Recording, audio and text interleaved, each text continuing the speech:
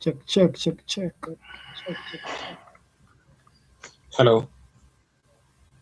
Yeah. I think it's a few minutes to time, maybe like a minute or so.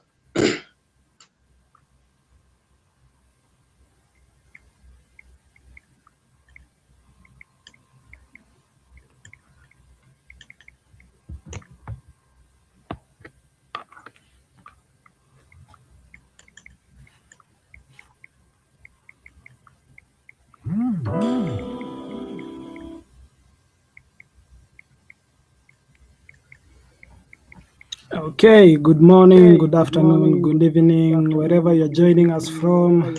Welcome back to the Scrabble Kenya Masters, live from the ever electric Steamer Club here in the capital of Kenya, Nairobi. Day one gave us fireworks. Day two, what do we expect? Some strategy, survival, and maybe a little bit of some Oxford. Because now the board tightens, the racks get heavier, and every tile starts to feel like it weighs just a little bit more. We have had 10 rounds of high level competitive Scrabble, and the leaderboard is beginning to take shape, but still nothing is settled. 2 players at 8 points, 3 players at 7 points, and the chasing pack is just bananas. At the top, Alan Oyende, as expected, the top seed. We had Cecilia Ruto beating Willy Mwangi, who is at number 2. Remember, Cecilia Ruto is the pre-tournament favorite. We have Michael Gongolo. It's always lacking. Gitonga is there. Philip Mutinda is in the mix. Stano himself, Njoroge, is in the mix. So today, day 2, we totally expect more fireworks. What do you think, Rafa?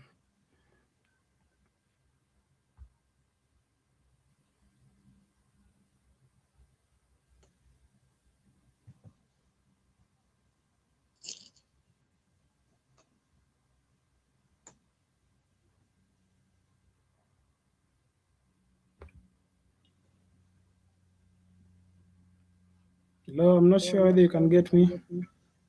Hello. Yeah, I'm getting you. I'm getting you loud and clear. Yeah, how's the going? What are your expectations for today? I'm doing well at the moment, and just like yesterday, expectations are high.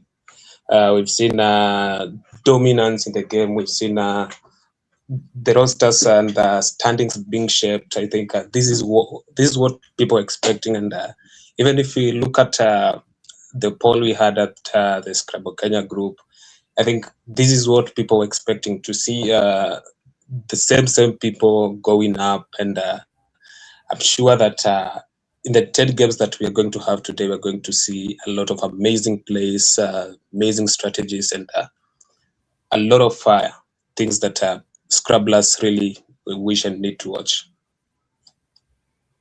Yeah, we want to waste no time. We want to straight into game 1 of the day. It will be on table 1. We'll have Koyoko Bernard versus Nderitu Gitonga. What are your expectations in this game? I know these are two formidable players. If you look at Nderitu Gitonga, he's won the Masters. Actually, he's the defending champion. He's won it a number of times. I'm not sure if Koyoko Bernard has won, but he's a national champion. He has won the tournament. He has won the national champions a number of times, and I'm very sure that they are going to give their all in this game. Yeah, that's for sure. Koyoko is a multiple national champion. Gitonga is a veteran. He has won several masters, several nationals. The two have played together since the 90s, so they are familiar with each other's game. Let's see how this game goes.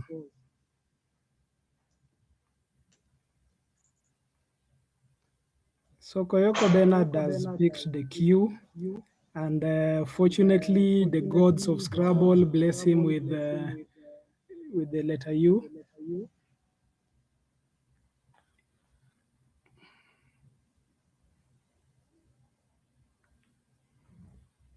And it's normally a prayer for Scrabblers that may the Q come with a U. And Yeah. a lot of them are normally sad if you see a Q in your rack without a U.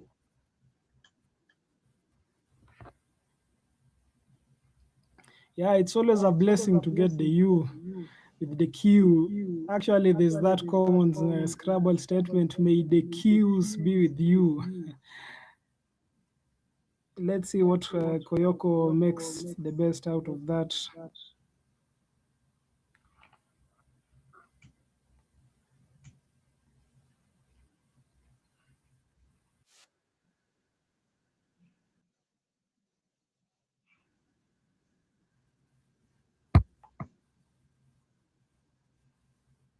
I think he's thinking of playing Quash. Quash is a good one. I think he might do it above No that was played by Gitonga.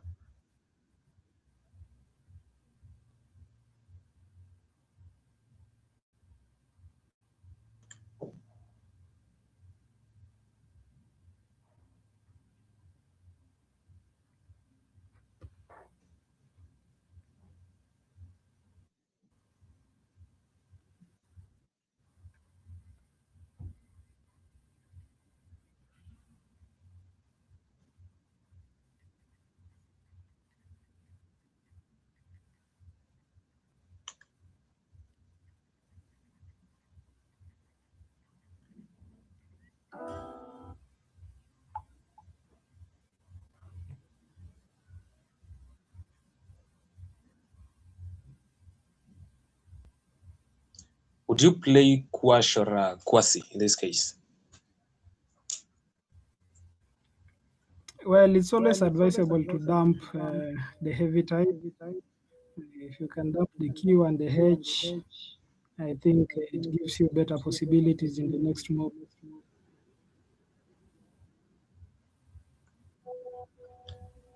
At some point, having an eye, and in most cases, if you leave an eye in your rack, you are most likely to pick another eye or maybe a number of them, and that will be a heavy dump and giving you a setback in your next turns. And you can see that Koyoko is going for Quash, which scores 27 points, giving him a slight lead.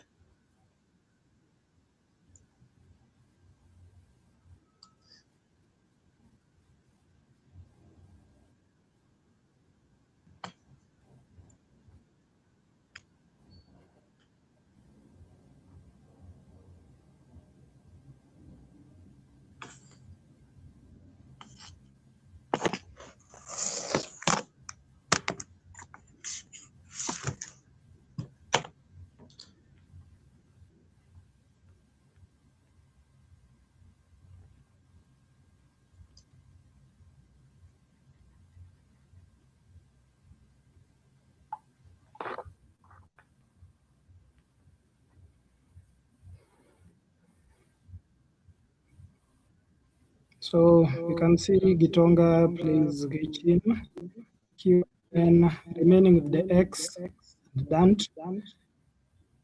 Let's see what he picks and possibly its power move. We always expect a lot from Gitonga, the strategy, the choice of tiles.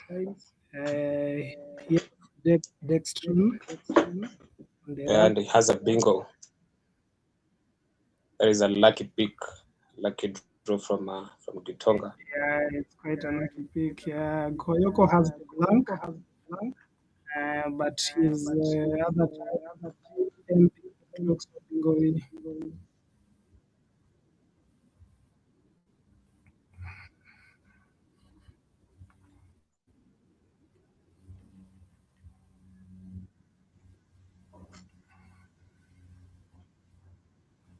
Sometimes it's not even about luck. Sometimes the way he played Chin, left the X, Actually, the rack leaf is very important in Scrabble. That's what Gitonga is showing us.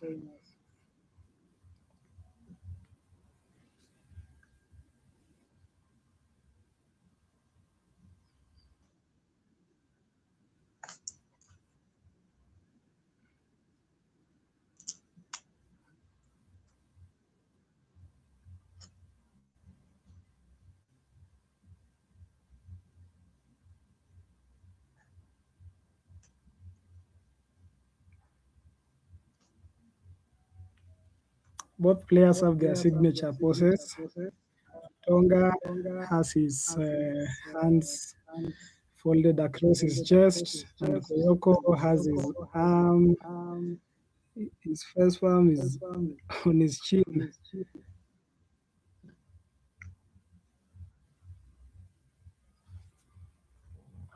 Koyoko is taking his time maybe to spot a bingo from his rack, and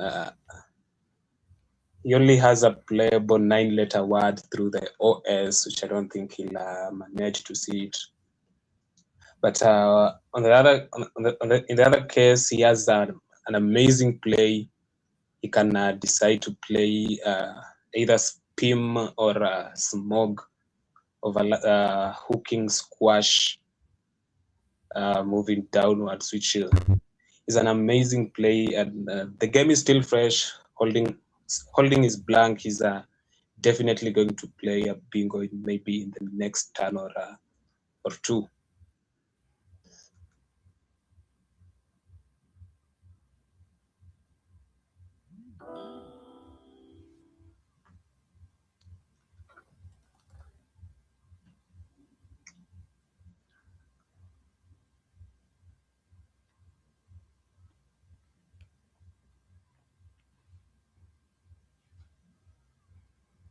Okay, so Gitonga is deep in thought, Koyoko is deep in thought. You remember yesterday's game between Gitonga and Ian Oyo? It was quite a strategic game, whereby if Gitonga had played quaint, maybe the game could have turned out differently. So that's one of the challenges of this game. Like, you don't know whether to open up, you don't know whether closing will favor you in some instances. So for most people, it's just about, personally, may I just go for the best move, which limits my opponent's chances, but gives me the most marks.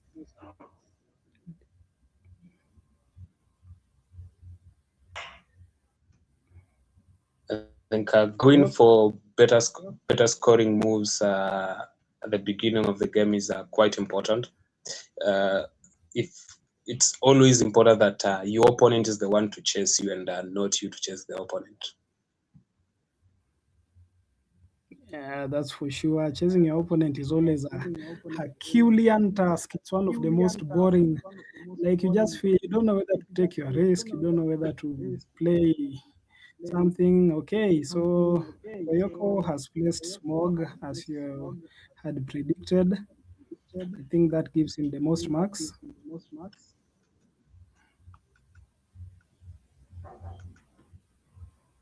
Well, Smog scores 38 and Spima scores 40.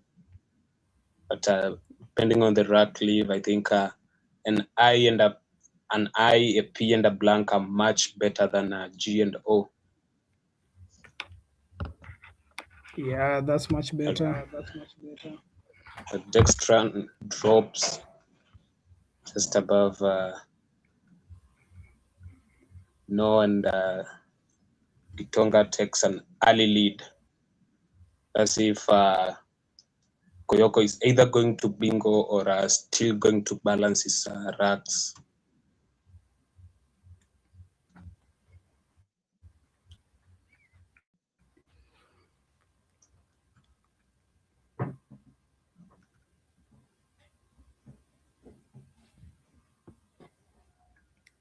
So in the opening exchanges, we see Gitonga drop a big Dextran. Remember, both players are on the mid table. Gitonga is number 7. Koyoko, I think, is just below him, and both players feel like they deserve to win. Gitonga has won severally the Masters. In the past 10 competitions, he's won like 3 times. Koyoko has not had a taste of the Masters, so he must be really itching. But the way it's going with the first bingo, we can't wait to see whether he can launch a comeback, but not with the tiles that he has just picked with the OU and double E. Gitonga has the J and the H, so I think he'll just be scoring marks in the next move. Let them surprise us. We don't know what's coming up. Let's see. These are great players in Kenyan history. You never know what to expect. You might be thinking of something different, and maybe to them they are cooking something great to surprise the audience. Let's see. Yeah, let them cook. Let them cook.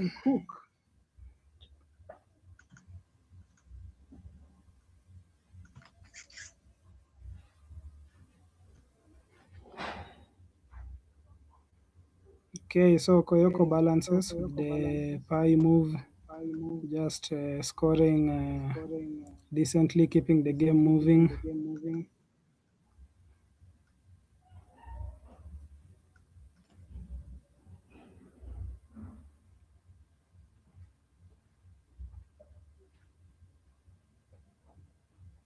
I think this is the point where the game stops being polite. Koyoko has to declare his intentions. He's lined up the out prefix. Can't wait to see what he drops with the, considering he has the blank and the out prefix. You can see some options. We have out love, we have out soul, tolu ole. So Koyoko is definitely bingoing in the next move.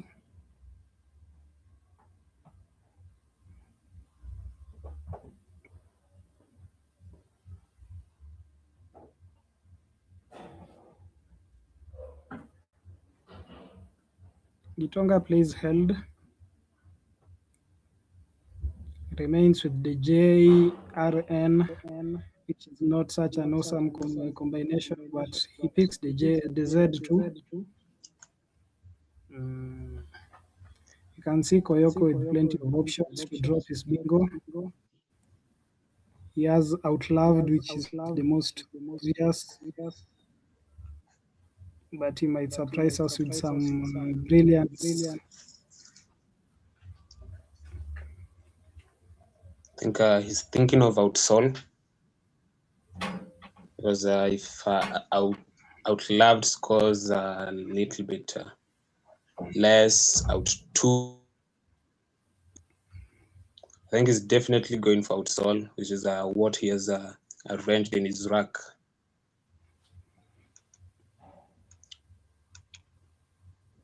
Yeah, there it goes.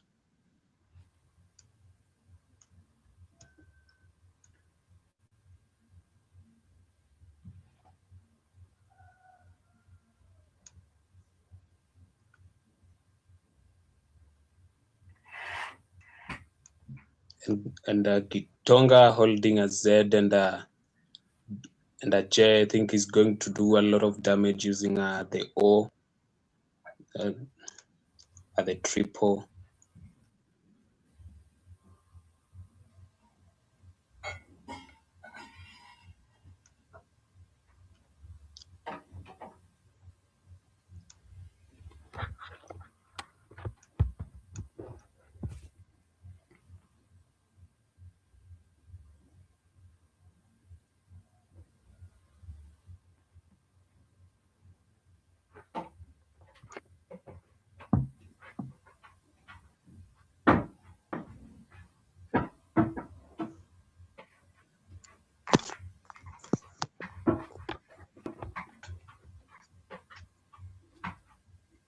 So both players have played their opening bingos.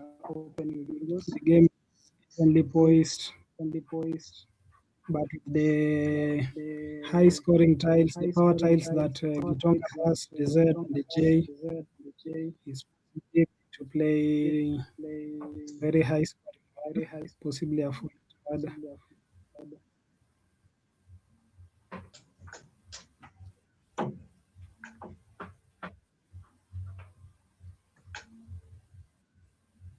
Yeah, that was expected. Zone, that's for 66 marks, which definitely squashes the bingo. These are actually among the saddest points of this game, where you really work hard to get a bingo, then somebody just plays a two-letter word, three-letter word, four-letter word, and scores the same as you.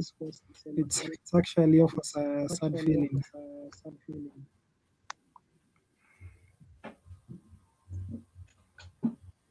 In this case, Koyoko had no option. He just had to play the highest scoring move he had, and without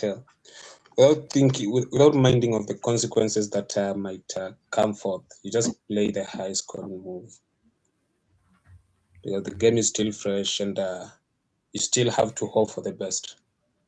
And I think he has a bingo from whatever he has picked. I think Candela, which is it's a good word. Yeah, for sure. I hope it finds a space on the board. Gitonga doesn't block any open opportunities.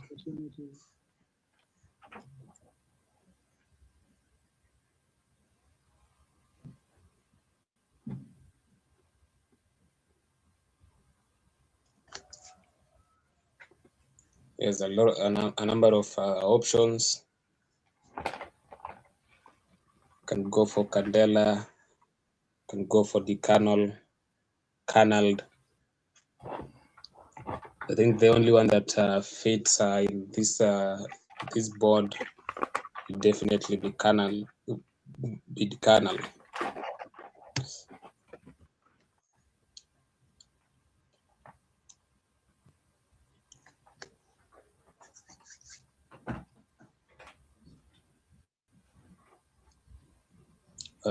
Or balanced.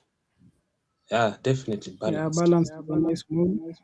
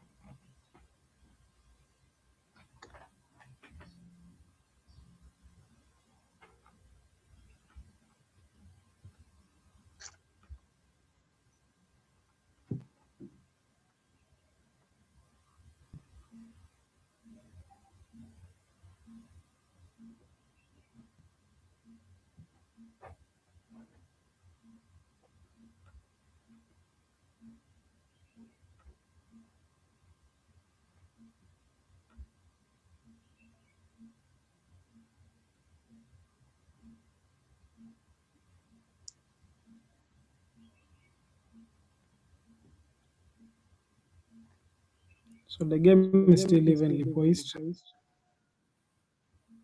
Much as expected, we expected the two veterans to play to be head to head, toe to toe. At this point, either player can win the game. Though Koyoko seems a little bit ahead, but we know Gitonga well. Can just pull up any move, any time. So this game is definitely a must watch. Leave your comments on the YouTube page, Scrabble Kenya, subscribe. I think we gained some 20 subscribers today. To gain like 100 today, we should get 1,000. So subscribe and click the notification bell.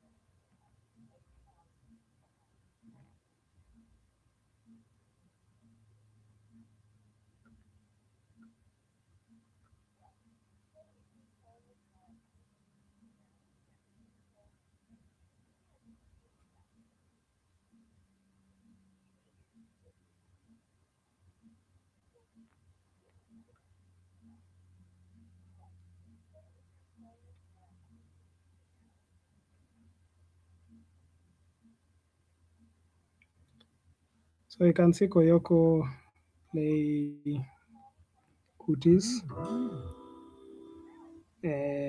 hooking up the wife, using the T as a hook for the wife.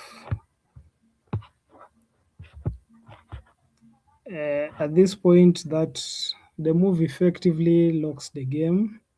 It locks 2 bingo lanes on the wife. It locks the bingo lane on the hang a floating Y and R, and actually locks the bingo lane from the outsole E, leaving only the V, the floating V, and the E for zone.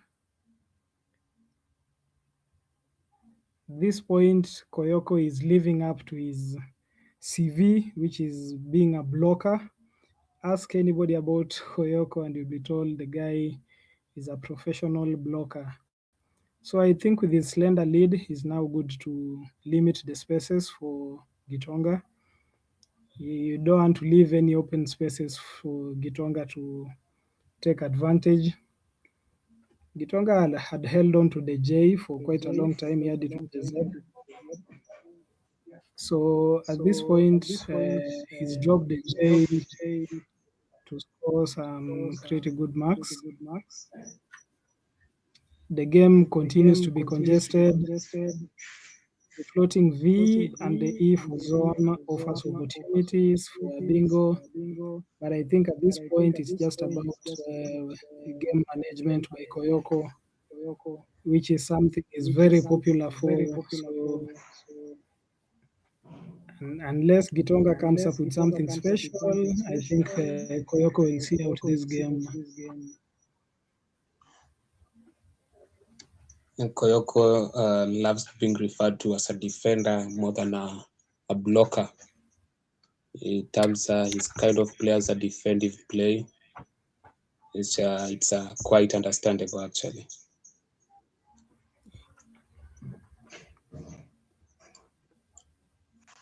As you can see, his signature move, his signature pose with his hand on the chin, just starting the board. Gitonga looking confident, like he can come back.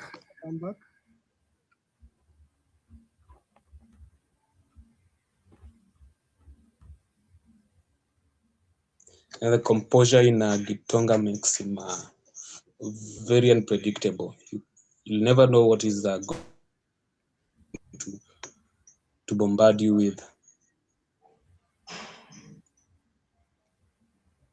Yeah, this is not what many expected, but the few who expected that, like I told you so, because Koyoko is also a brilliant player. He's won several national tournaments, so he's perfectly poised to give a threat to the leaderboard in the Masters and hopefully hold his first Masters field.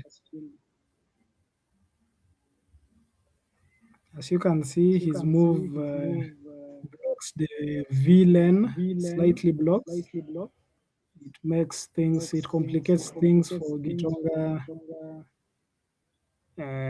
because he now has to play something with the V as the fourth letter.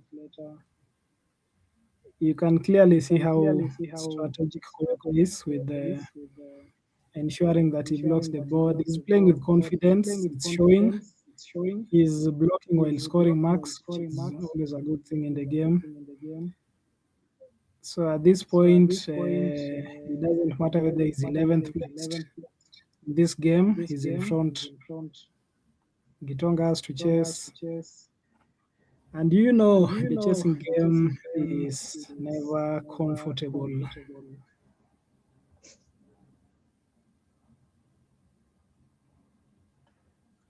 Look at the time gap between Gitonga and Koyoko. Seems that Koyoko is using a lot of his time thinking, calculating his moves before he play. I think he doesn't want to mess, and he's really putting a lot in this game and really wants to come out as the winner.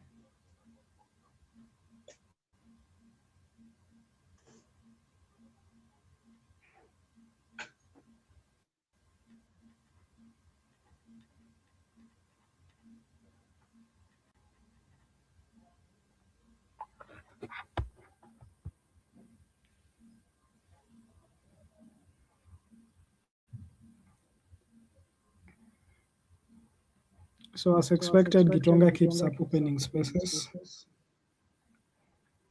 The O provides a chance for a bingo. And the E is still open for words beginning with E.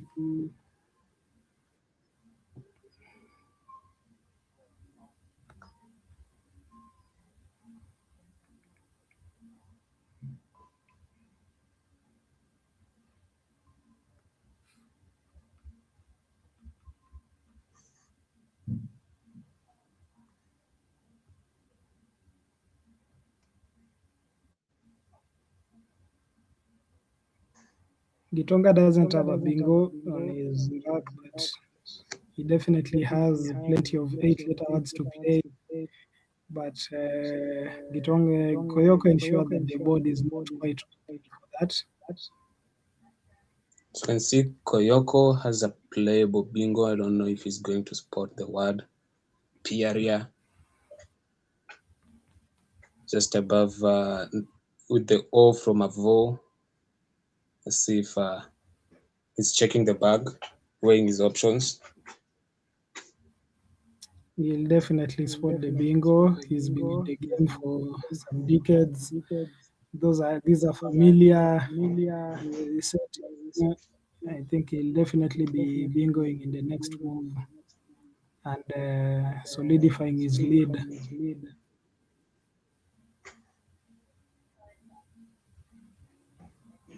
Let's see how it goes.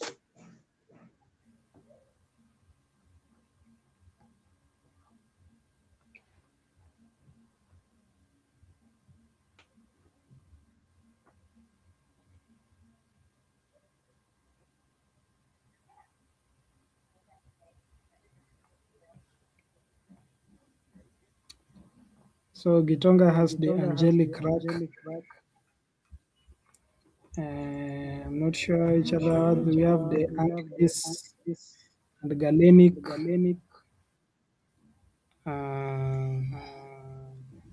He'll totally depend on Koyoko not playing on the O spot for Pieria, because that seems like the only available spot in the game to put his Galenic bingo, which is the anagram for angelic or angelis.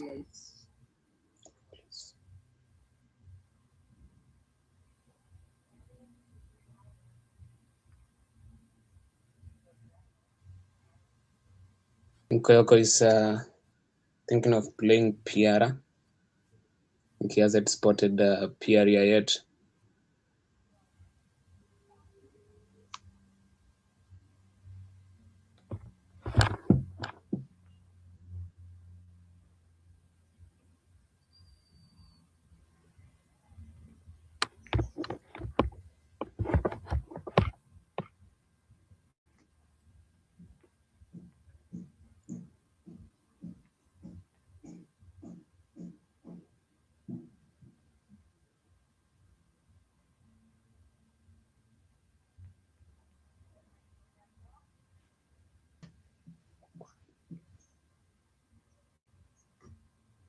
Just missed an amazing play of, or he might, Pieria through the triple. Lapping Cop, UME going downwards through the triple. 94 score. The look of things, he has committed ERE. It is a valid word. And missed Pieria.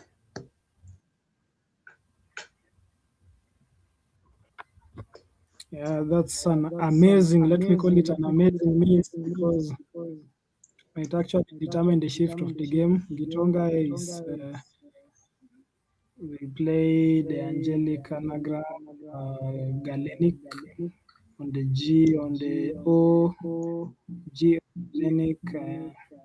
I don't expect him to miss. We didn't expect Koyoko to miss, but he did miss. So let's see whether Gitonga punishes him for that mistake.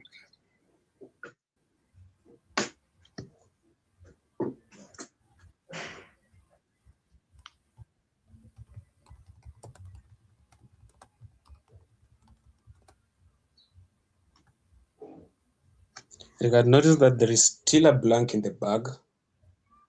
And I'm sure each of the player has an imagination that either the opponent has the blank or the blank is still in the bag.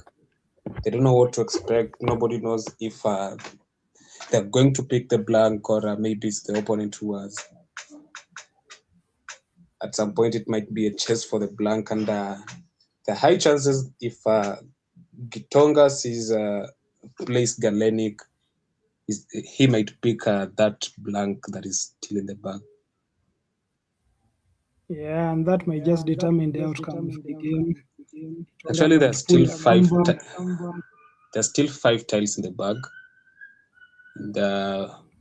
The way things are, I think definitely if he plays Galenic, is picking the last blank, and that will sustain us of an amazing end game play that we are going to witness here.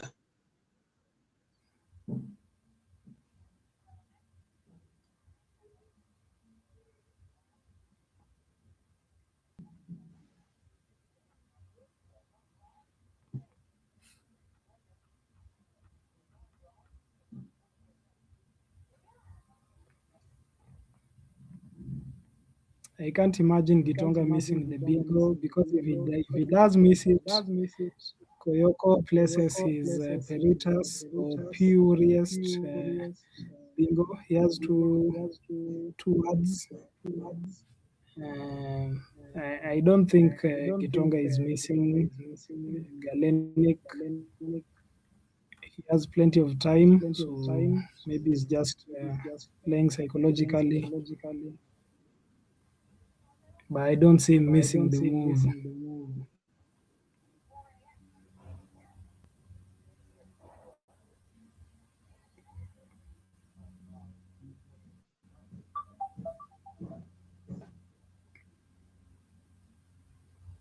Perhaps Koyoko didn't miss the move, but he just saw it important to block the triple N.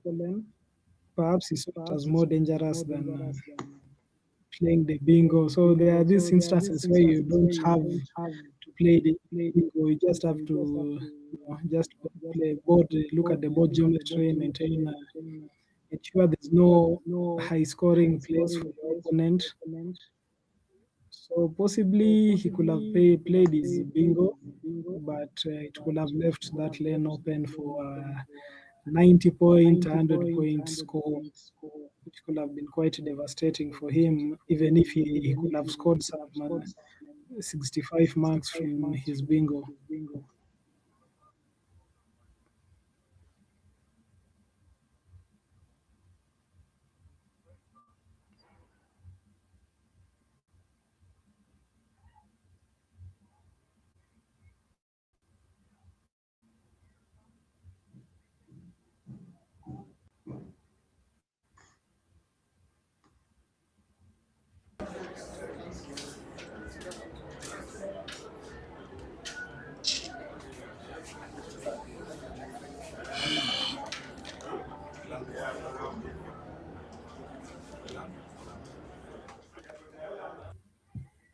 At times, some of these study patterns might impact your game.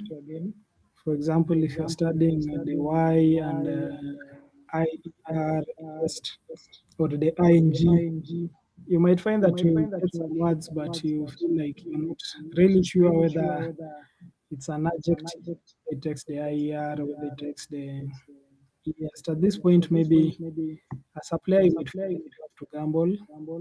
You don't have to like try out whether it's. You just have to play safe. You can see Gitonga placing his go.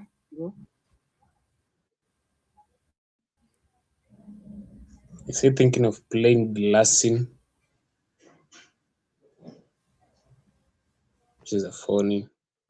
What word is that?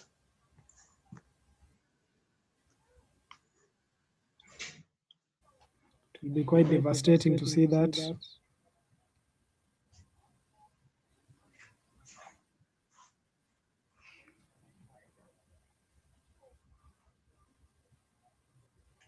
Oh my. Koyoko will definitely challenge the move. It's going back to Galenic.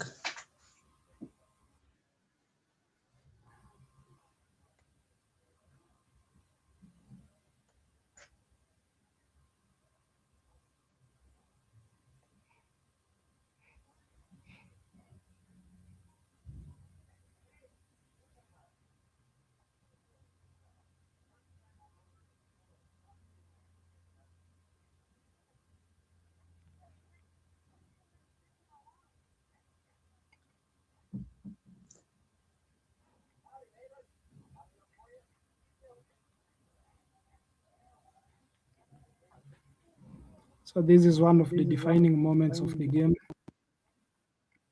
It determines whether Gitonga keeps his cause at bay, catches up with Koyoko. I feel like he was just toying with him because he now plays the Galenic bingo.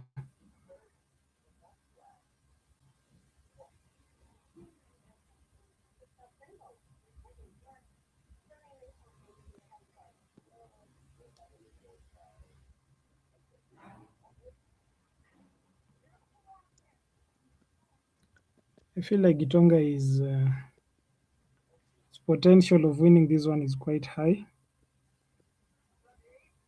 He picks the blank. Does he have a place to bingo out? GYTT blank.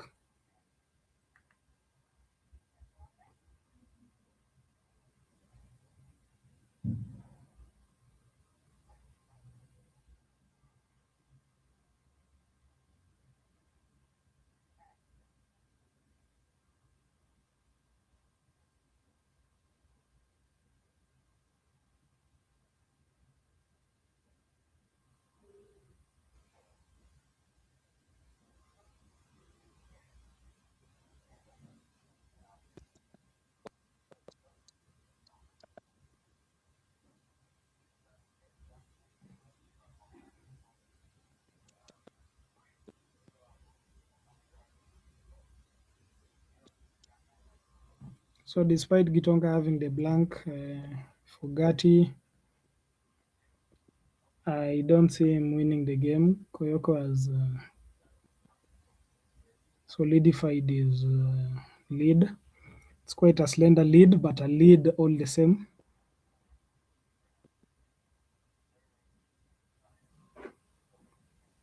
I don't see any comeback from this. It's a slight advantage, but it's an advantage anyway.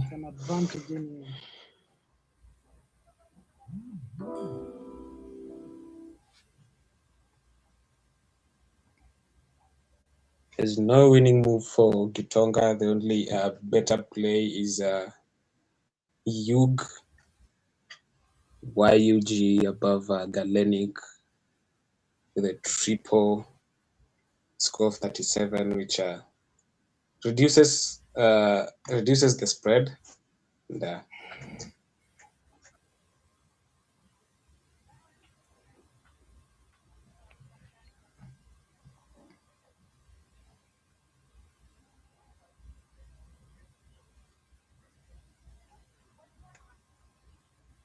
reduces the spread. Yeah.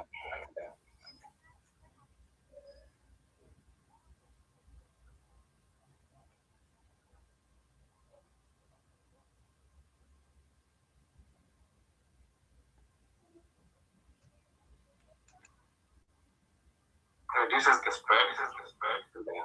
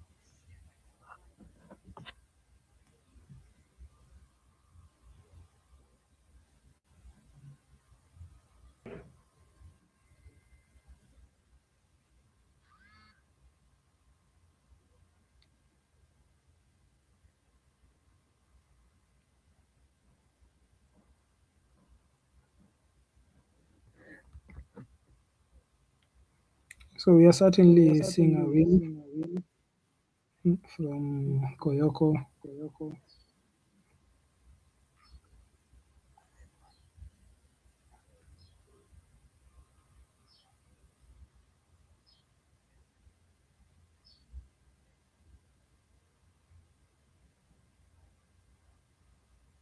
He's playing quite fast with the little time remaining for him. Barely 30 seconds.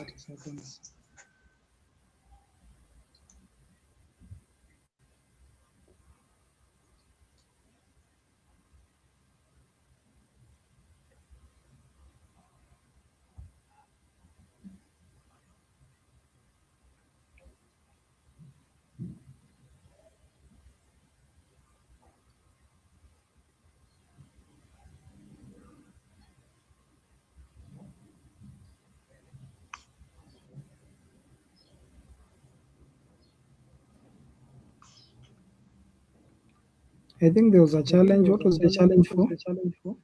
For SUD.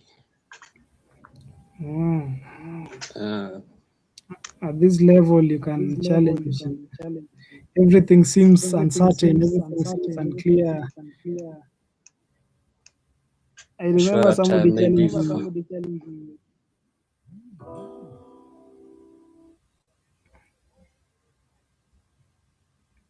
Yeah, so the game is, let's go to the overhead mic and listen to the players.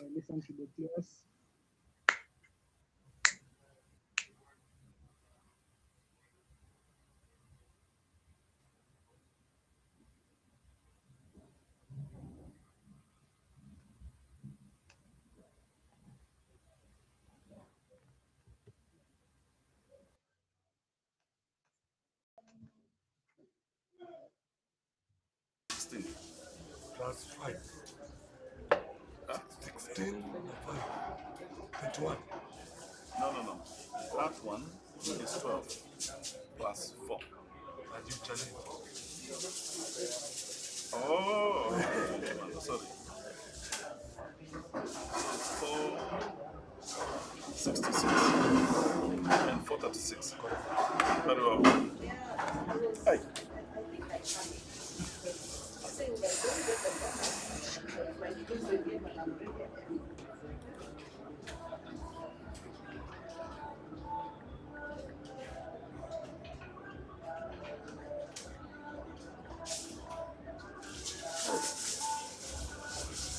You almost got a 0. With what? That round. More pigs. Black.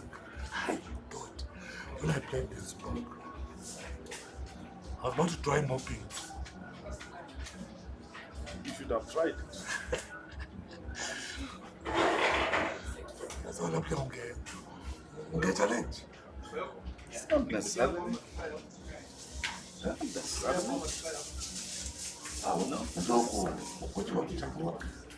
Sasa nacheza Alan. Alan tunachezea wapi? Amika.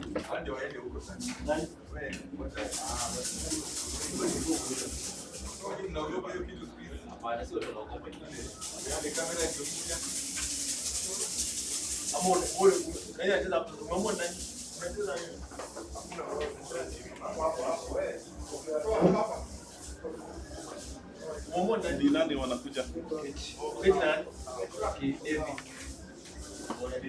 Fukuza hapo. Fukuza. Which is the one? Here. Oh. Wapi? Where?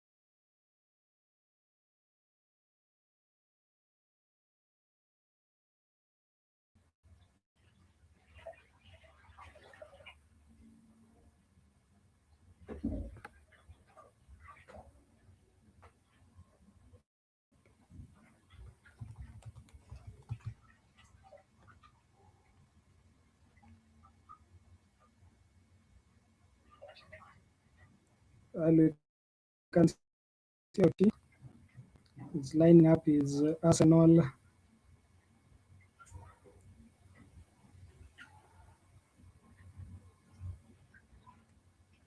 Seems eager for the win. Kimani David is nowhere on site.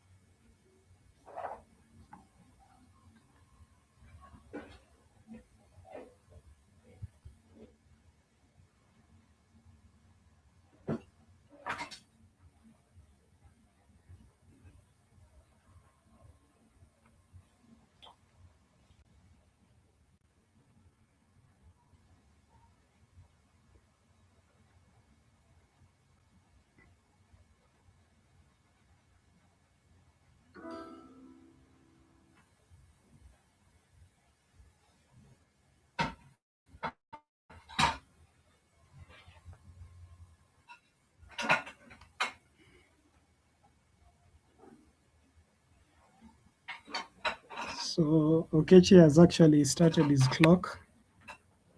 David Kimani is still not on site.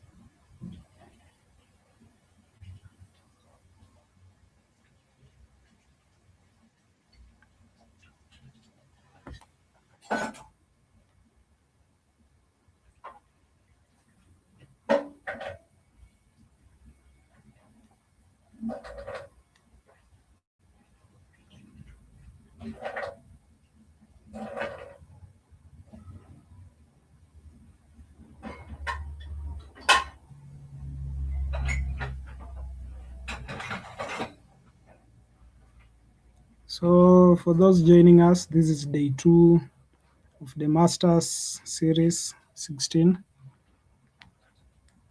Day 1, we had plenty of fireworks. We had high-scoring bingos. We had high-scoring words. We had upsets like the one from Cecilia versus Willy Mwangi. There is no easy game. All the games are difficult, so Hopefully, each player takes the other with the utmost respect and plays their best game. There's no easy game at the Masters.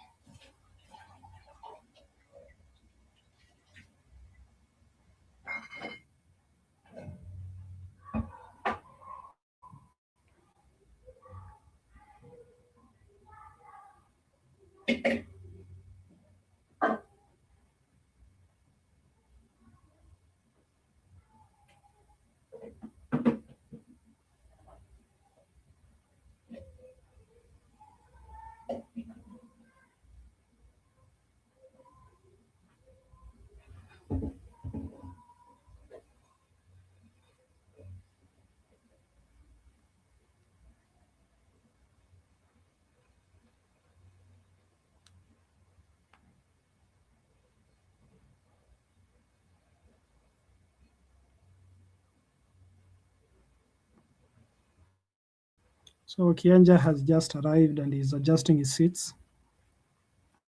The clock, there are 7 minutes already shaved off from his clock. I can't see him panicking.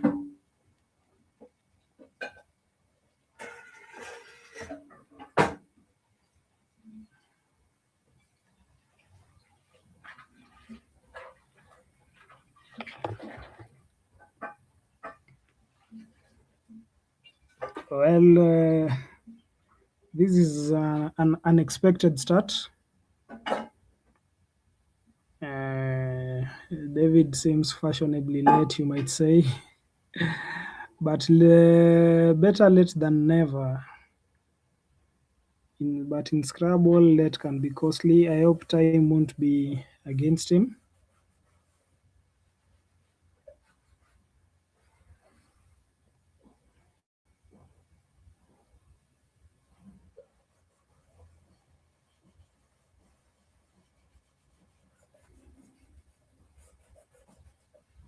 So you definitely don't want to start a game behind. And one of the ways of starting behind is by, your clock starting late.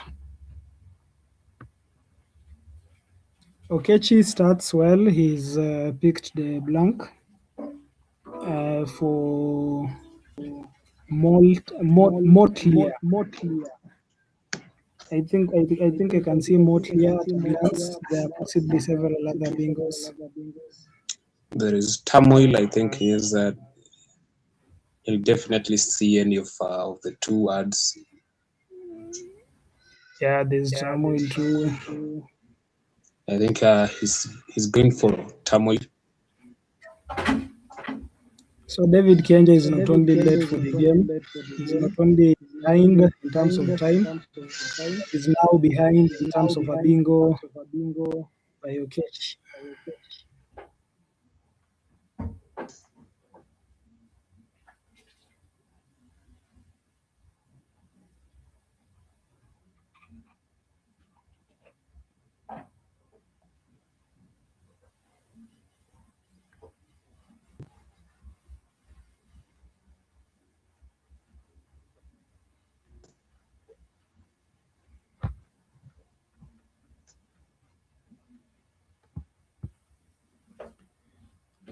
So Kimathi plays David Kimani plays Nova. It's an explosive start to the game. The first move, it's a bingo. So the very first Okechi makes a statement. He wants to win. But who is David? David beat Goliath. Will David beat Okechi? So you can see Okechi has his second bingo, which is dropping right in just under hooking turmoil with an S. That is an amazing start from Okechi. I don't know if Kianja is going to come back from this, or Is this the end of his run?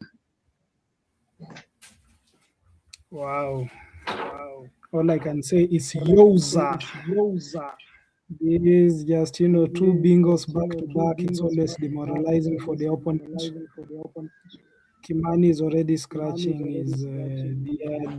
Ukechi seems focused.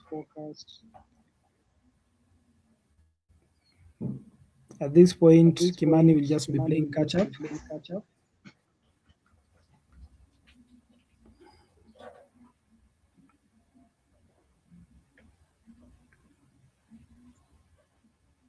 Back to back bingos by Okechi. Okechi is simply on fire.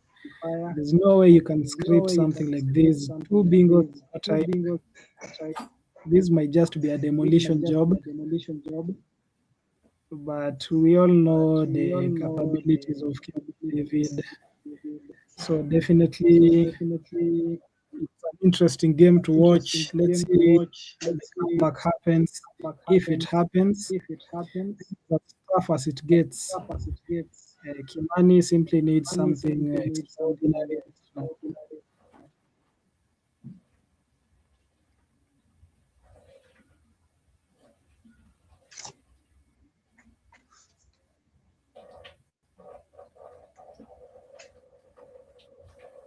Okechas decided to play booty. I don't know if box T would have been a better play, BOXTY. Actually, it would have been a better play because it scores 46 and leaves him in a better place. The C and a O are an amazing leave for the next turn, definitely. Yes, the C and the O are good active. But as we say, most of these elite players have their own strategy. You might find is already budgeted for the X somewhere. He's already thought two moves ahead, and he knows exactly what he'll do with the X. We can't wait to see whether it's a miss or whether he just has strategy for the X later in the game. He picks the J. Doesn't go well with the and plays chaff chess, which is certain perhaps it's a mockery of Kimani is doing, which is to chess him.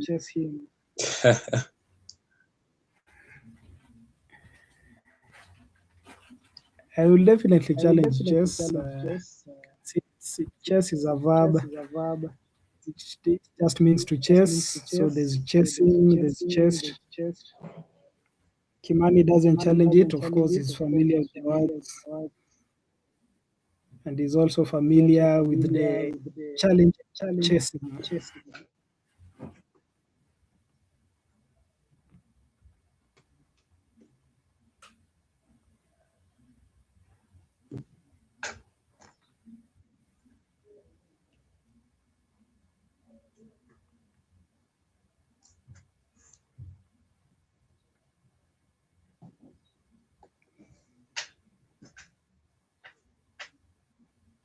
I think Okechi is most likely to play works with Ox.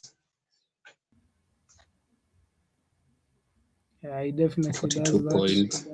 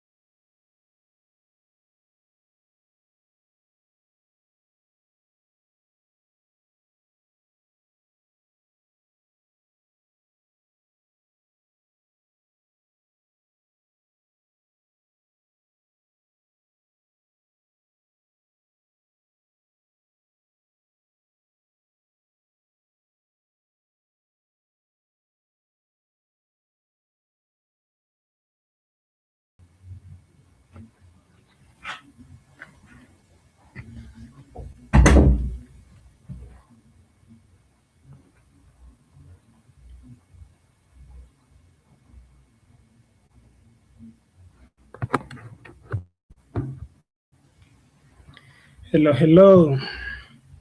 Sorry for the technical hitches. Can see a couple of more bingos have landed on the board. The board looks quite delightful.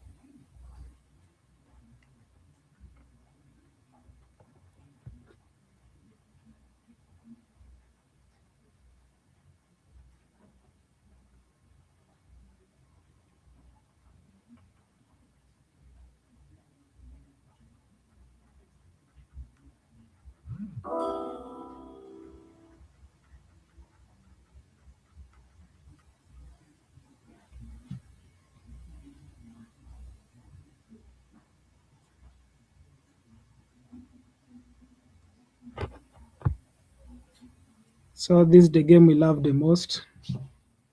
Our favorite board game, Scrabble. It's a high-level Scrabble tournament. It's for the elite, the masters. It's not just a game, it's a vocabulary exam under pressure.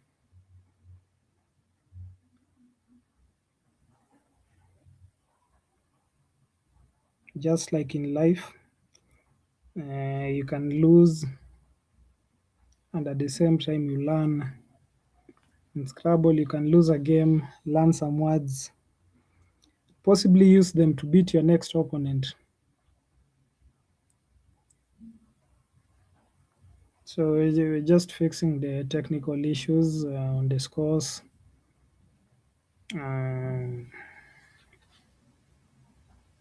can see Kimani David with the Z. I had seen Ionize, but no Ozonia. Don't know what he's thinking, but he's definitely thinking about opening up the board, opening up the game, and possibly coming up with a comeback move.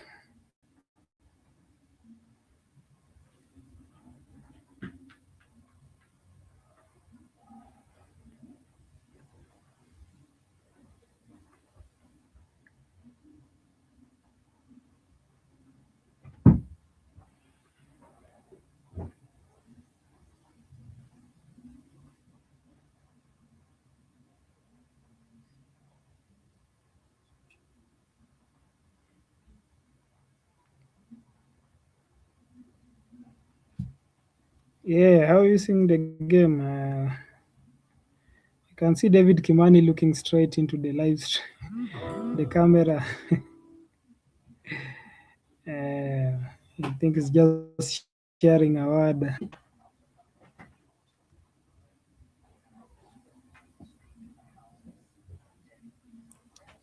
It's quite challenging. Third place Tokechi versus 15th place Kimani David.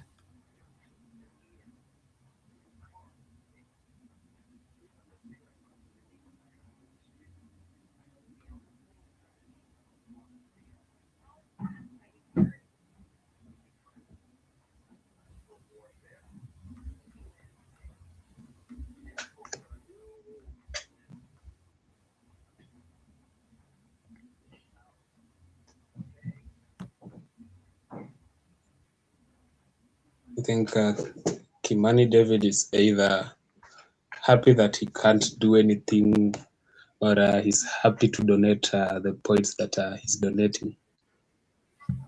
It's always a bad feeling, being behind and playing catch up. At this time, it's just honoring the fixture. Like, I don't think he can quit live when he's live on table one, but possibly he can just reduce the spread and ensure that he doesn't go below the negative 280 that he already has.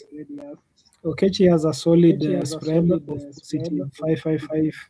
He's possibly going to positive 700. That's actually the highest spread in the tournament from yesterday. He's won both games today, so he's possibly going to among the top, either number one, number two.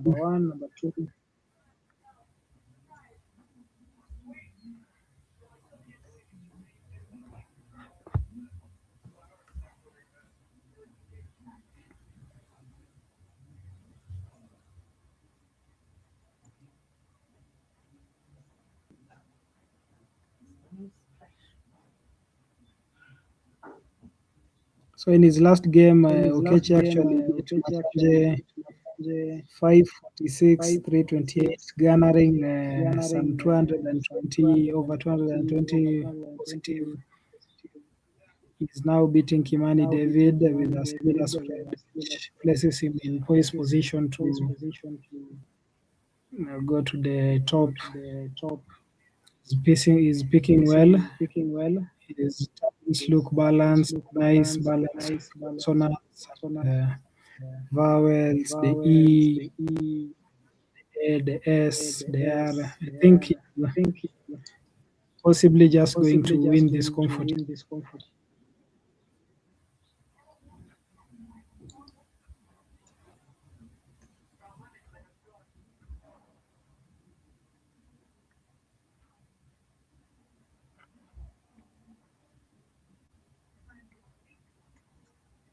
Kimani, on the other hand, has had a tough start to the day. He lost his first game to Alan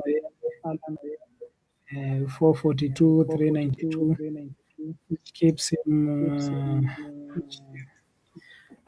He's having the second loss of the day, which is actually a bad start. In case he slept thinking he'll come and win the remaining games.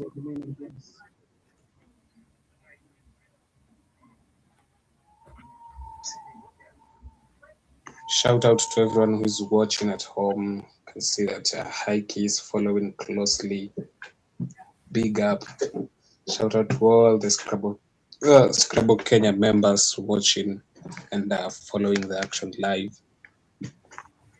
The scores will be shared. There is a slight technical glitch which will be fixed.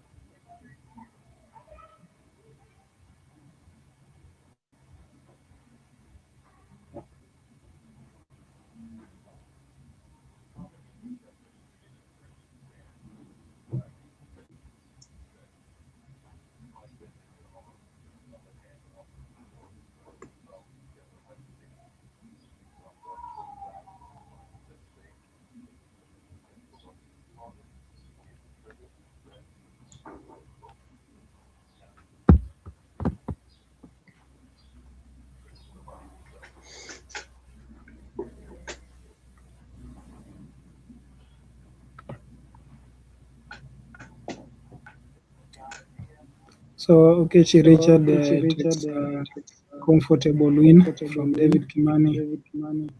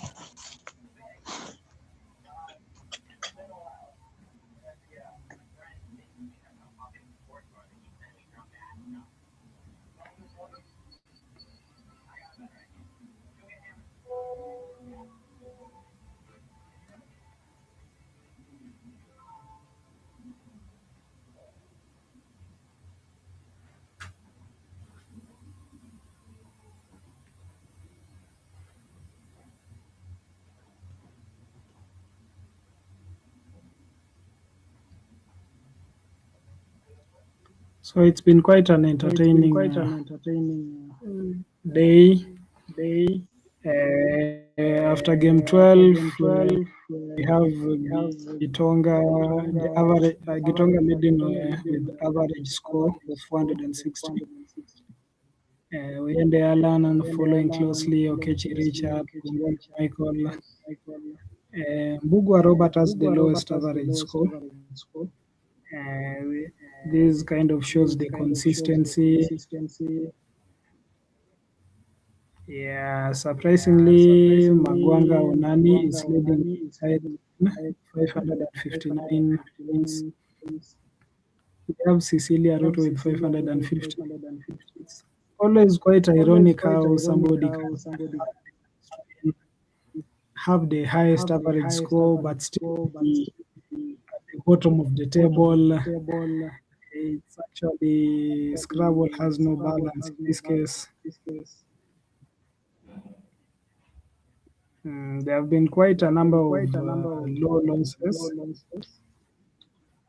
with Magwanga scoring 272, Mbugo with 299. But overall, it's been mostly been high-scoring games. The player suffering the worst luck, TUFF in this case, this the player was had the lowest losses, the losing spreads. We have Stanley Njoroge, he lost again with 2, another game 8, 18, 20, 30, and 50. He's actually the one who has suffered the worst tough luck in the tournament. I can't imagine losing a game with 2 points. It's actually quite depressing. Magwanga Onani suffers another, but Stanless is quite worse. He's lost 6 games with less than 50 points, with 2 being losing 2-point margin and an 8-point margin. That's quite devastating. What do you think, Rafael?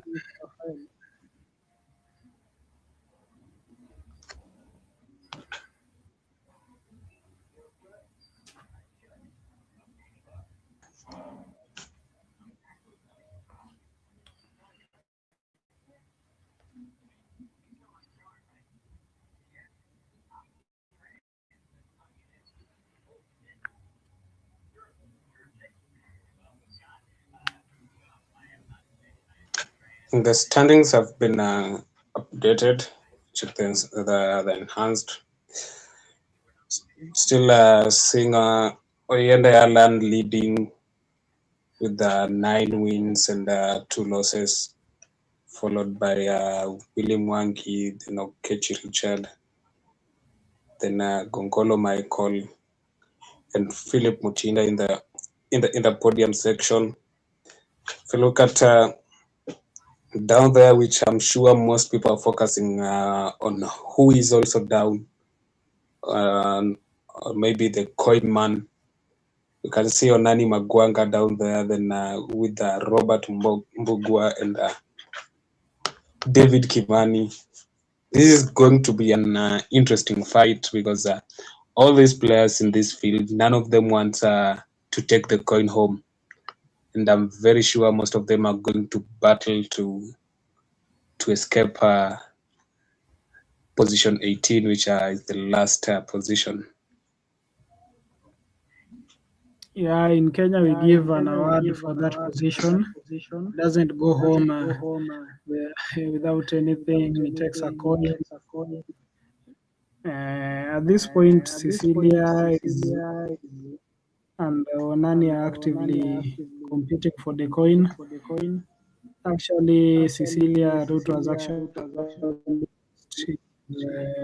22 points of his rating, 1483, which technically makes her eligible for the Masters at this point because the players have to have 15 and above.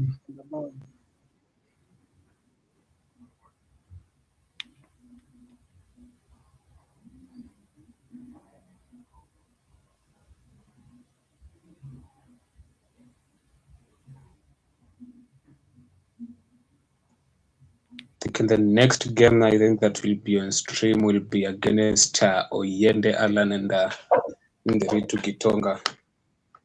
Oh, these are the only Kenyan Grandmasters. We're expecting a lot of power in this between these two players. We've seen them play. They played in the last games in Ekasa in many national tournaments, and I'm sure people will be here watching to see what is going on between the two players. Yeah, it will be a very tough game. Oyende is trying to maintain his lead at the top. Gitonga wants to get to his usual position at the podium. So definitely Gitonga will bring his A game. Oyende would like to win. We had a talk with him in the morning, and he was like, nowadays the game is so challenging, it's so unpredictable. It's not like a while back when you could be like, Oyende atachukua hii, or Gitonga will win the game. Or nowadays it's quite challenging. Yesterday we saw Aya and Oyo beating Gitonga. We have seen Cecilia beating Willy Mwangi. It's actually not. It's an unpredictable game. It depends on your word power. It depends on your skill. But there's also that element of luck, where the gods of Scrabble, the tiles, should how you pick matters. But hopefully, we are going to see some high-level game from the two Grandmasters.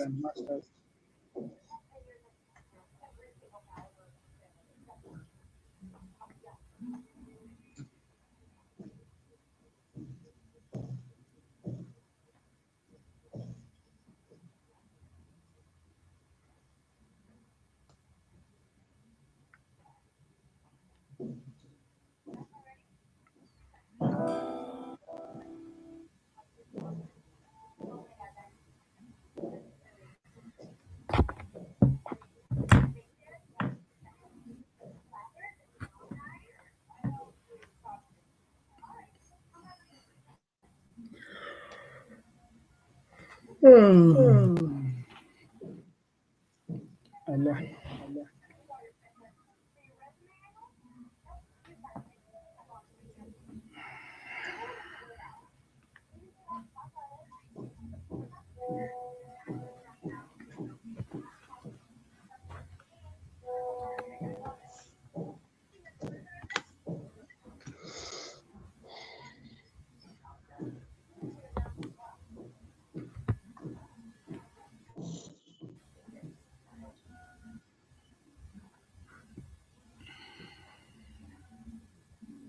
So actually we'll be having Manasseh Otieno going against Oyende Alan in the next round, that is round 13.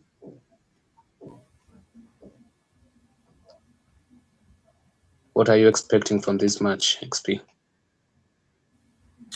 It's going to be a tough match. It's going to be. These are two players who have played severally before. Since Oyende actually started playing professional Scrabble in 2008, and he won his first tournament in the next year, 2009.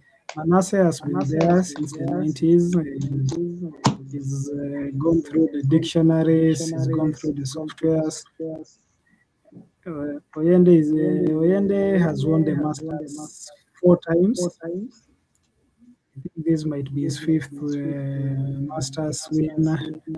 If he manages to beat Manasseh and keep maintaining his lead. And on the other hand, Manasseh has never won the Masters.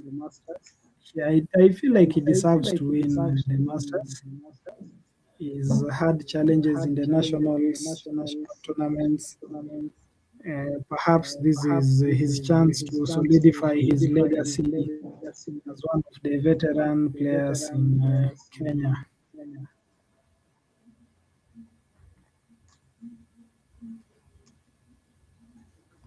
Manasseh came to this tournament being very confident that he's definitely going to win and possibly be Gibsonized before the last round. So I'm sure he's going to put in a lot of effort and dig deep in his in himself, in his arsenal for the many words that he knows, to use them in every game that he's going to play. Yeah, for sure. The lexicon of both players is quite good. Manasseh had a bad start yesterday, losing against William Wangi. He won against Machanje with some 9 points. Follow Michael, he managed to beat. He beat Amuke Bernard. He has beaten Kimani David. Suffered a loss against Gitonga. Suffered a loss against Ochola Tony. And Anthony Kirori won and had a tough game against Okechi. We have just seen on the live stream. He lost the game marginally with 36. His game with Koyoko, he just won against Koyoko. He won the game against Koyoko. So he's now going into round 13 with against Oyende Alan, who is among the favorites to win. So hopefully Oyende shows some sparks and Seno shows fireworks. So you can see we are already live. Manasseh is mysteriously waiting for his opponent. Alan Oyende is definitely helping somewhere with his infectious laugh and noisy attitude. I hope he brings his A game.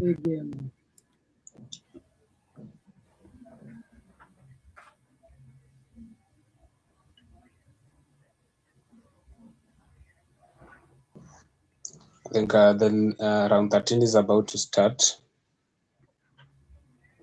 There is Otieno Manasseh starting against Oyende Alan.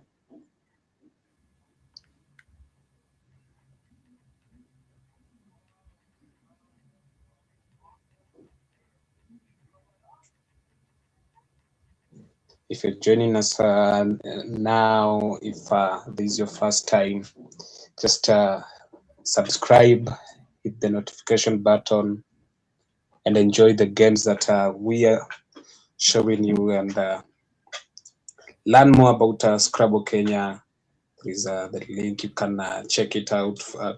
Check it out at the website scrabblekenya.com, and follow for more information.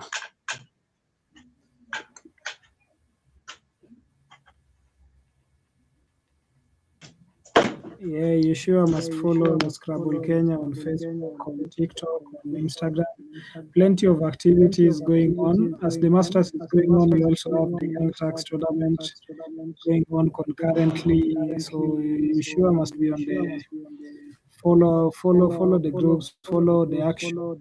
We are offering live action here, but there are more games going on, and it's definitely the game is really growing big in Kenya. We have the high school games which have become quite competitive with schools like Makuno, Starehe, Utumishi, and already also offering considerable challenges.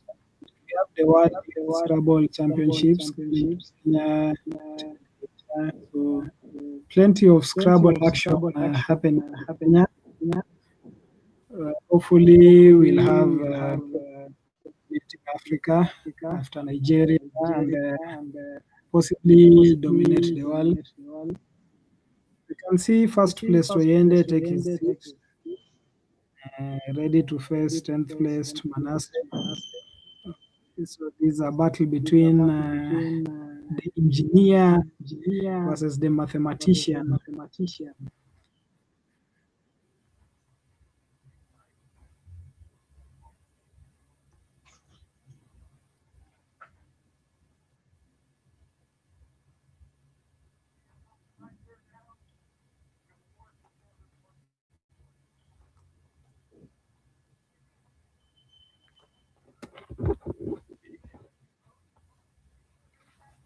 So we expect a lot from the engineer.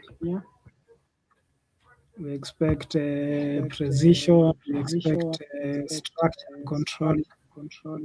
From Manasseh, the mathematician, he was actually talking about how mathematician Adam Logan won the world championships. So we expect a lot from the mathematician in terms of calculations, patterns, and problem solving. So this is a game of logic versus logic. Alan Oyende, the engineer, currently sitting at the top of the table. Manasseh, the mathematician, might be at position 10, but don't let that fool you. Mathematics is the art of patterns. Let's see what wins. Let's see what determines the outcome of this game. Whether the mathematician skill, the engineer with his expertise emerge victorious. The game has begun. Let's go.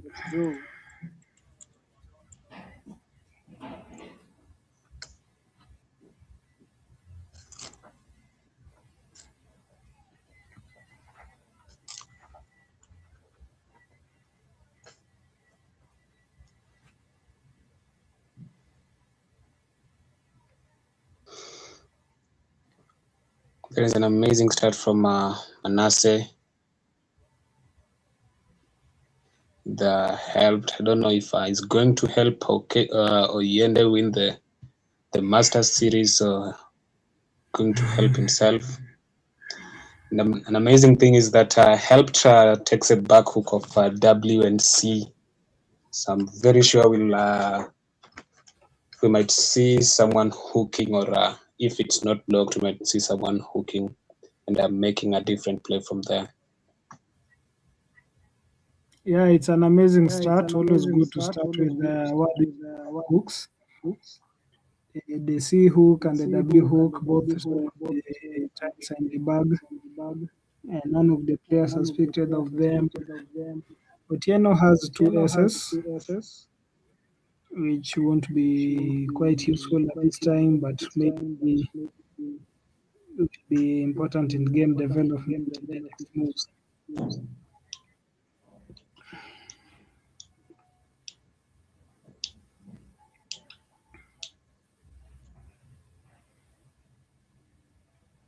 Oyende plays a solid move of both, just balancing his rack and just ensuring he remains with some good ties which can help him in the next move.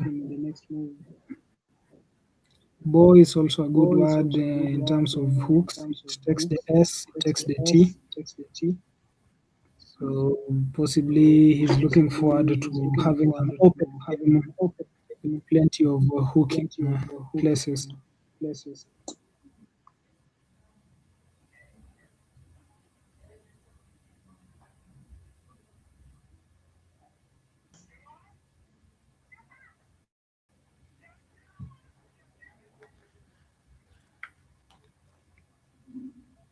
I think Manasseh might possibly drop the BY and withhold his two S's and T and L. Actually, has decided to go for Ebly, which is also a good play, keeping the board open and hoping for amazing plays in the next turns. Yeah, it actually offers him 64 marks, 36 marks. 36 marks, it's quite, that's, you technically call that half a bingo. It keeps you going. If you play consistently 36 marks, that's like playing 5 bingos in a game. So it's actually a good move. But his pick isn't quite that good. He draws the W and the U and the G, which don't go well together. So at this point, we just expect him to keep scoring high D and maintaining his slender lead.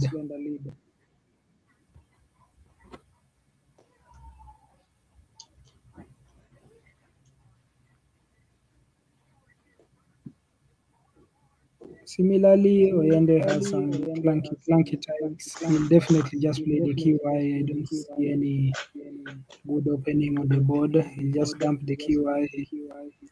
He has the Q and the F, double F and the C, which are not quite bingo-y. They don't go good together.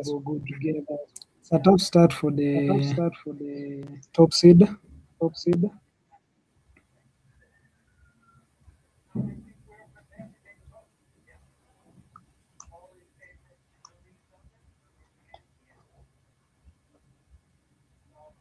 Is he thinking of playing office with the E, or maybe play cough, C double F and hook with the chelped?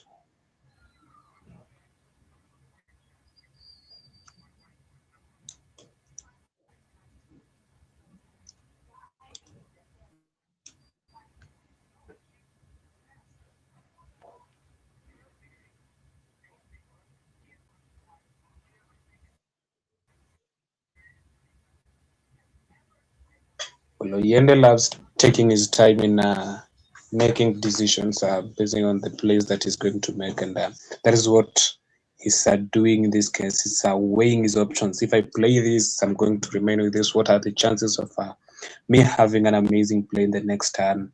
And I'm sure that he's going to make an amazing judgment from with this kind of rack, and maybe open up his chances of picking better.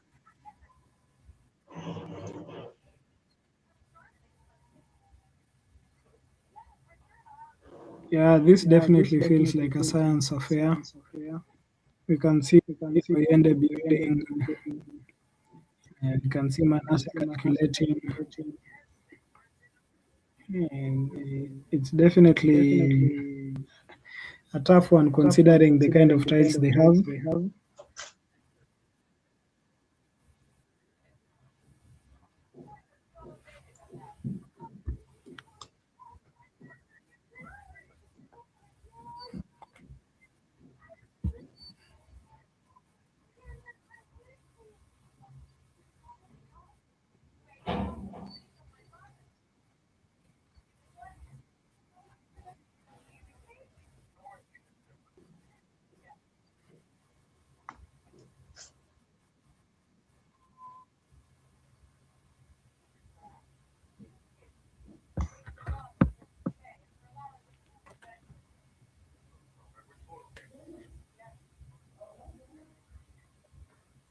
and he goes for office.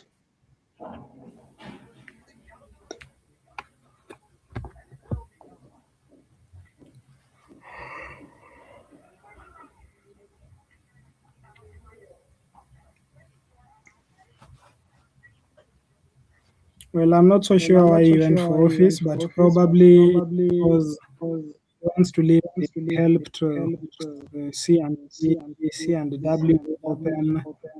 Perhaps he's just thinking of just having an open game and hopefully picking a U to accompany the key.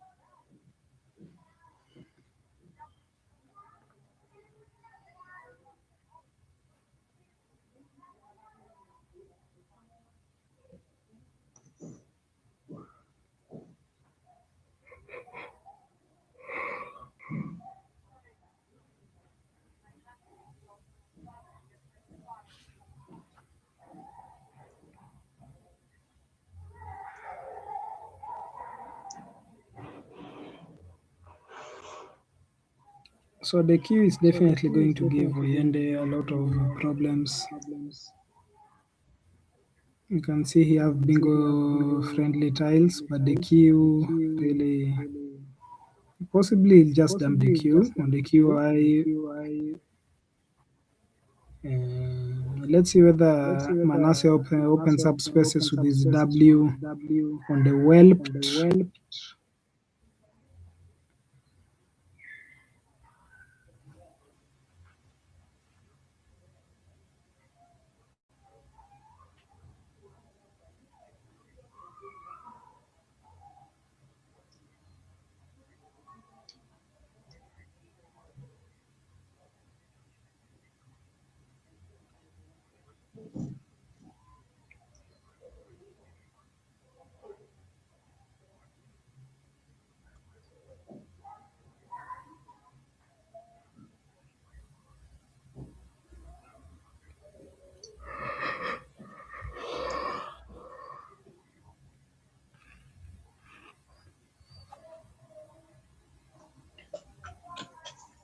I'm sure he's questioning himself why he decided to remain with the queue instead of playing it off. He actually dumps it. He's just jumped it with the chin move.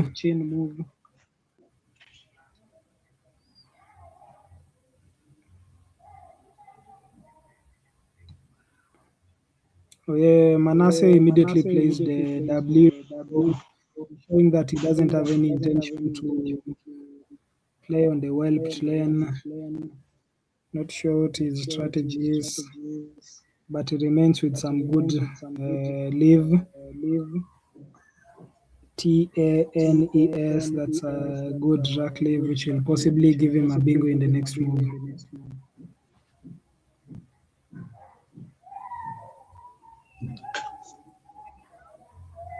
Oyende still has the doubles, the double A, double E,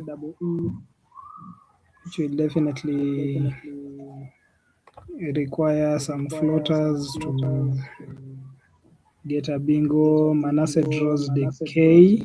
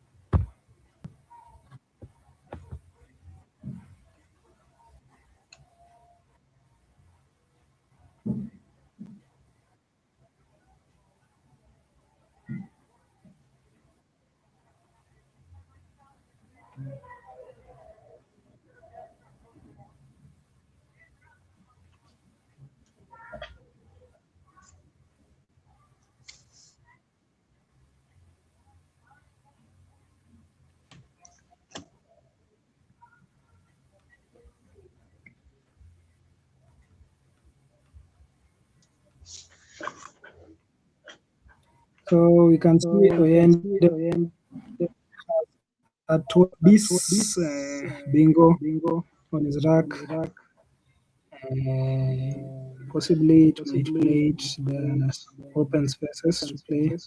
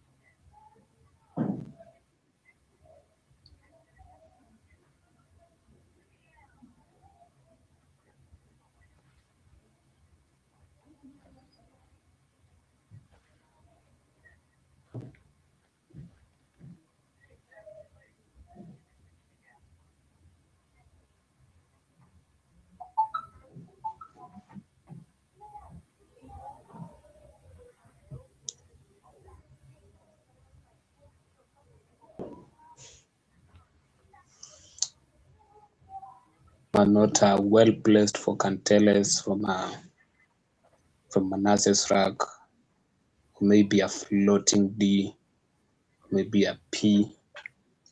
The number of 3 8-letter words that can be played with such a rack.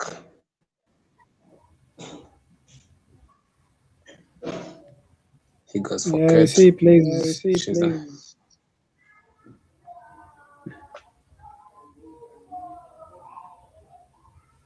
He's definitely coming with the S hook sketch. He already has the S, so he's probably just playing for his next move. Yende immediately puts his 20th bingo.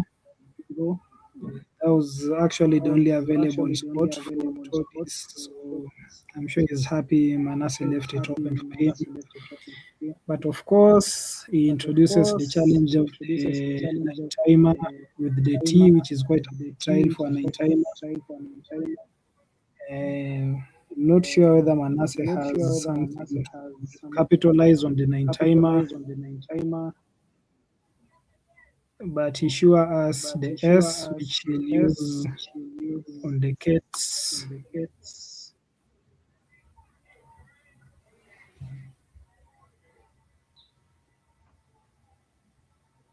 I think Vatman through the T will be his better option, and service S for sket in maybe his next turns.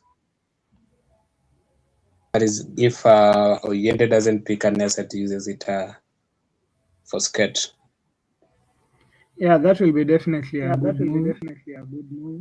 Vatman preserves the S for the future bingo, considering Oyende doesn't have one.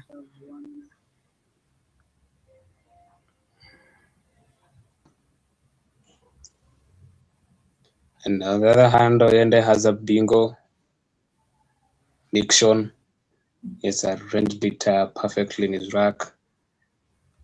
As if he'll find a spot for it or have to balance it or clean his rack. Yeah, that's quite an amazing find mixture. The TION suffix, that's a must study for anybody who wants to play light Scrabble.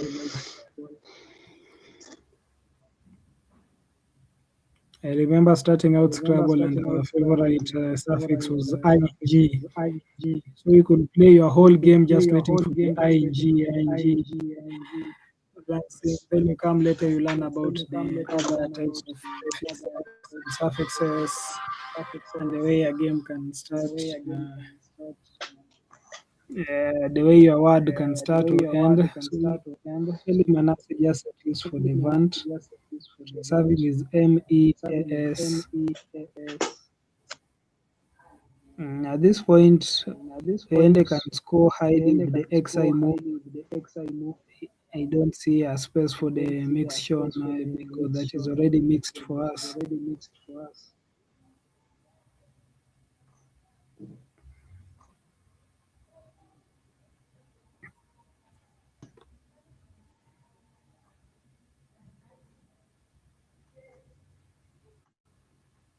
And see Manasseh fishing and fishing, hoping that Oende doesn't have the S.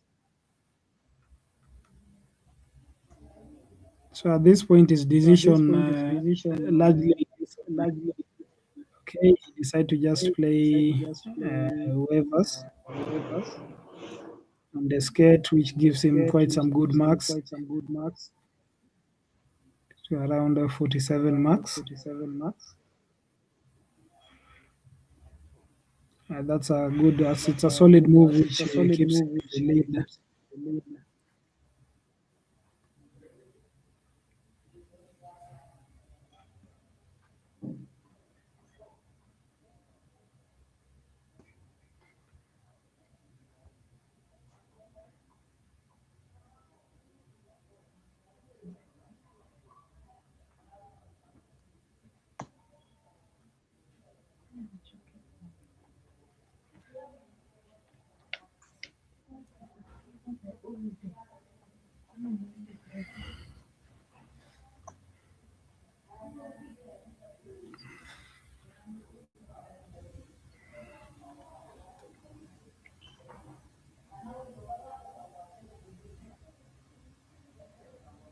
It's a tight game, just as we had expected.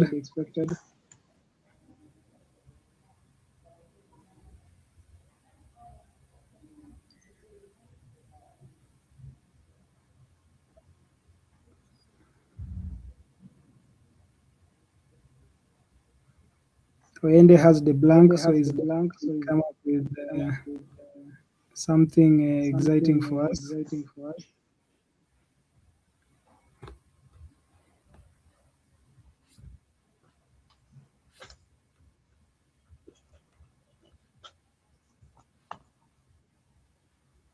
He has Midtown, he has Deanmont. So hopefully he'll play something to excite us and keep the stream alive.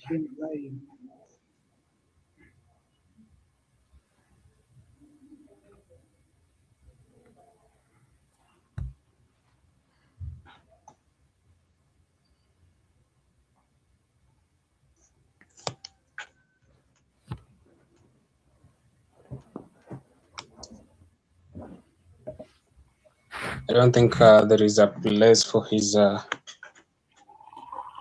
bingos. He'll definitely have to balance and hope for the next turn.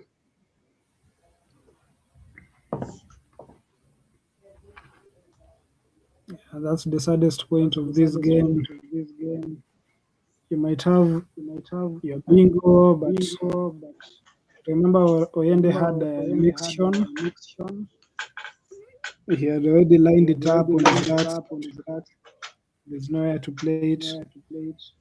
I don't know whether you can see Midtown and Deanmont, but even if he sees them, there's basically no place to lay it down on the table.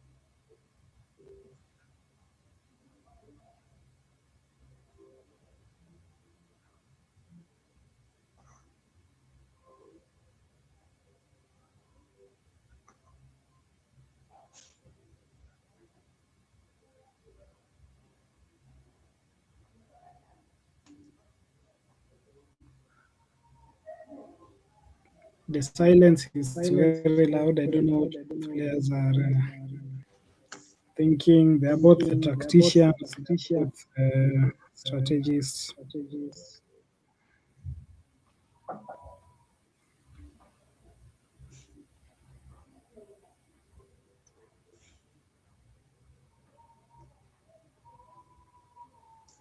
These were both disciplines meet.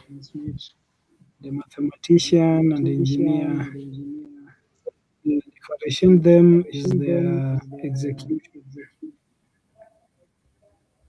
At this point of the game, we are barely half the game, but the game is already congested. There are limited spaces to play bingo. Oyende couldn't bingo. He now can't play his bingo. I think the game will have to open up a bit, provide some floaters. We have the Y floater, which is always not a favorable tile. But let's see what the Grandmaster does.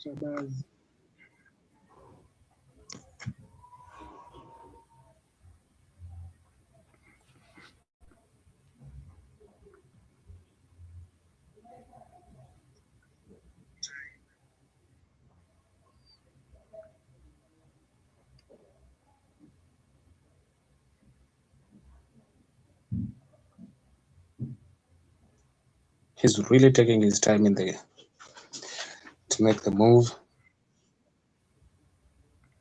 I don't know what he's thinking. Yeah, I think it thought for over 5 minutes.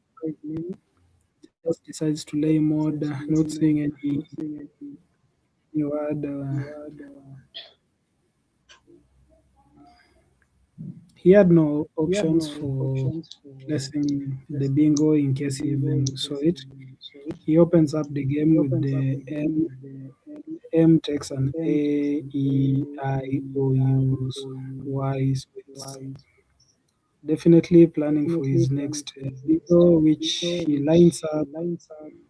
Then I can see a Tertian, Steiner, and string. He has a double E. I can see an arenite. So Yende is definitely coming up with that. Unless Manasseh blocks the board as he does with the C.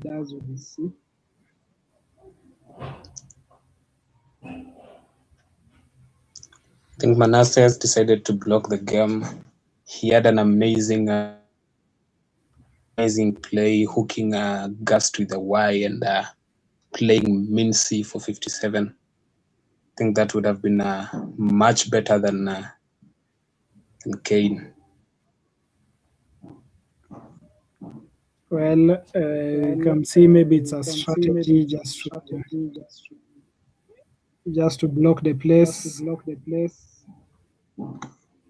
I think Oyende is dropping betains. Yeah, that's betains. So at this point, Manasseh could have just gone for the marks, but he chose to block the spot. Oyende still has bingo place. The S is now the triple worded 9 timer looming. Not very sure whether Manasseh has something there. He has the Y, which is always a clunky tile, and I think at this point, Oyende is taking control of the game.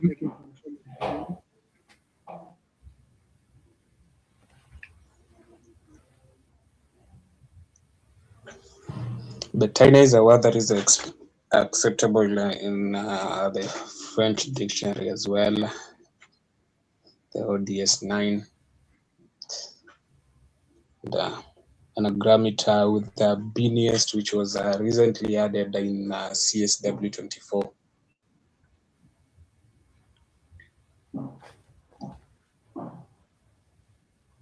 And if If Manasseh doesn't block the S, I think Oyende is dropping G-rings just after Betains, and because he Okay, he's decided to thinking close about that. to play Nairo. Yeah, he's definitely seen the threat from the hanging S.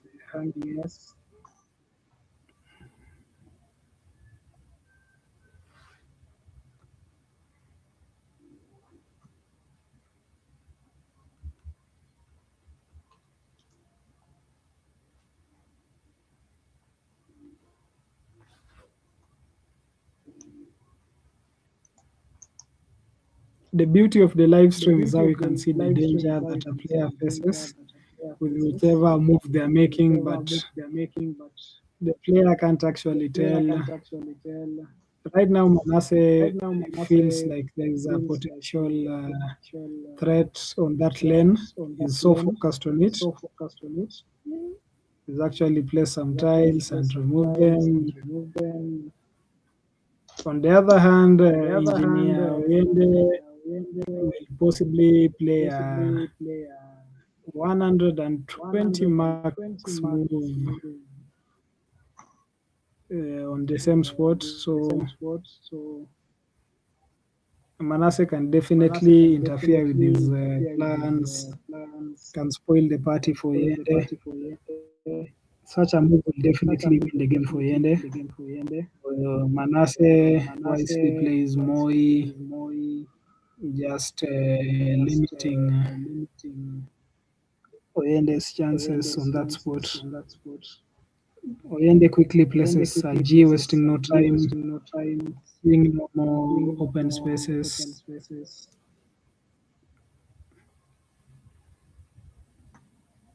I think he's played fast because of his time. I see he has less than 6 minutes. So he's kept the ING combination, which I was talking about a few minutes ago. ING is one of the basic bingos for any upcoming aspiring Scrabbler. It gives you a chance to play a 4-letter word and just add the ING.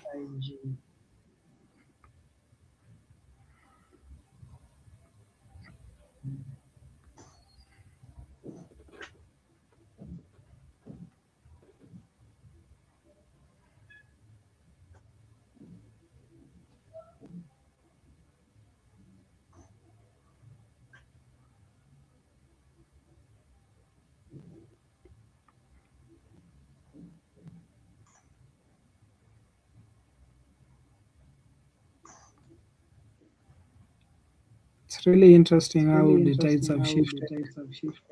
Manasseh seemed to be in control of the game with his skate hook and waivers and the chance to play the W on the Welsh, but when they came back with Toddies,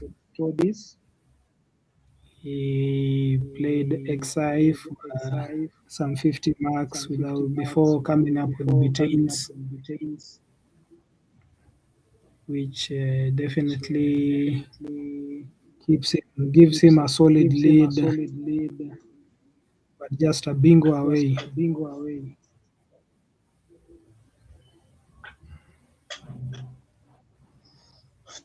I think Manasseh might come up with a bingo in his, with the E realizes the E from a G.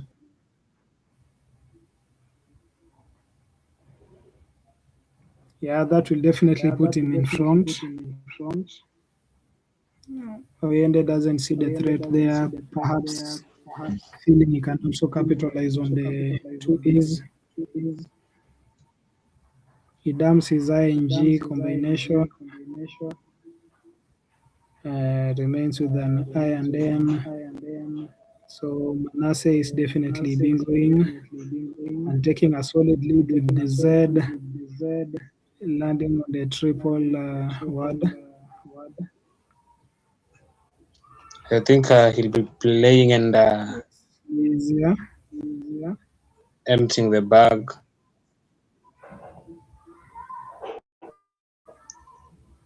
I think you can see more marks on Sleazy with the Z line on the triple meter and the double word. Does it score more than Realize? Sleazy is much better, scores 124, realizes scores 88. Wow, that's a solid move. The ability to see both moves. Look at what Oyende goes in and pick 2 U's. Oh, that's so devastating.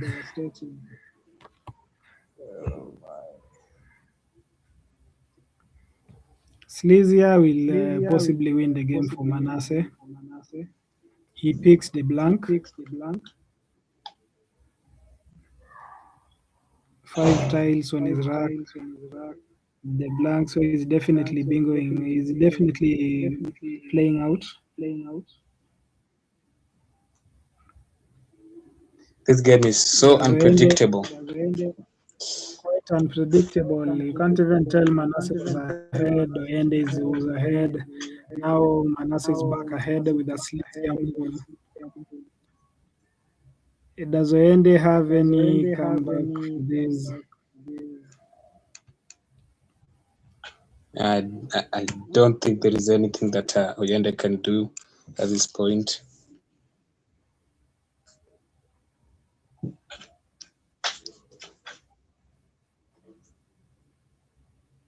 Whatever he plays still loses. If he, whatever he plays doesn't do any damage to Manasseh.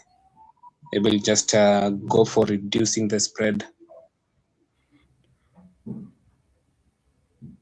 Quite an amazing move by Manasseh. He realized that there was a Sleazia move which gives him more marks. Despite being 10th placed, I think he'll be going up the ranks and possibly contesting for the Masters Shield.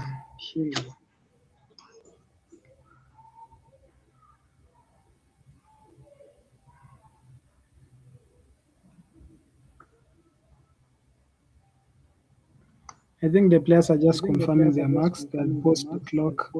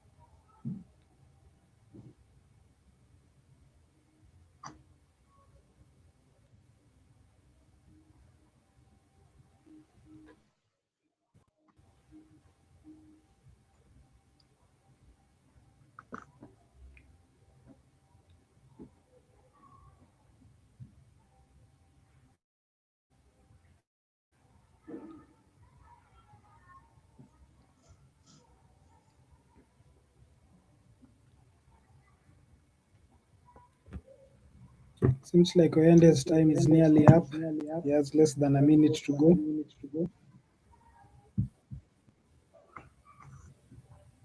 Just shuffling his tiles for his final or second last move. definitely been in such positions before where he has to try and salvage a comeback win, which I don't see happening at the moment.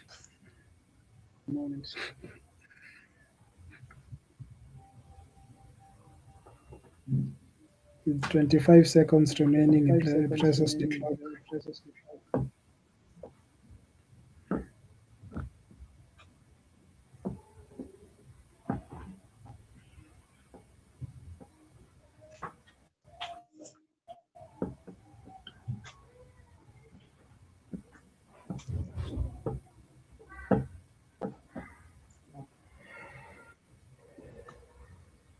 It was an amazing comeback from Manasseh, finding Sleazier.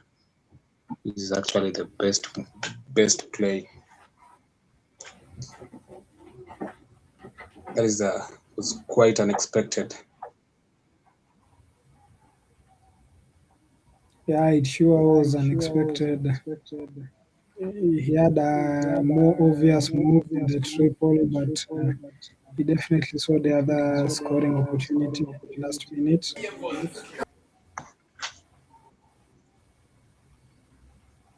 I see someone has talked about a trot just next to Betains at the comment section. It's an amazing overlap.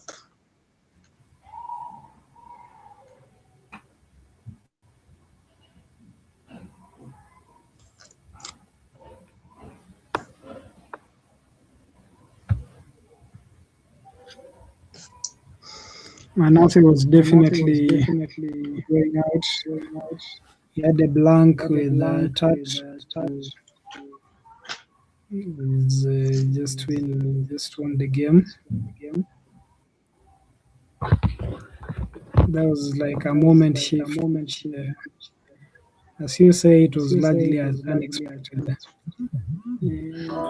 Just a single word and the balance breaks. Let's listen to the overhead mic and hear what the players are saying.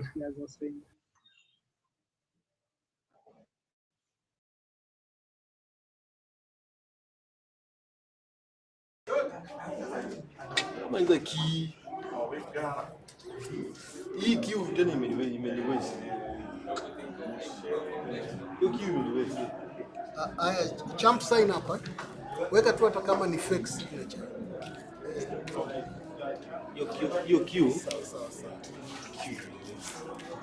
Ongeza key. Ndio nimeshinda my first. Ya leo. Looks like you just wrong opponent.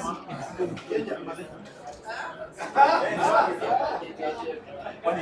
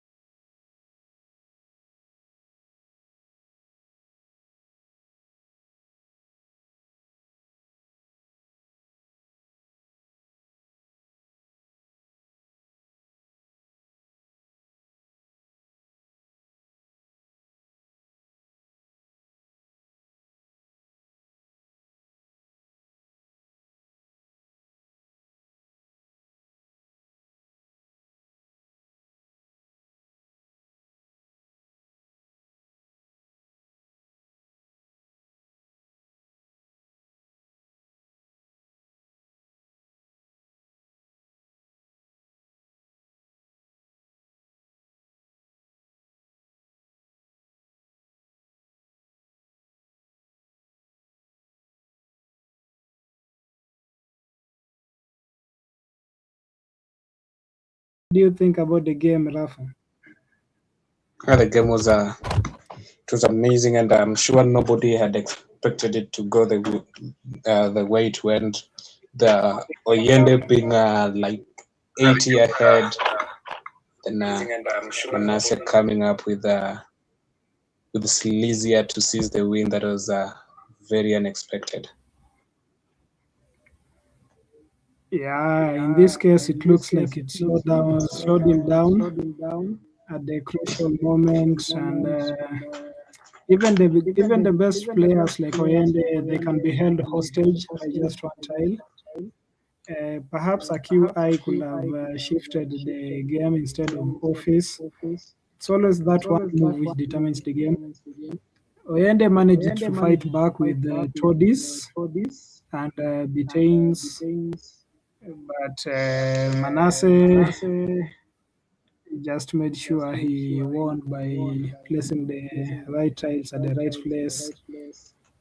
Some players could have simply jumped for the triple point, triple lane, but Manasseh just managed to see a higher scoring move. So at times, patience really matters in the game. The end game must be calm, it must be calculated, it must be decisive. Manasseh didn't panic. He waited, took his chance. That's quite a smart and disciplined win. For Yende, that's a rare stumble. We expected him to continue this good winning streak, but it was also an important win for Manasseh. It gives him an important breakthrough. It keeps him in the tournament. It keeps him in the top 10, the top 5. Possibly he will manage to get a podium finish if he continues with his gameplay. The table positions say one thing, but the void said another thing.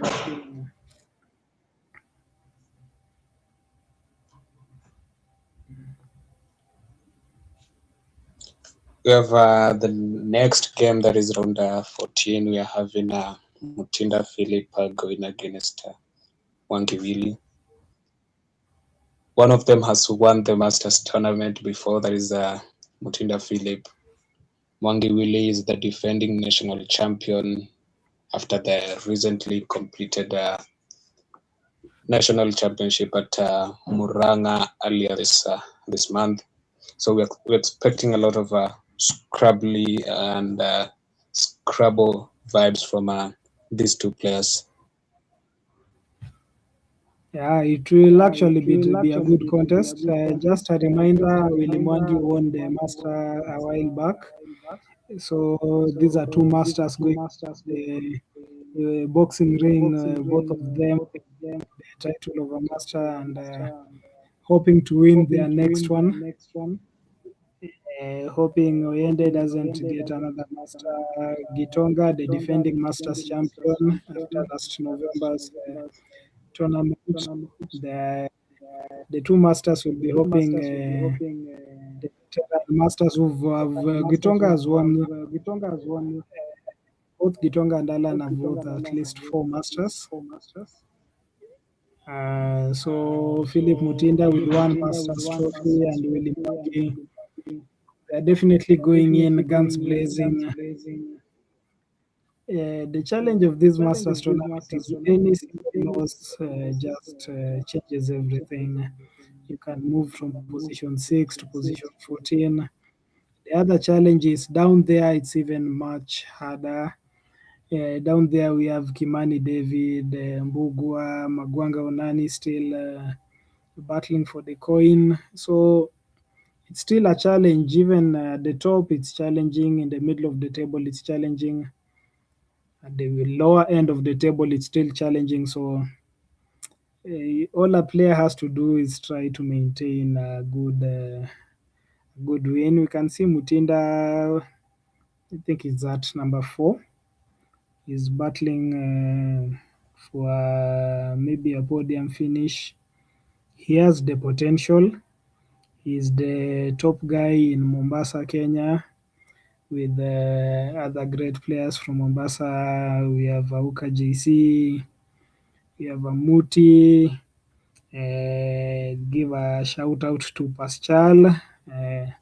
It's been very active in the coast of Kenya.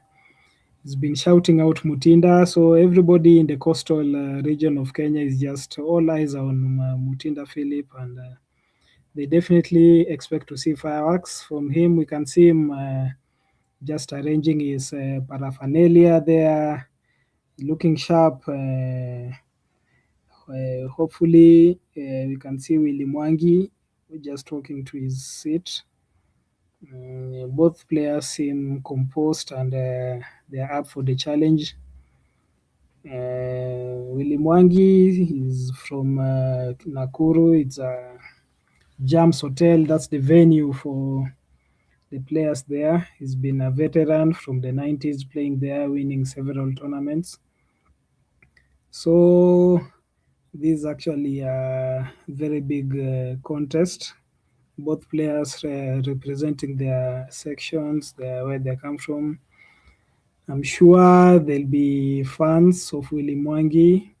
We have Kinambote, Kinaukioma, and other people in the NAX section of Kenya. And we have people also looking forward to a win by Mutinda. I can see Alan Oyende sitting on the table. I'm not sure whether he's replacing Mutinda Philip or just wants to be seen on the live screen. Perhaps he'll get his chance later. So Mutinda looks sharp, just pacing around, seeing the other games, seeing the other boards. The interesting part about this game is you can just take a walk, just spectate the other games, and possibly learn a word or two which you can use in your next game. So it's always good to stand up, feel your muscles moving, stretch, and possibly just conversate with other people in the venue, and just make your mind feel at ease. It's always a tough 30 minutes playing. It's always a mental game. It's a physical game. You have to sit down. You have to learn how to exercise. You just have to prepare yourself mentally in any way, whether it involves physical exercise or anything. Can see Mutinda take his place on the table, just taken his seat. He's worn a jumper. I think the Nairobi weather it's quite cold compared to the coast, the Mombasa, which is quite warmer. So I think in any minute now, both players will be good to go, and the game is starting anytime. It's a high stakes game. Willy Mwangi, remember, he's won some national tournaments, including the last one, which was held last month, which was held early this month. And we have Mutinda Philip, who has also tested the victories of the Masters tournament. And, so I think we are good to go. And let the games begin. What are your predictions for this game, Rafael? I only have good news and bad news that one of them is going to be the winner and one of them is going to be the loser. So may the best winner win, may the best loser lose. Certainly. But the one thing about Scrabble, they might decide to draw and score 450. It happens. It hasn't happened in this tournament, but possibly happening soon.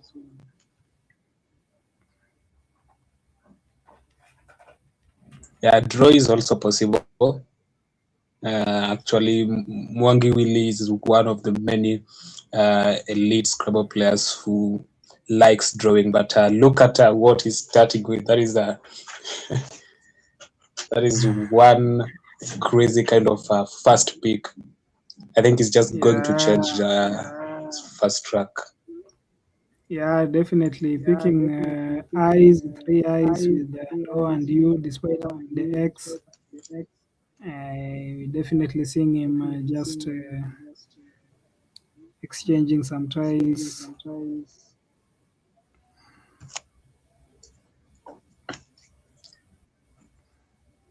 Let's see what he's going to do. Is he going to exchange everything or keep X and a vowel? This is going to be a tough decision for him. Yeah, this is where we can see he actually exchanges everything. In the X. Okay, so this top level Scrabble probably strategic. Somebody else would have played an Ox, an XI, XU, scored some 18 marks, but I think he's looking at the picture. Mutinda doesn't have a bingo, but he has some high scoring tiles in the K and the Y and the P. He has a good balance of the vowels, the consonants. So I think he'll just go for some good marks.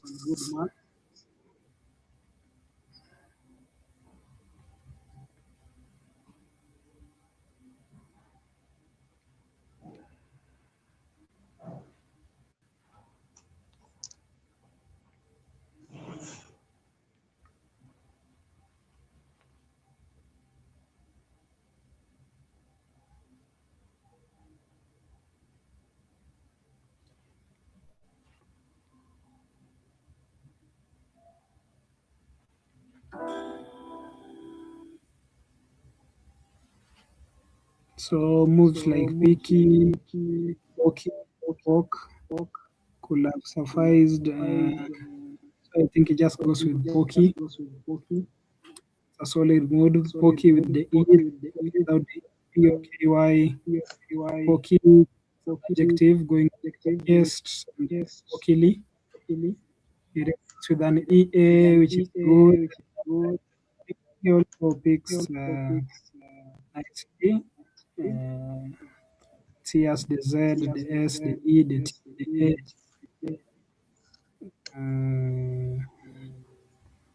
Mutinda Philip doesn't pick well. He has a lot of vowels with the O, E, A, A, U, E, and the consonant in D.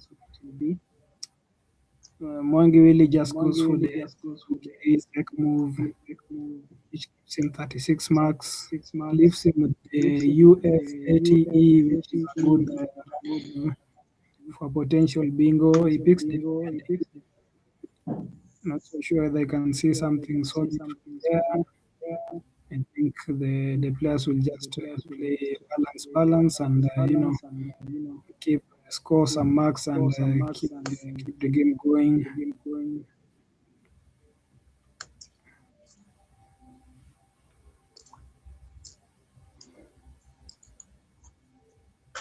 Thank you, Grey Gilani, for the feedback regarding the stream and commentary. Keep following, keep tuning in.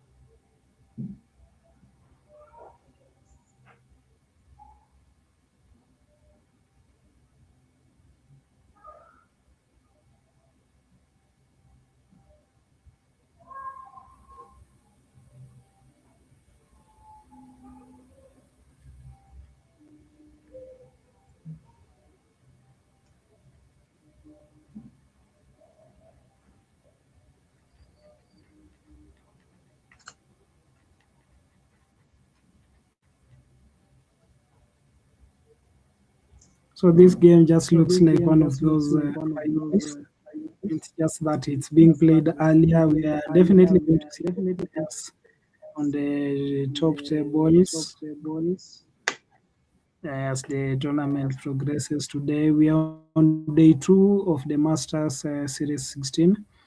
Day one was absolute fireworks. Day two, we are seeing more madness, and we just don't know what to expect tomorrow on the final day.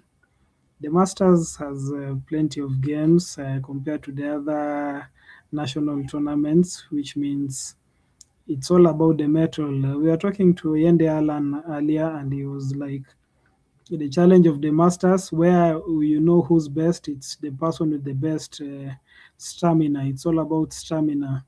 Some people might buckle in at the last moment. Some people might be leading. Some people might be too tired by day two. Some people might be too tired by the third day. So it's all about the stamina, which we want to see today. Mutinda has the blank, but has some vowel overload with double O, AUE. Mwangi really lines up ghosty. I think he has a bingo there, hog ties. Don't know if he has a play for it, but hopefully.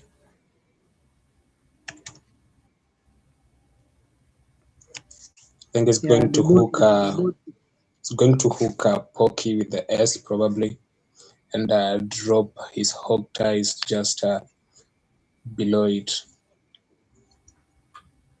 Yeah, so Pocky is one of those difficult words to know whether it takes an S. These words with changes Y. Mutinda is actually disrupting bingo lane. So it's interesting to know Pocky. POKY doesn't take an S. Pocky with POK takes an S.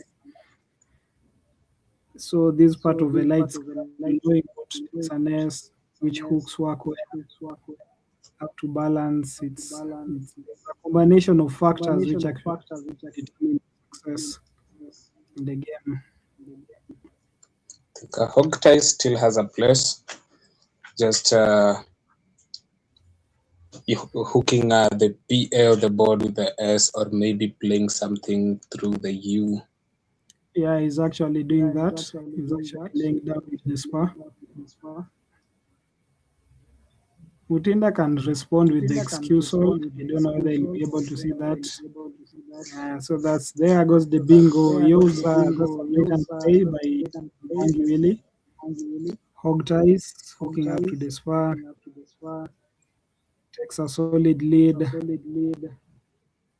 Mutinda has the X. He has a bingo with the excusal, which is an acceptance of an excuse. Let's see whether he manages to lay it down somewhere.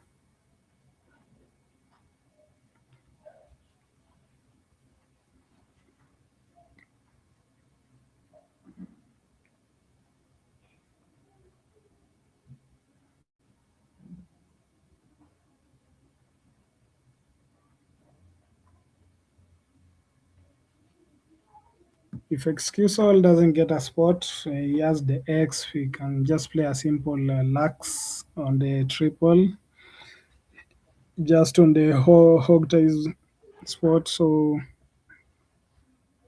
I think the game is still evenly poised for both players. Mwangi really coming up with the first bingo of the game, hog ties.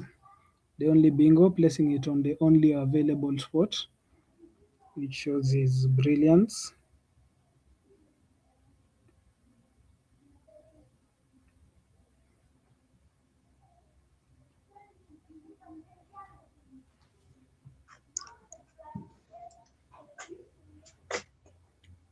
I think Mutinda is probably thinking of playing AX. There he goes for 52 points, keeping the chess on. I think he actually goes ahead slightly. Yeah, sure, he goes ahead with some marks. Choosing to go for the X on the triple word letter, the triple letter, sorry. Mutinda picks the Y. It always complicates your bingo, U and Y, but at this top level elite, Mutinda has played internationally. He's played well internationally, so he definitely has that international experience. He's been a constant young tax champion. He's climbed the ranks. He's won a Masters. He's yet to win a national tournament, but he's tested the victory of a Masters. So he has all the experience and expertise to manage the game, come up with some words which we may not see, and possibly give Mwangi a challenge. At this point, Mutinda is just scoring decently. He dumps the Y and the U with an U, E, Y move.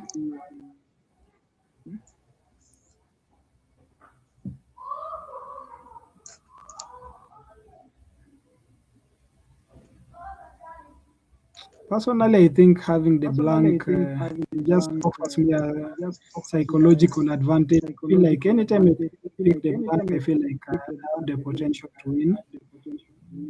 And I also know that my opponent doesn't have the blank, so it's always a double advantage. But in this case, the way the game is going, I don't think Muti feels happy with the combinations he's making. But I think he has the opportunity to play circular with I the think we are seeing Mwangi Willie changing again. He decided to change everything in his rack.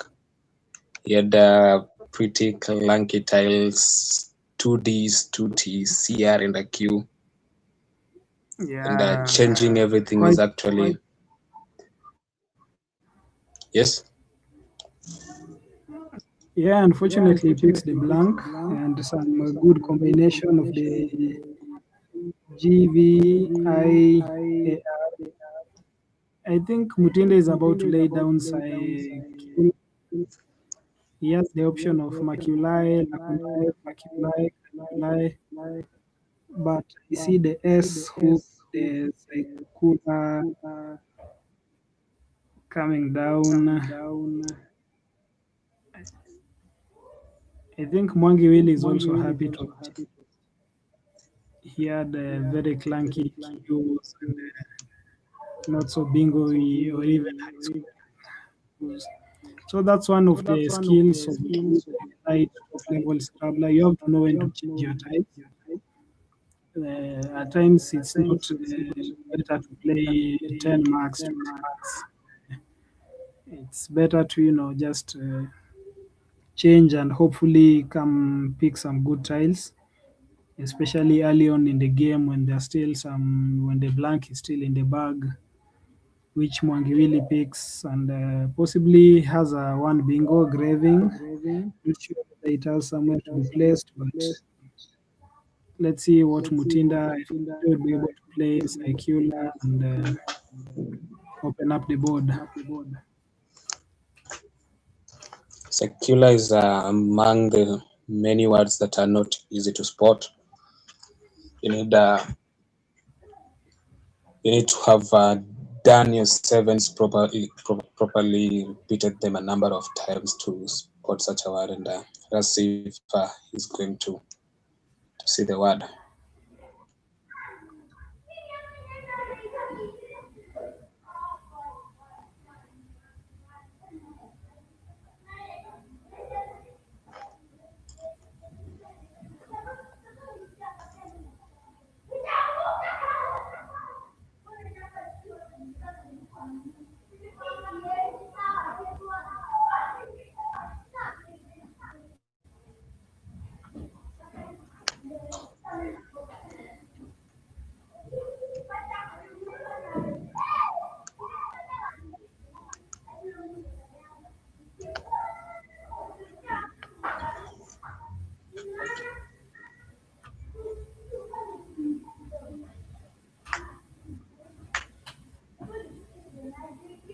So Mutinda just taking his hopefully he comes up with some magic.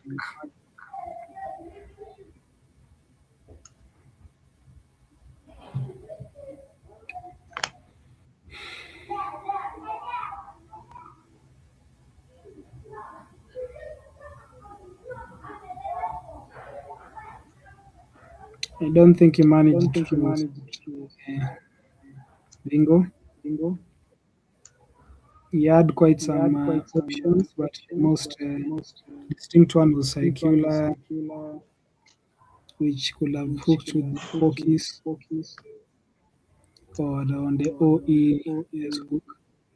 He picks a double N.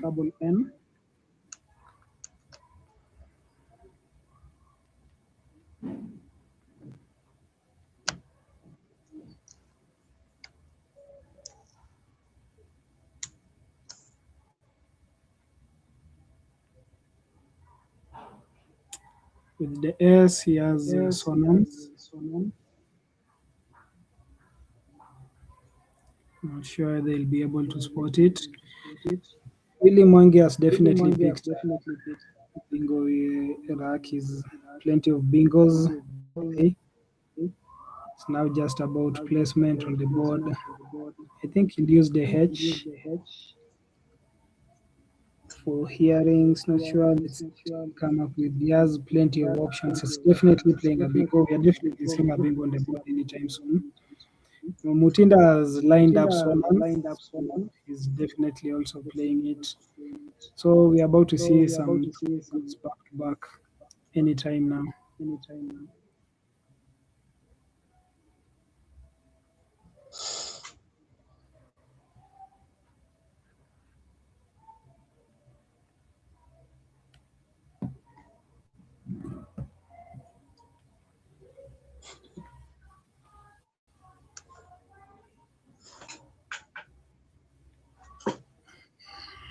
I think the overhead camera wanted us to see the streamer, the big up mic.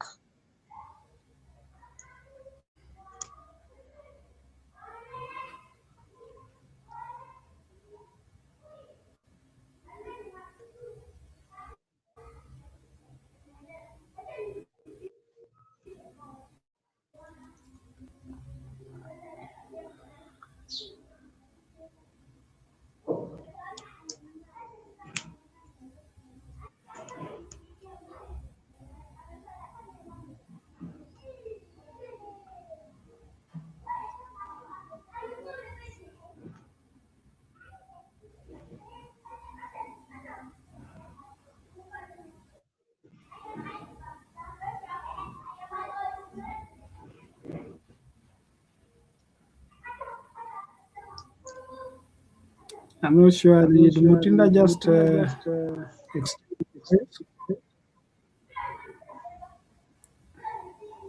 he played Kone, C-O-N-N-E. I think he was unsure about sonance, which he had already lined up. So Mutinda missing out on a bingo for sonance. You can see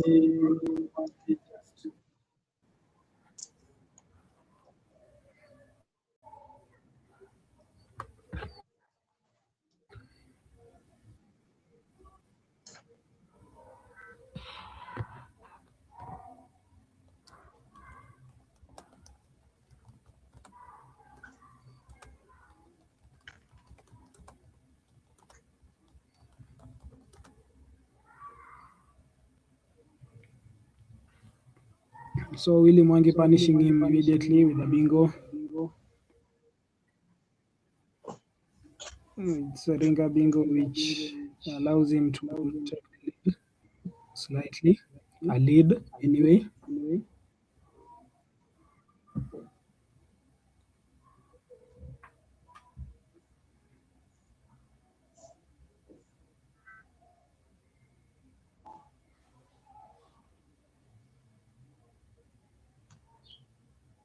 It's an easy combination to work with, plenty of bingos to play.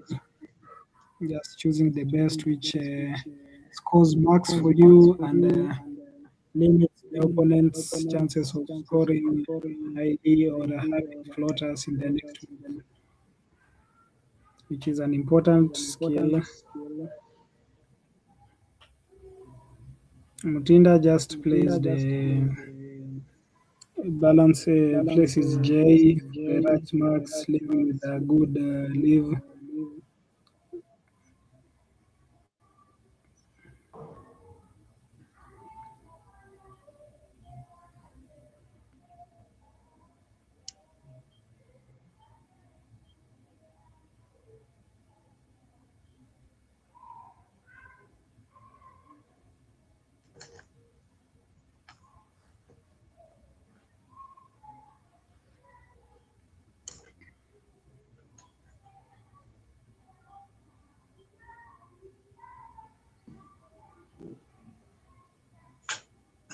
So Mutinda has been missing out on bingos. At the moment, he's still searching for that one tile to unlock everything. Possibly a word that is 100% sure of. At times you are 50% sure, at times you are 70% sure, 80%, 99% sure. But in Scrabble, it's always best to be 100% sure of the word you're playing. Missing one turn, even, it's much better to even just exchange tiles and than missing out on a turn. So hopefully he's looking for that word he's very sure of. Let's see what he comes with his new pick.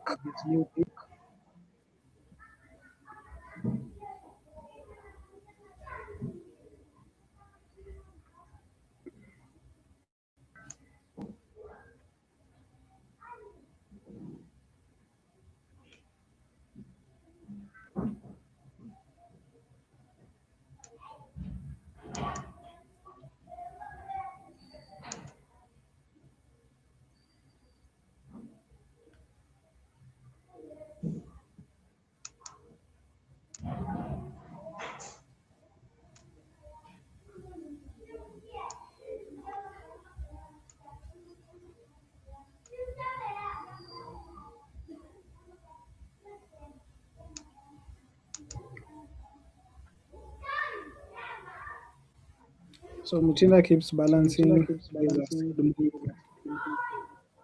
keeps him slightly ahead with 27 marks, keeps him in the game, keeps him ahead. He remains with some good tiles. See what he picks, and he picks the W, plenty of big goals, with whalers coming out quite evidently with the Raj move, you can hook the A. So Mutinda is, I think he now has the best tiles to come up with the bingo, which takes him ahead.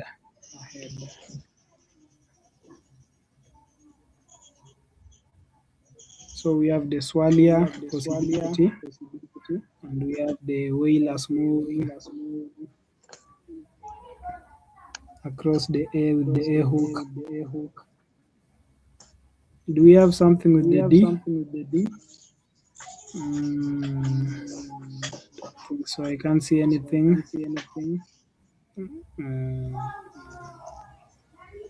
So possibly he'll just play Swalia, it up and play whalers.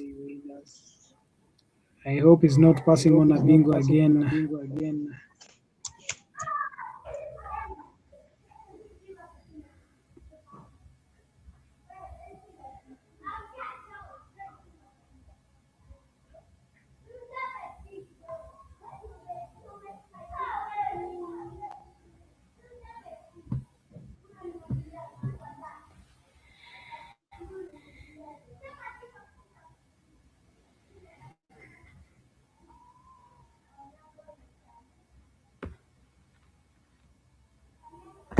Yeah, and there he goes. Lays down his whalers. That significantly puts him ahead. Willy Mwangi also has a bingo lined up, Castle. So this is quite a bingo infested game.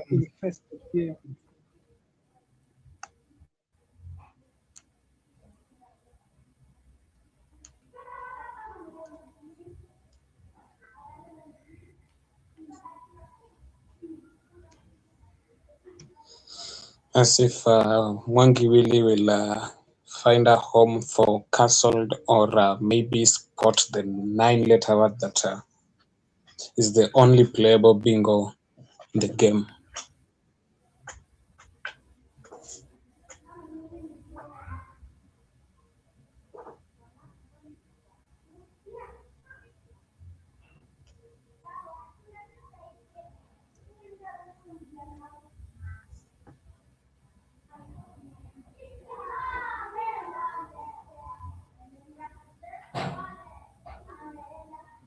Do we have a space for the bingo?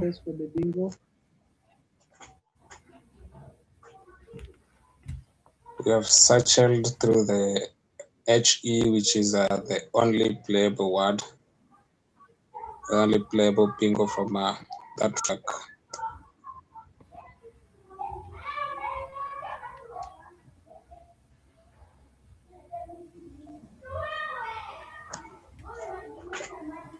In other case, you can just go for better scoring play. There is playing using the triple under W, maybe using his I S think as that's well what he's to doing. hook.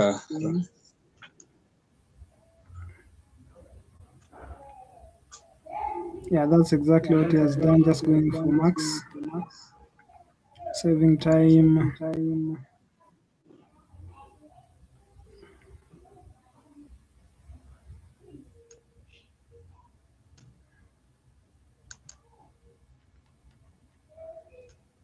Not so sure why he didn't play the S for some extra marks, but possibly it's about his strategy. Perhaps he's looked at the bag and seen how many aces are remaining, and possibly it's a strategic move. Let's see what he plans to use the S for. He's Clades would have scored definitely. he's holding the last S, and probably he wants to do something with it. There is and there is a number of lanes that can be used for dropping a bingo if he gets one. Yeah, possibly. Let's see what he does. The S is hanging, the R is hanging, they are floating on the board. Those are very high potential bingo lanes. We have the D, which can take an I, an O, an E. So the board is actually quite very open, and we possibly can see one, two more bingos. Mutinda just checking the bag and doing his calculations.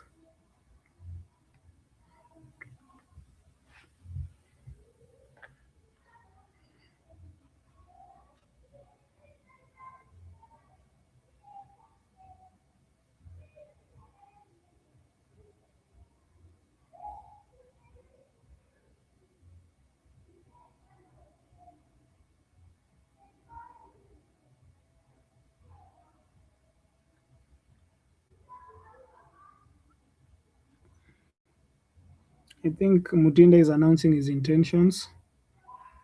He's put down the word winner.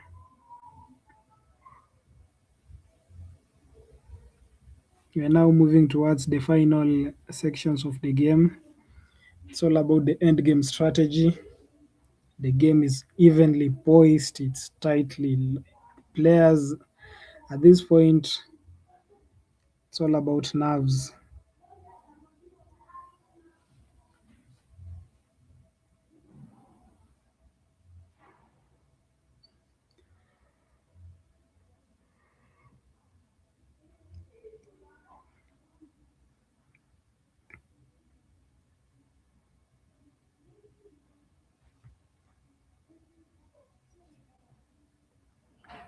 Willie Mwangi checking the bag. just doing their assessments, finally knowing how many tiles are remaining in the bag. Mutinda doing the same.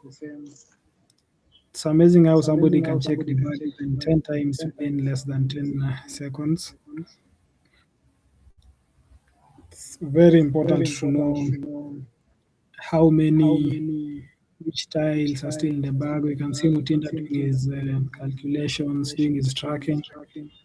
Very important in the game. Top elite Scrabble.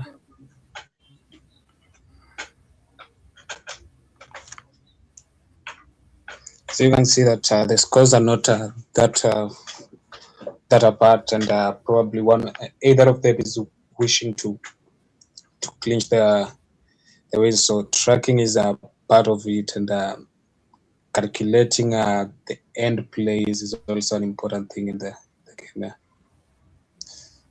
Yeah, quite important.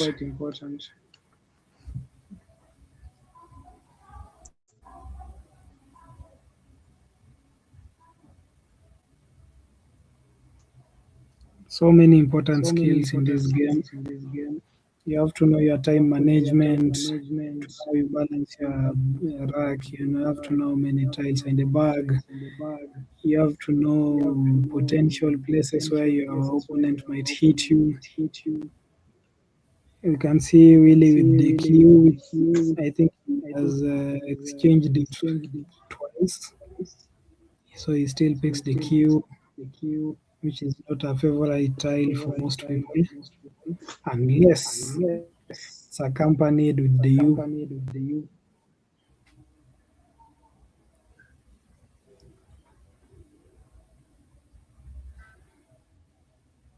So I know Mutinda as an economist. It's also good with the maths. So he's definitely doing his calculations and analysis, which hopefully help him win the game. It's very important for him to win to get close to Willie Mwangi, who is at third place. Mutinda's at sixth place. So a win will be very vital for Mutinda to inch closer to the top. A win will be extremely important for Mwangi Willie to maintain his winning and stay at the top. So it's a very high stakes game. Most of these games determine who you meet next. So at times just maintaining wins is very important.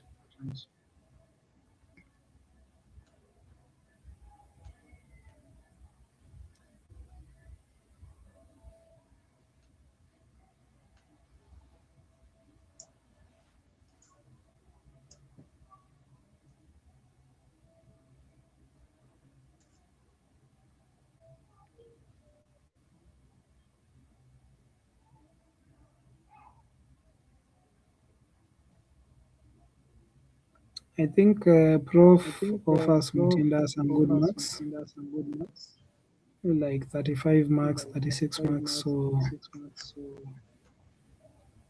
it will be leaving the P post for a possible hook, but the same, it's just like the W. So I think Mutinda is definitely playing Prof, PROF for some 35 marks.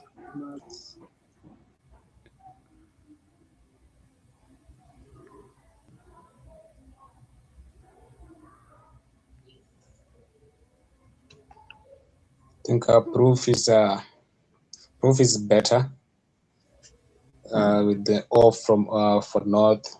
Let's proof downwards. That is scores quite better. That is 36 points, giving him a steady lead and running away, hoping to clinch his win from Willie Mwangi. It's still very tight. It's a game of magic. Anything might happen. There's still some tiles on the back, so there's always hope.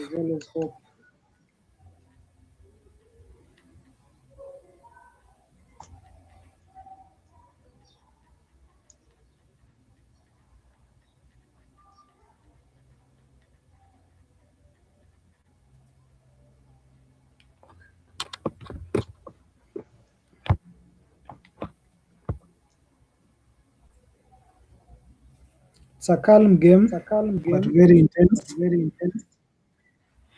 Both players are composed. They look calm.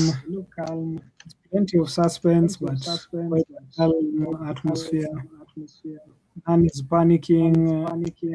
They both seem hopeful. Just 23 points to swing. Just one swing, and one swing changes everything. I'm sure Mutinda can see both spots to place the F for the proof and the proof. It's a small gap, but with quite some big pressure.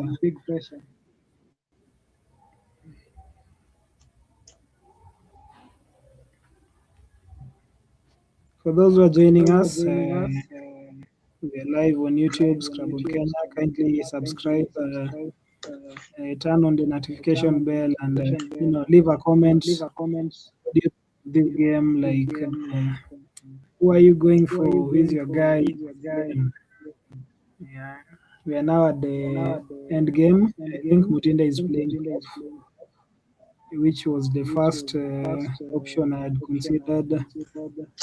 There's also proof for 36 at the floating O of North. Mutinda needs efficiency. Willy Mwangi needs some luck. There's no guesswork at this moment. It's just about calculations. And yeah, I think Mutinda has led the pro for 35 and leaves the space open. I think he has considered the E's and the A's and picks the E. We are now literally at the end game. This is where champions respond. Let's see what he can do. The board is not that friendly for him, but let's see what he possibly can do.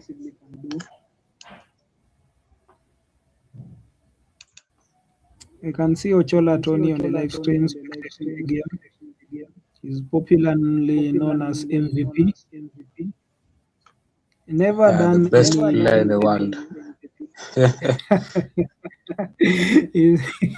he's never done any MVP kind of stuff, but he's known as MVP. The name has stuck.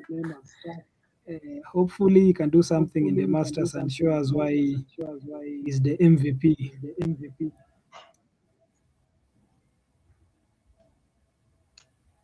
He's also among the organizers of the Masters Championship, together with Kienja doing a great work behind the scenes for making the Masters tournament very much possible. Yeah, that's very awesome. It's always good to recognize the sponsors, organizers in the game, the people who make this happen. The Masters is held on a quarterly basis. That's 4 times a year. So it's actually the most prestigious tournament, top 1500 ratings and above. So you must be among the best to play here. You must be among the people who can challenge. Various people have challenged, including Mutinda. They have offered some surprise victories and surprise wins, which later we come to realize they're actually not a surprise. They're just basically clever, well-calculated moves, as we can see him calculating his moves at the moment. So we can see Mutinda definitely closing in for the win. He's definitely taking this one. Mwangi really quickly plays ifs, leaving Mutinda with his U and a minute also to play. Mutinda finishes with gun. Not quite a comfortable win, but quite a good win, a very important win to make sure Mutinda stays in contention.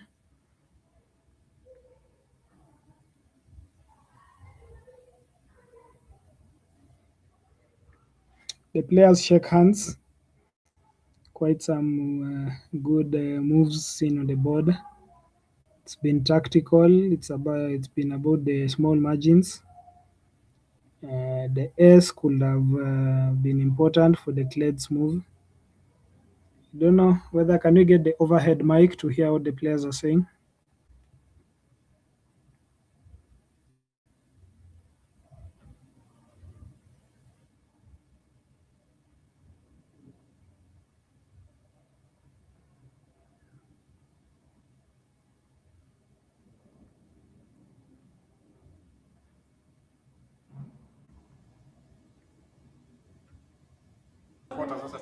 Na mimi nikiwa cheza hii nilibaki na AUE. Kwa else mimi kweli. Nicheza home tie sikupata goal hata moja. Nafikiria ni forgo, lakini hii ingekuwa ni 8 marks less. Cheze lax up. Nilibaki na clue blank. Sasa utaendea thing by Yumini. Sasa kuonea na shuku ni balance bingwa. Kwa naona ale peke yake. Baki na A blank. A blank.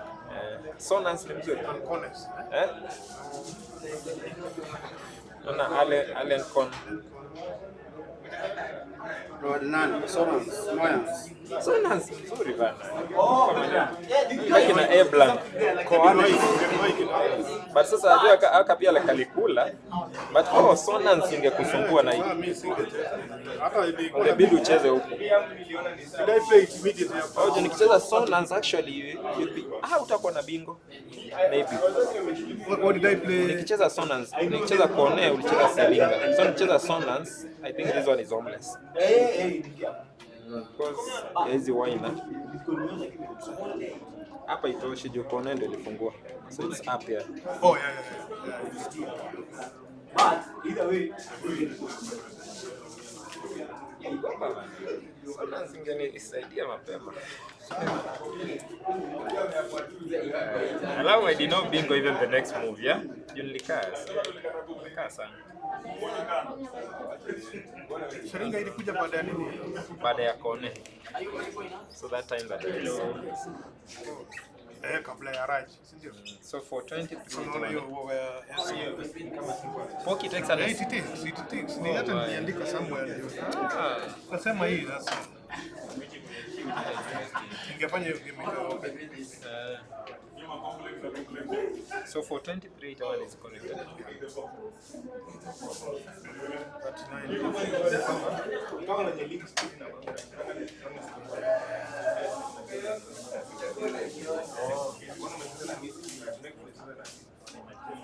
hizo raki zangu ningefanya ni kwanza hiyo change ya mbele. Imagine niko na Your man could have changed, but I thought of maybe I could get a blank. I avoid. Wewe unakula chakula expensive.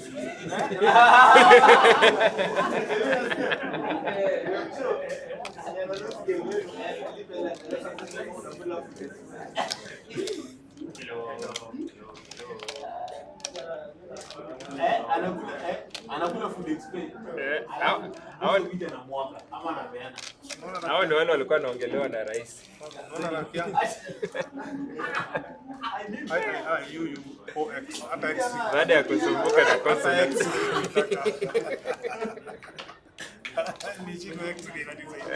Sasa hiyo ndio kama kuna game nimedump you nikakota Q. Nikaicheza Q immediately nikaenda kupiga another U. Napanga kitanda.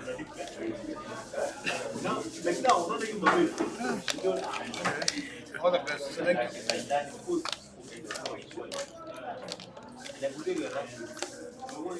you.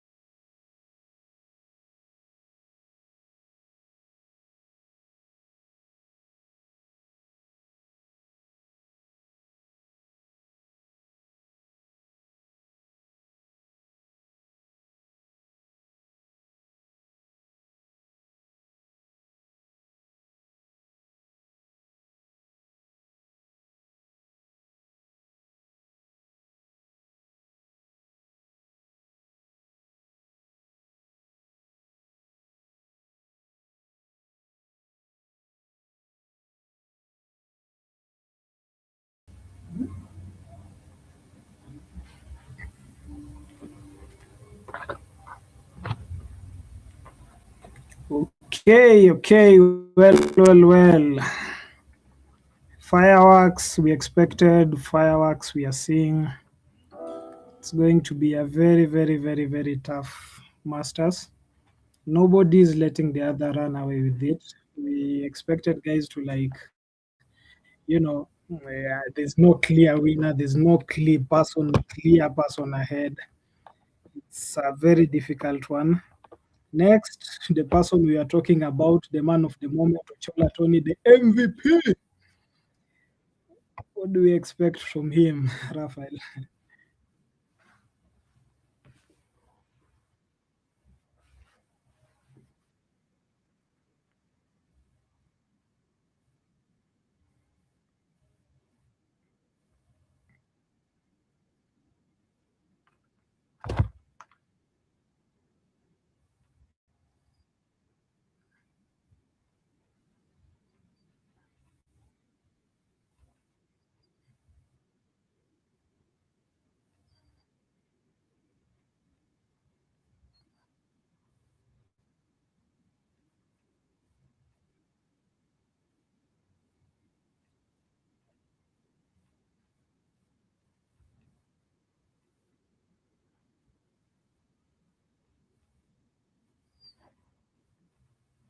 Yeah, we are surely expecting to see something from the Kino guy. I remember playing Anthony when I was still in college, and I remember his Ion move, then hooking the P for Paeon. It was quite an curve for me. I hadn't learned a lot about the hooks, so I came to learn about the hooks as a very important part of the game. That's how he actually beat me. So that's the only game I played with him. That's my memory with him.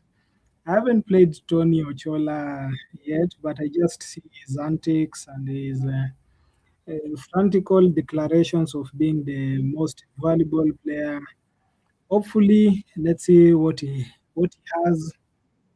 Let's see whether he has the metal in him to win this game and possibly go into the top five.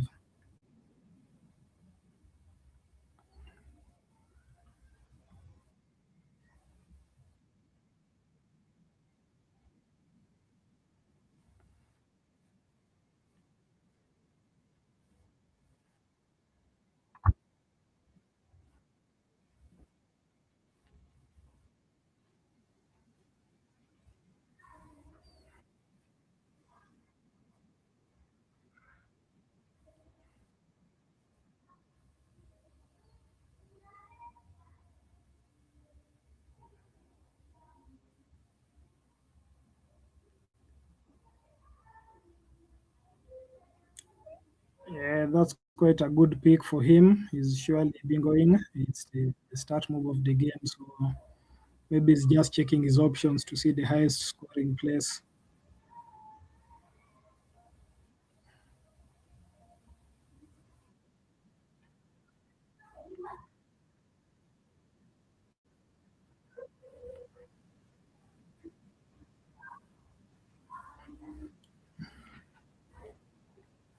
Wow, what an amazing, explosive start to the game. Both players starting with a bingo.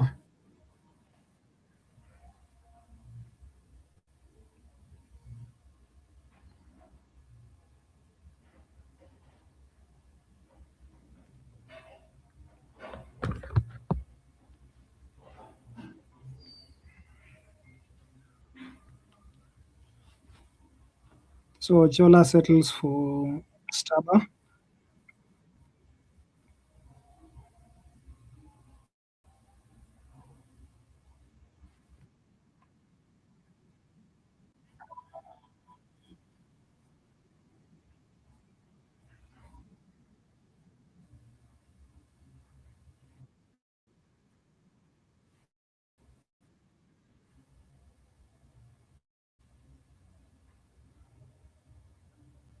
Yeah, we expected something from this game, but not this kind of fireworks. You can clearly see Ochola Tony, the MVP, coming out games with guns blazing, starting with a bingo stabber.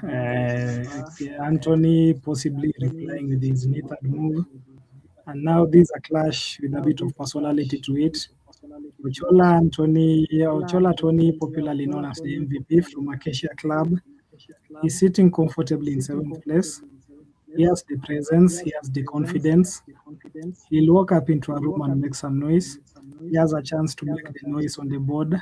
You can see Anthony has laid down unburied confidently. So I think we are up for some fireworks with the board quite open. The guy from This is Kino an Club amazing currently. start. This is an amazing start. You can see that Ochola is actually coming with his second bingo. I think he's going to play dilating through the either of the east or going for dartling or dilating. It's just an amazing start, and I'm very sure we are going to see a lot of this coming in from these two players. Yeah, he has the ING combination, which is among the most loved in Scrabble. It's definitely secures a bingo. You can see him laying down the letting.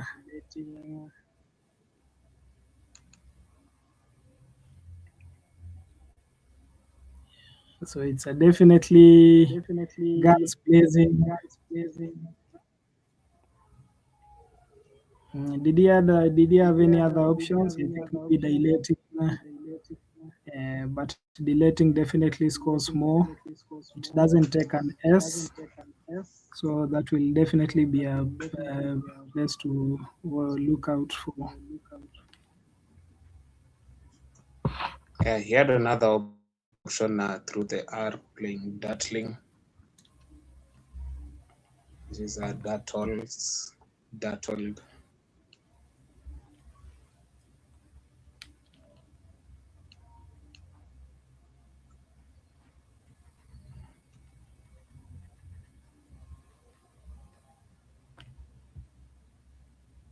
So the MVP is living up to his name. He's just shown us why is the Ochola Tony, aka the MVP, dropping Staba, deleting. They might be quite simple bingos.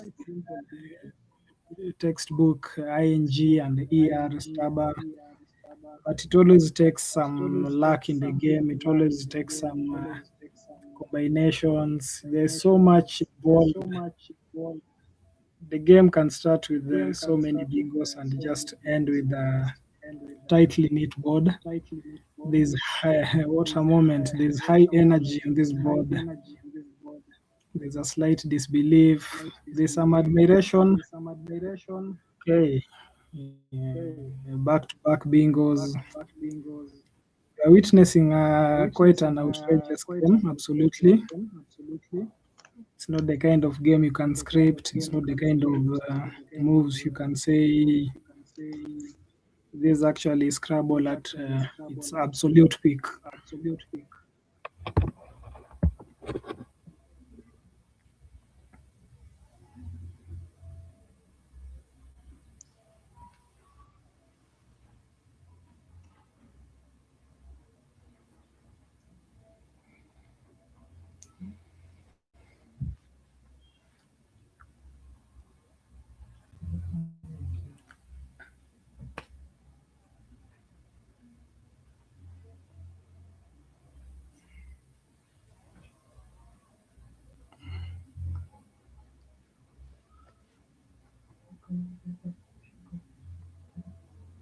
So Anthony lays the less says the board with the less to move.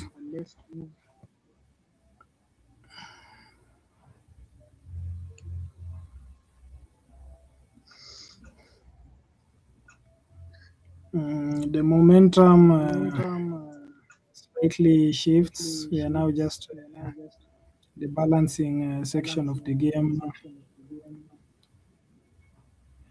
Tony plays piano, remaining with the AE on the board. It's always a good combination, despite just being two ties. But let's see what he picks and moves forward. So Anthony Kirori seems to be shying away. It's either he's shying away from the camera or it's just that's his thinking position. Ochola Tony's demeanor looks quite confident. He's actually seated on two chairs, so perhaps to have a bird's eye view of the board. Anthony, I think, is just on a chair, looking like he has a slightly warms eye view of Tony.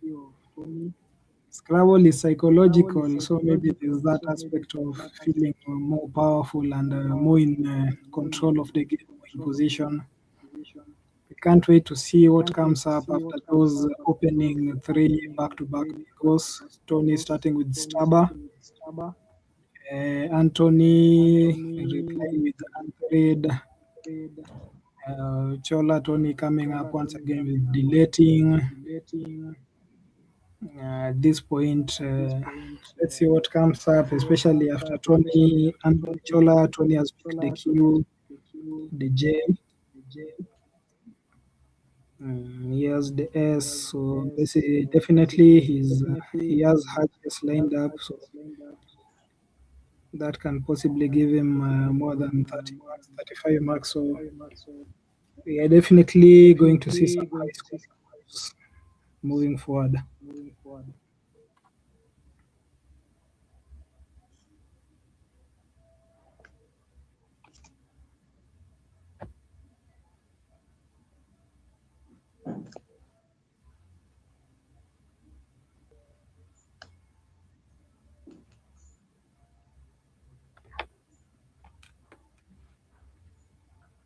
So Anthony just plays a loop move, remaining with a good sight, SITE cleave, so it's possibly preparing for a bingo.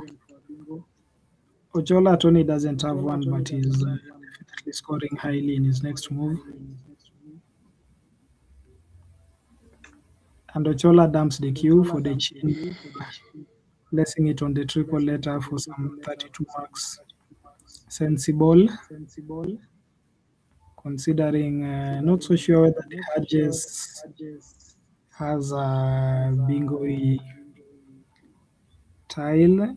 We have Hadges, Hadjees, so possibly if you can pick the E or the blank, bingo. He picks an F, which is not quite responsive to his needs. If he had picked an I, he could have had jihadis, which can also be written with an I. Jihadis. So, okay, let's see if they can just keep scoring consistently. He's about 100 points ahead. The VM combination is bothering Anthony.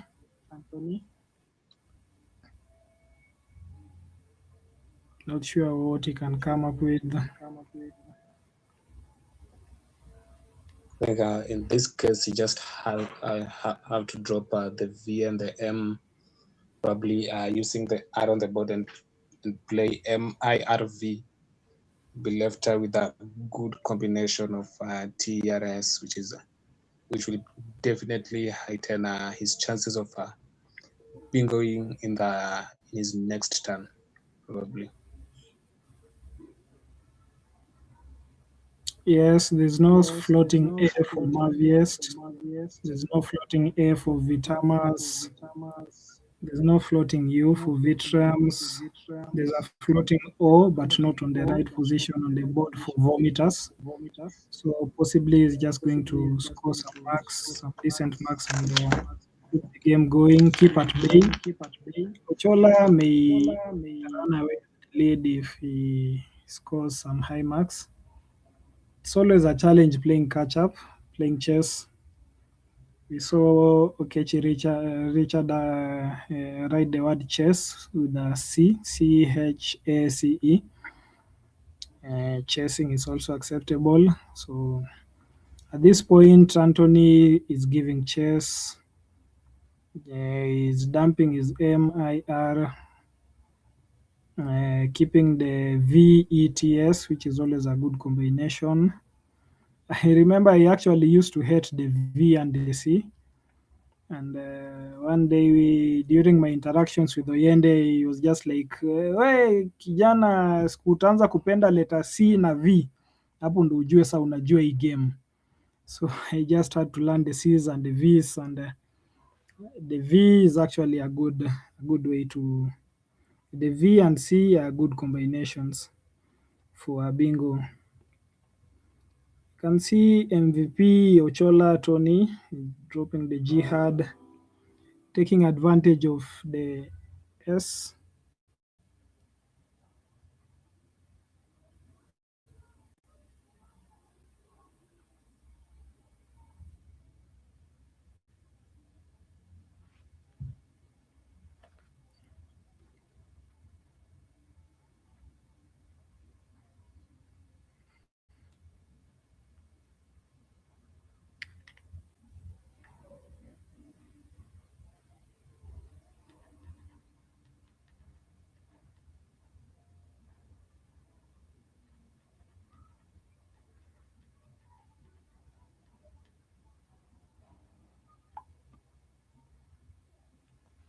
So Anthony lays down the ZE.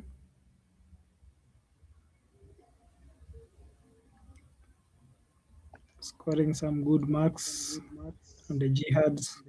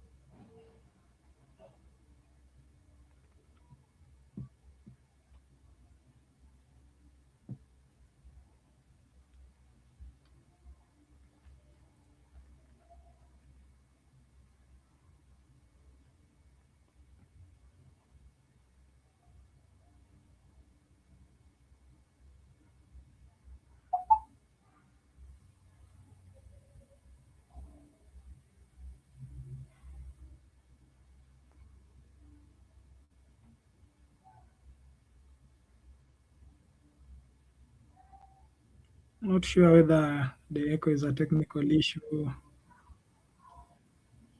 I can also hear it. Maybe we'll sort that out in a few.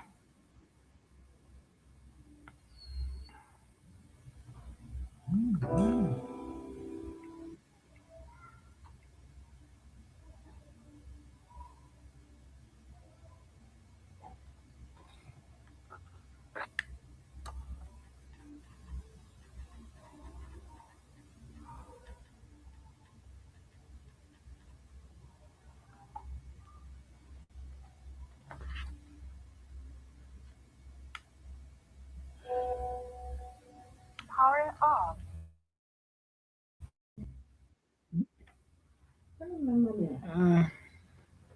Nasikia. I think there's still an echo despite disconnecting my headphones. I don't know, maybe there's a technical issue.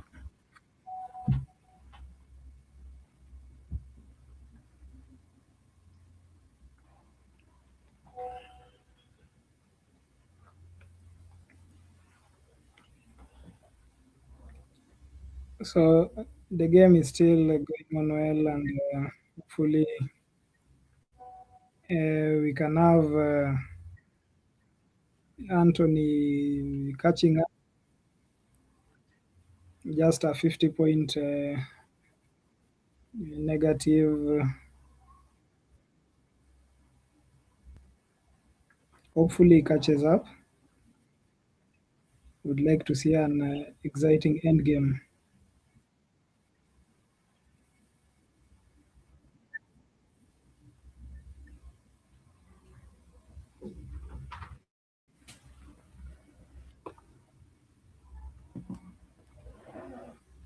So both players just maintaining decent scores and possibly hoping for a timely chance to take the lead and battle for the top positions. Ochola is currently at seventh place, and Kirori Anthony is currently at 13th place. Don't let the places fool you. This is a high stakes game where everybody is competing for the coveted masters. I feel like it might be more important for Ochola Tony so that he can solidify his MVP status. Anthony also wants a bite of the cherry, having been out of the game for a while, but he's somebody who has been playing consistently before and winning tournaments, and winning some games, and hopefully can win today's tournament. Is not among the favorites.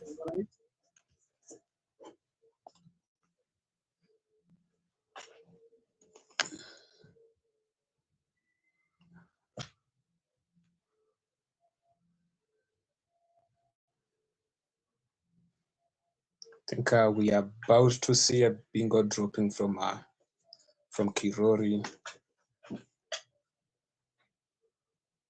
That is a good combination of letters and definitely assures him of a bingo, which in a way he'll be able to catch up with the MVP, Ochola Tony.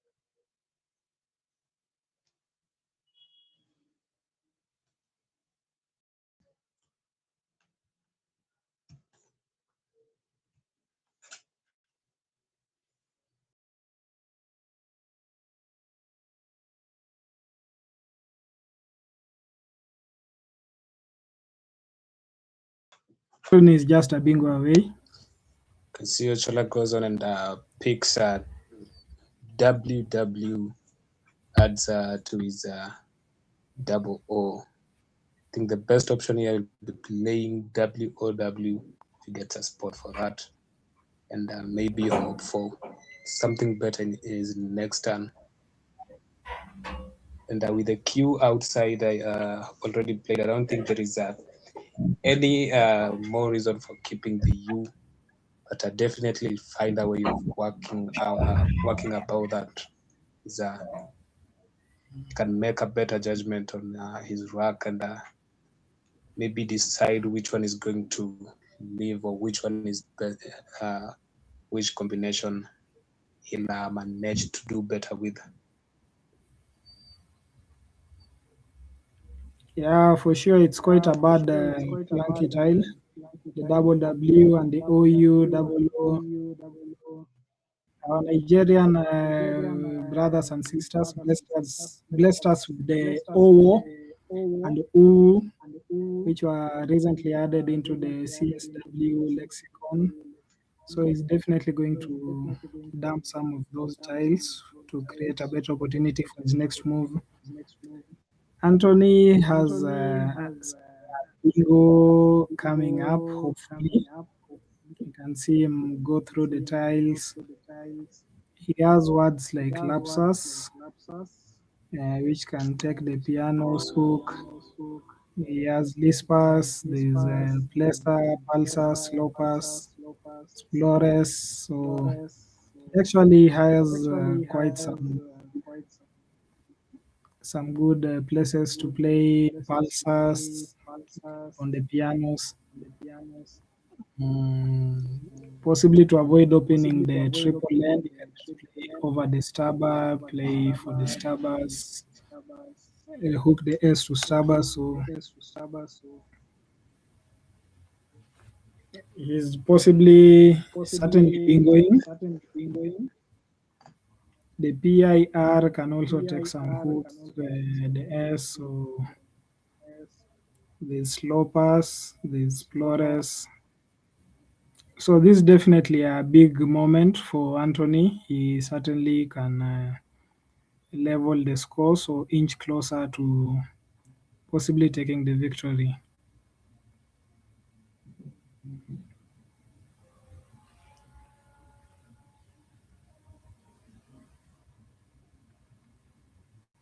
I think at this point he's just looking for the best moves.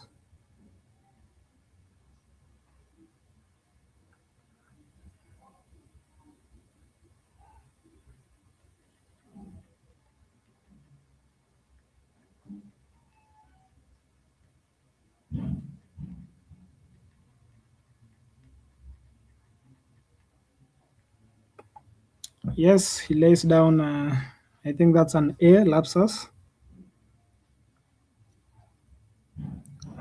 Possibly he was avoiding the triple lane or exposing the triple lane on the pianos. That's a solid move.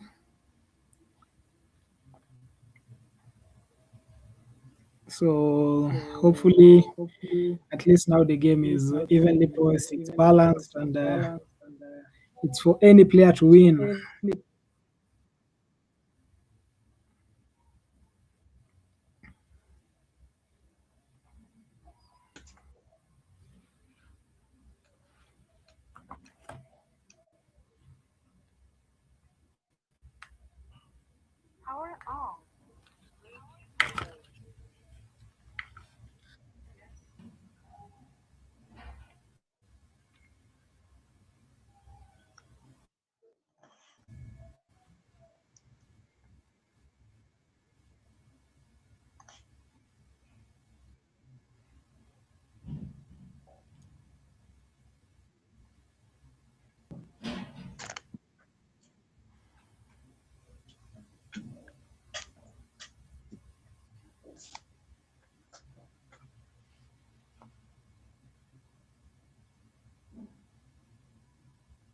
So we're just getting confirmation that it's an I. That's Lispers. He had the option of playing lapsus too.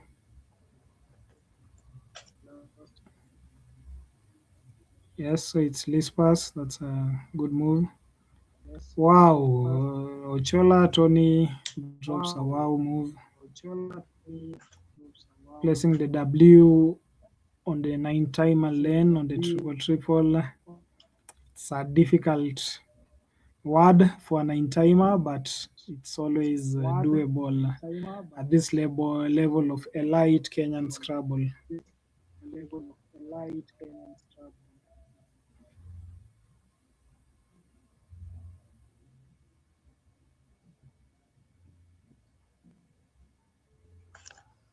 Ochola Tony continues to hold on to the blank, so there are still some possibilities of him scoring decently depending on what he picks. Anthony has the X and the Y, high scoring tiles, which can possibly push him ahead. Ochola Tony's pick is not quite good. He has the double O and the W, the Y and the I. So he's definitely going to have a hard time in the next coming moves. Not so good tiles to go with the blank.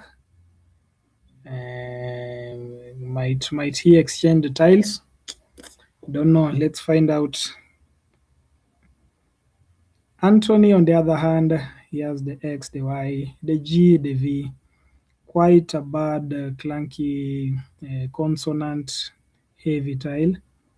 Plays the TIVY for 30 points, which is a pretty good score considering what he had. Some players might balance their rack, but I feel like this is quite good. It's quite a good move to keep the game going and him in contention.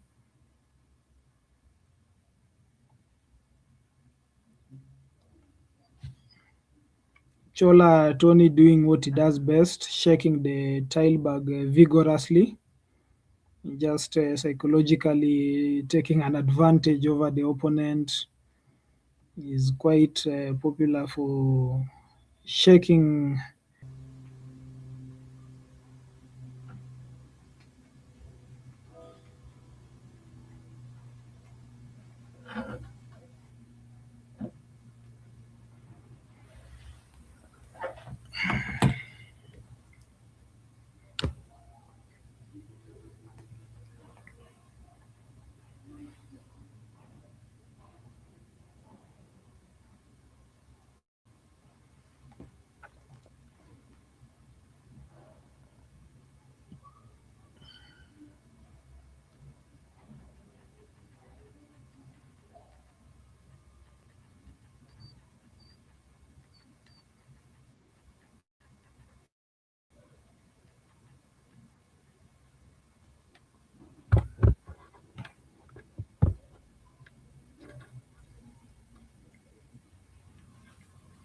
We apologize for the brief interruption. We are now back live. Thanks for staying with us. The action continues. It's just pure fireworks, pure drama in the Masters 16th edition. It's going down at the Steamer Club. Steamer Club just means electricity, and that's exactly what we're seeing right now.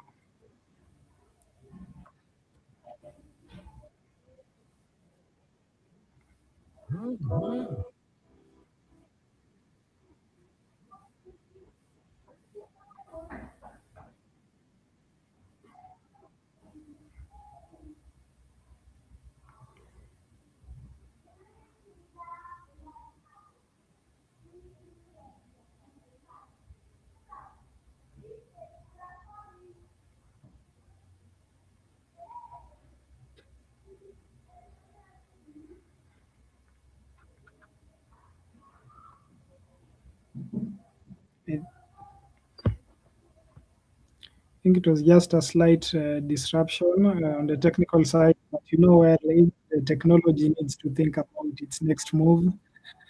We thank you so much for staying live with us. Thank you for being with us and enjoying this live action from the heart of Kenya. That's Nairobi City at Steamer Club, where all the steamer and electricity happens. Ochola Tony from Acacia Club is a familiar figure at Steamer Club. Anthony from Kino Club is also quite familiar with the venue. We have played there before. We can see he dropped an migrant bingo. He's taking the lead. He's in front, not so much in front, but definitely giving the best player in the world competition. I hope we don't see MVP losing on the stream because that will be, he won't be living up to his name. Raphael, what do you think about how the game is going?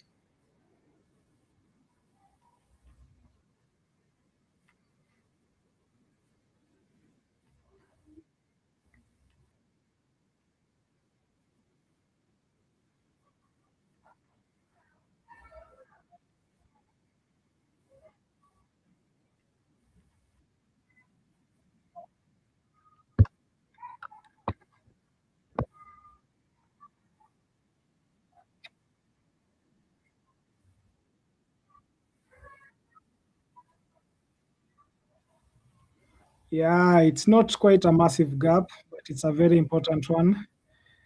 The underdog is in the lead. Let's say firmly in the lead.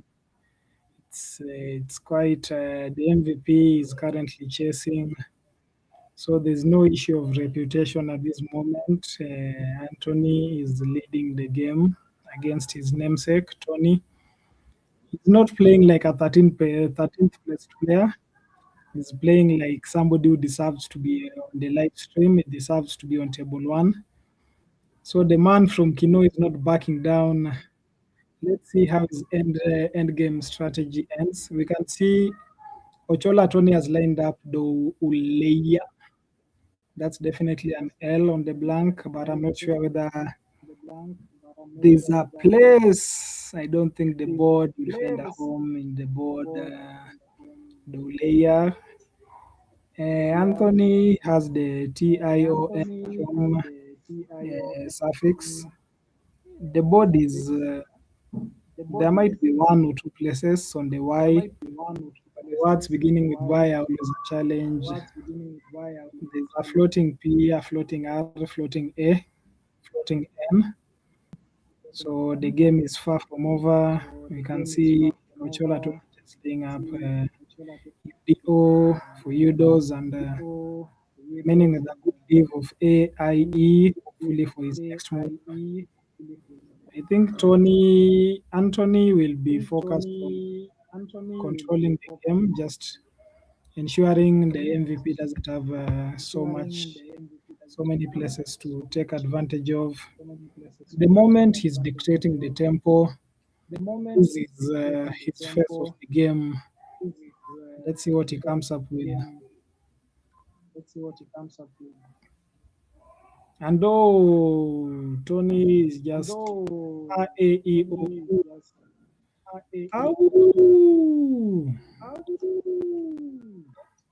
That's a very, very, very bad drag for him. I don't think he'll manage to bounce back.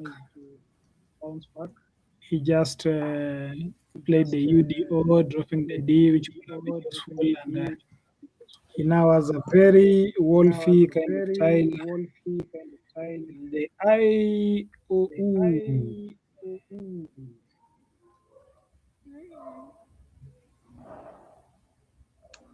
Anthony has less than 4 minutes on his clock. He just plays the I for the PI.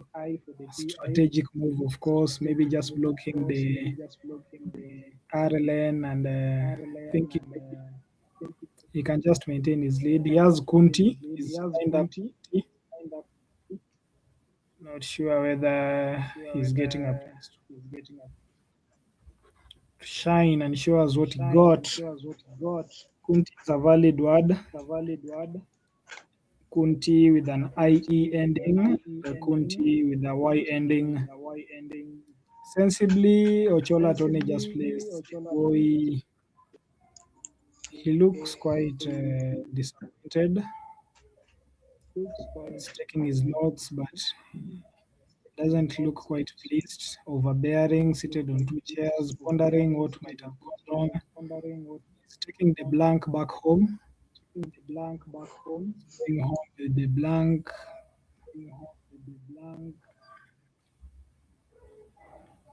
Anthony Kirori looks calculative. He's just wondering whether he could have gotten a place to, finish the game with a bingo Kumti.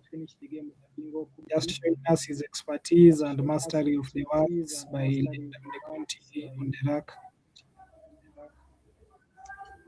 At this point, with a 100-point lead, I think he'll just see off the game.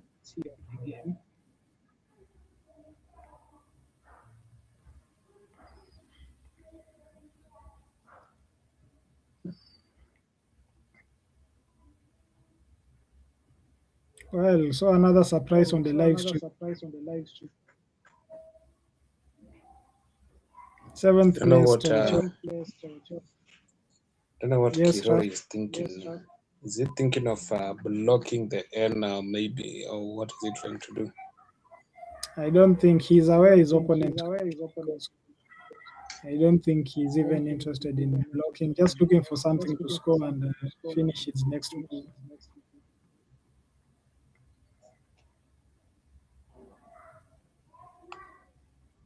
So the scores are updated. You can see he's leading with the 88 points.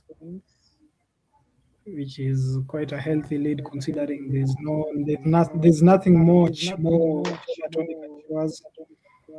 He doesn't have a chance to use the blank, so I think it's a comfortable win for Tony Kilori, the guy from Kino Club. So Kino is actually a valid word. We have the Quino, we have the Kino, K-E-E-N-O, we have the K-I-N-O, we have the K-E-N-O. So the guy from Kino Club, which is located in Kiambu, I think he's going to have an easy win. He definitely knew the MVP is out, so he see a good 521 marks.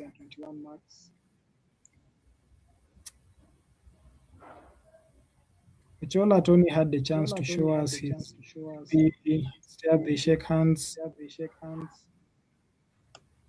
Maybe we can go to the overhead mic and listen what they're saying.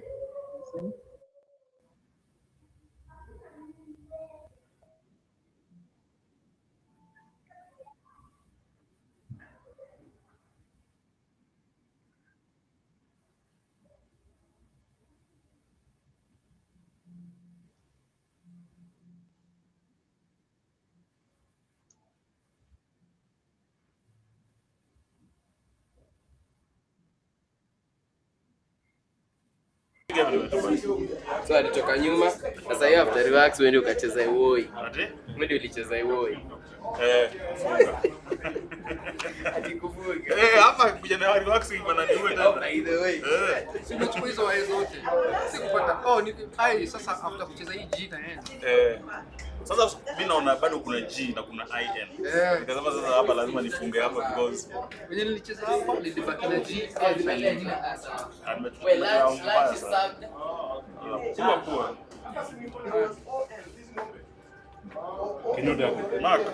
Kinoda, yes. Umepiga huyu jamaa wangu. Ameniwahi. Anacheza kama imekubali tournament. Yai.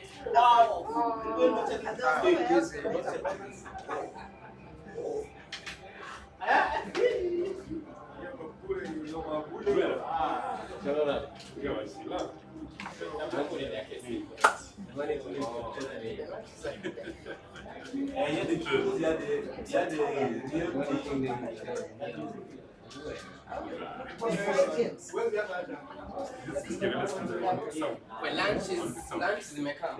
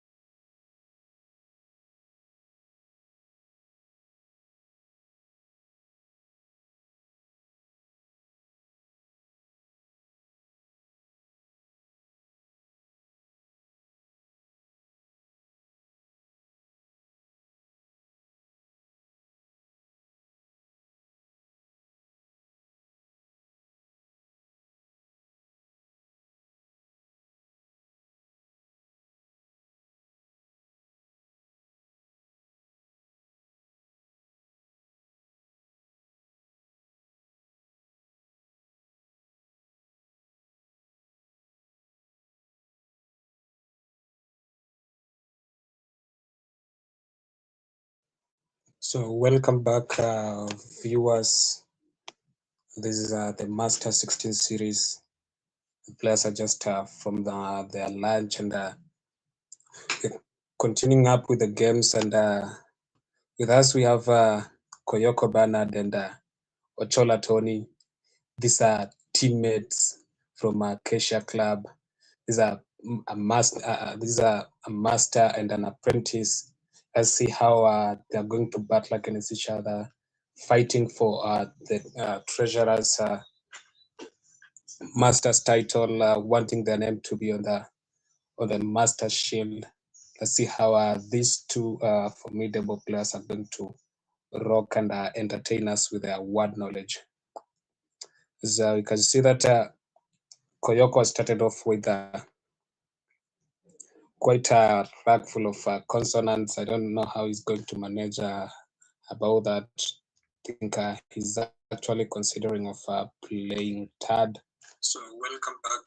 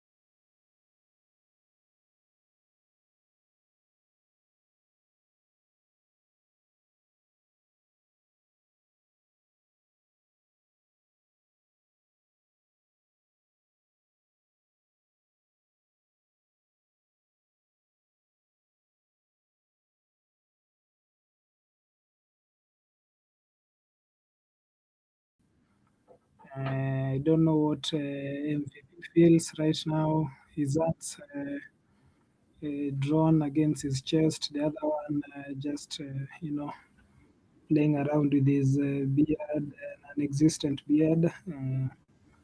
And Skinner comes automatically on the board. Skinners.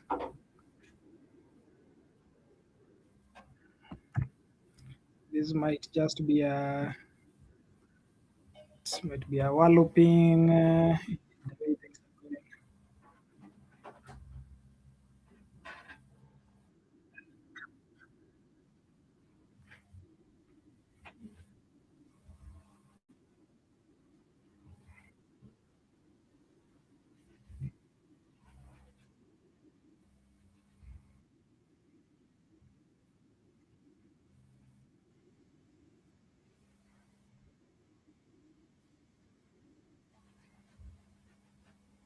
Yeah, sure. It's always a good move. It's always a good strategy to save your S and R if you can score highly, maybe 40 points.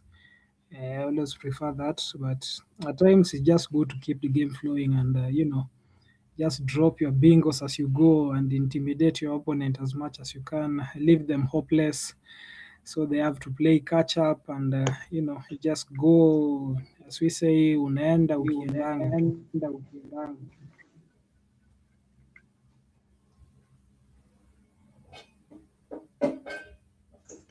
I think MVP is really struggling. I think this is why many people don't like going for large then coming straight back to the stream.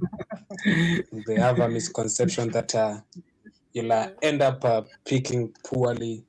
I think that is what is happening to Ochola Tony, picking only vowels after dropping his two consonants and two vowels, goes in and pick four more vowels. And on the other hand, Koyoko is struggling with the vowels and he has picked the second blank. I don't know how this is going to turn. This will definitely be a challenge one. Uchola just have to exchange. Otherwise, he'll keep making low scoring plays. Koyoko Bernard is in the mid table. Ochola Tony is also in the mid table. They are both struggling, 8th place versus 10th place. So they are both hungry to go to the top. And for Ochola, it seems quite unfair. He's suffering a pick loss. He might just encounter a pick loss. So I hope something comes up with the managers. At the top of the table, you have players clanked at 10, 10, 10, 12. Oyende leading. So let's hope MVP can make a comeback. As I can see him exchange his tiles, saving the E, picking the double G, picking a C, a G, W, double L. Not quite. I don't think that's what he wanted, but hopefully he can come up with something from it.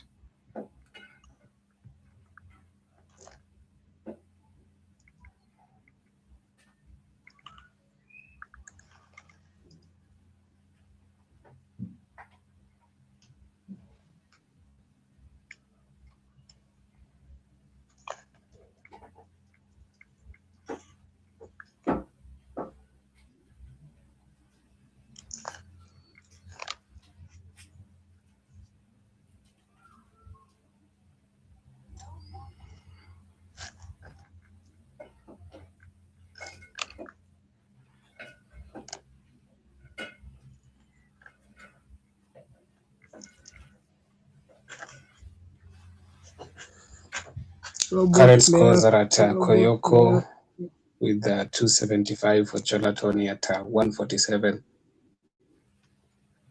I don't know if the game is still fresh, so probably Ochola Tony might make a comeback to this, or maybe with the second blank, Koyoko Bernard might keep on going for the best scores and best plays.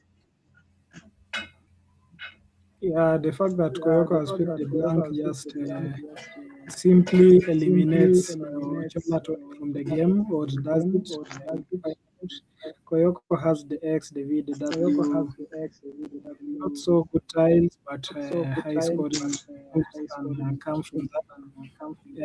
Ochola Tony has the EGLP, so the English, but possibly can just try and catch up, opening up the board, which is rapidly being closed by the person who is most popular for closing the board after taking the lead.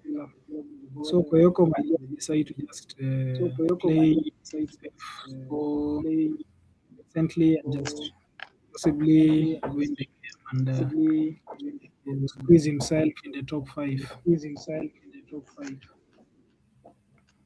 The game master might still be on the run because you see that Ochola has a bingo. I don't know if he'll find a home for it as pegless. Maybe the gods talk to Koyoko so that he opens up the board for him, or maybe he finds a different way of playing, or maybe balancing his rack. Let us see what happens.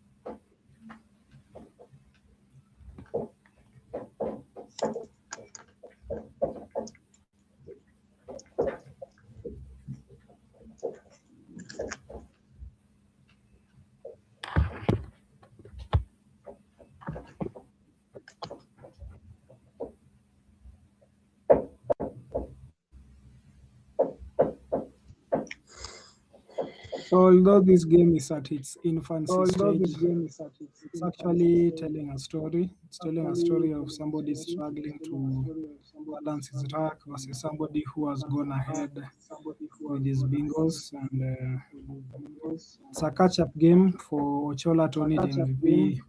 The tile bag, it's still full. There are so many unseen tiles.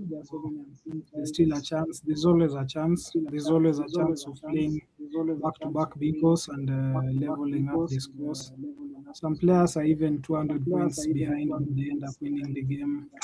So nothing is impossible under the sun, and hopefully we can see Tony level up the scores and possibly give us some entertainment in this game, considering he is the MVP of Kenyan Scrabble.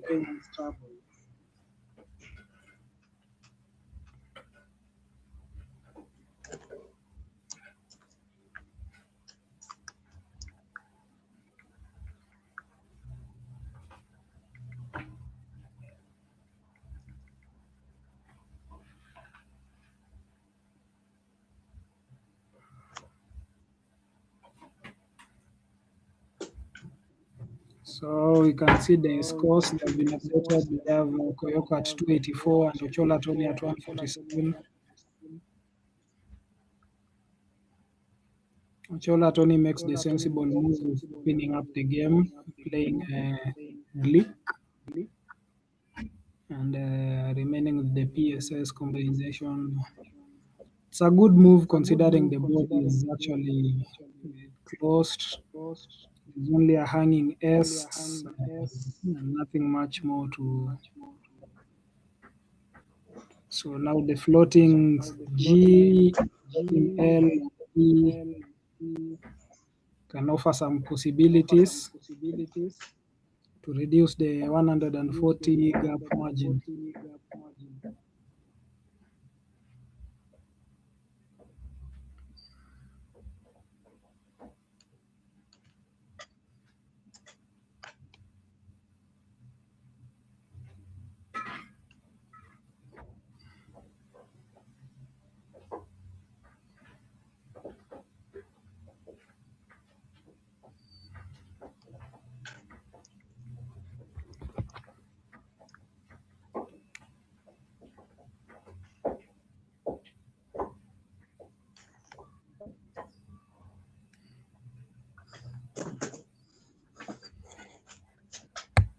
Koyoko is really checking his time on his rack. I don't know if he's trying to locate the 8-letter word through the G from his rack, or maybe having a different play in mind. Exactly what we expected from Koyoko. Seeing any Koyoko, it's like Koyoko is allergic to any opening on the board. Like, he just feels sick whenever he sees the board being opened up. He has done exactly what we expected him to do. Block the lane, the bingo lane for the GLE. It's like Koyoko just enjoys seeing a tight game. Like, he's living up to his name, his expectations, and he's ahead. He's possibly winning this. Yes, Ochola Tony comes up with something magical. Let's see what Ochola keeps. Is actually opening up the board, doing pimps. So it's a chess game. It's a chessing game.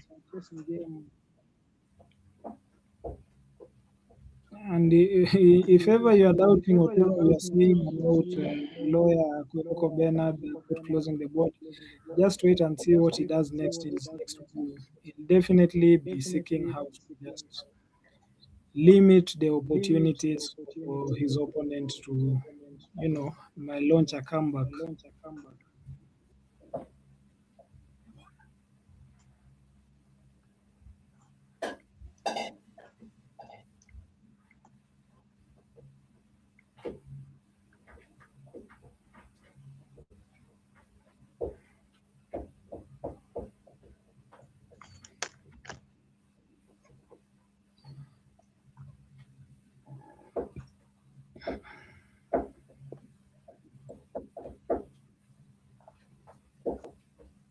So Koyoko doesn't have so good tiles. But I think he's just trying to balance his rack, playing PIU, PU, which he removes and reconsiders.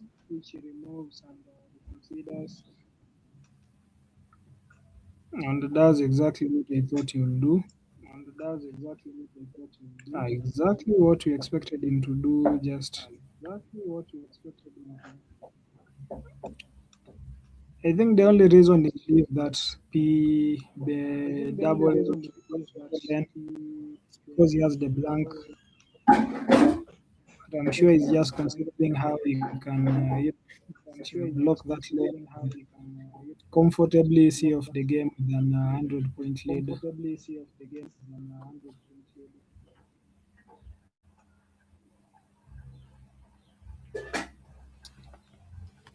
There are still bingo possibilities. If not S, the G, we can have something through the G, start with the G. So the game is technically not far from over. Ochola Tony actually has the word bingos. I think he will bingo anytime if he finds the space. Not so sure whether there's a home for the bingos.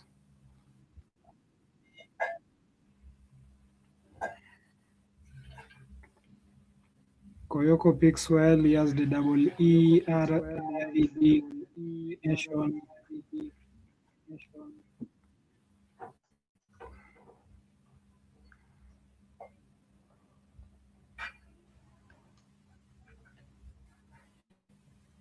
For Koyoko, it's There's simple. no home for biogens, no home for biogens, no home for bingos. There's a tough spot for Chola. Doesn't know what to do. I think he might probably go for Bob to try and clean his rack, or maybe try and play something through the triple hooking ES with something. Let's see what he does.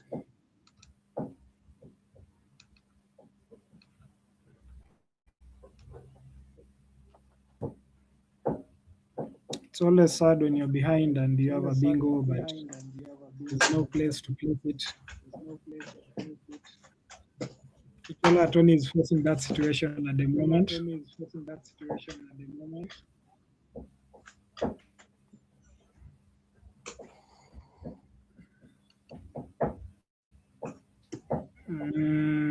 I think he's playing Bisoin, which is not quite I'm not so sure what he's doing. Is it thinking about Bisoin? Yes, thinking of Bisoin. That is that will be challenged off. They're actually challenging it. They're checking it.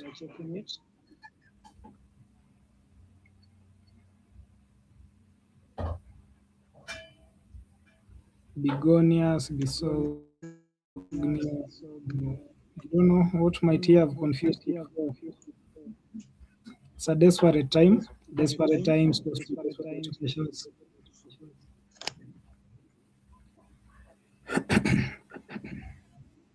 Koyoko will definitely play through the B on the straight ball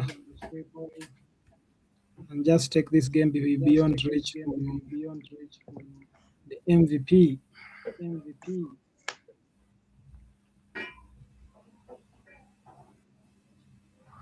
So many options for Koyoko.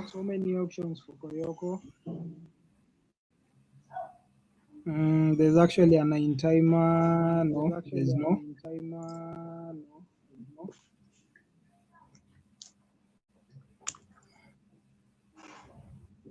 We haven't got a chance to see the 9 timers We're explode. definitely going.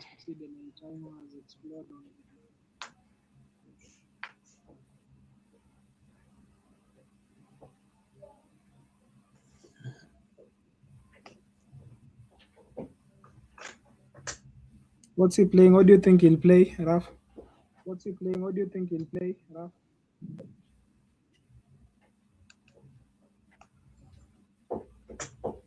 think he's thinking of repost. Oh, He's thinking of repost, which is also funny. not a good word. I think he could have just played safe. Peridot, perioded, peroxide, rotate. He has like 4 good options.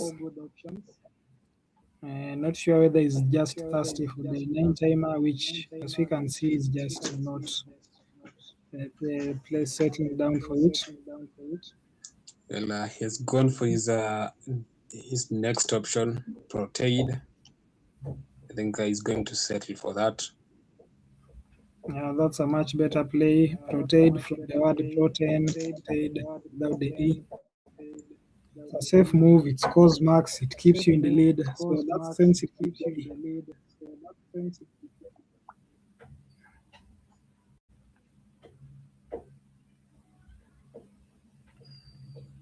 Now the letter X is already it's already out, so there is nothing he's worrying about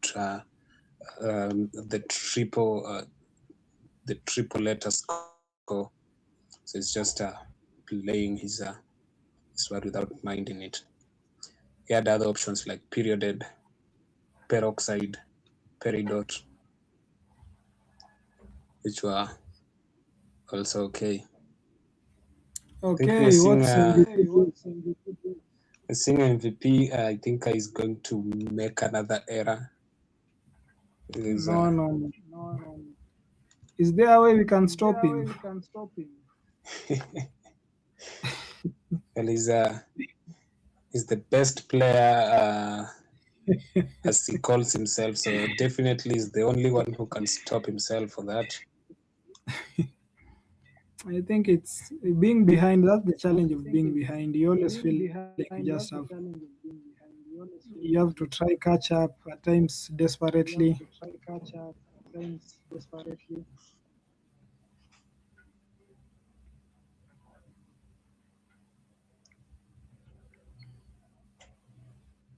Okay, that's the sensible thing of. He actually has no place to play. Maybe just balance his track. I can actually feel his pain. I've been in this situation several times. Slightly behind, you need a bingo to catch up, you need to score some marks, and it's totally nowhere to place your bingo. I think it's even more annoying There because is he a has the game.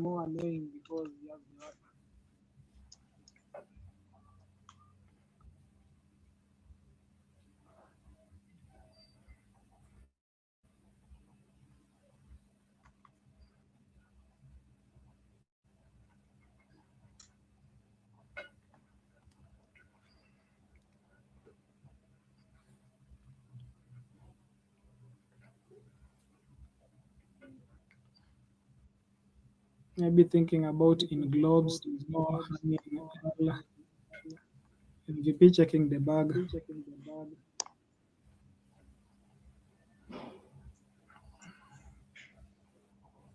Okay, he just goes for bingo, playing it safe, just making sure the cumulative spread does not become so bad.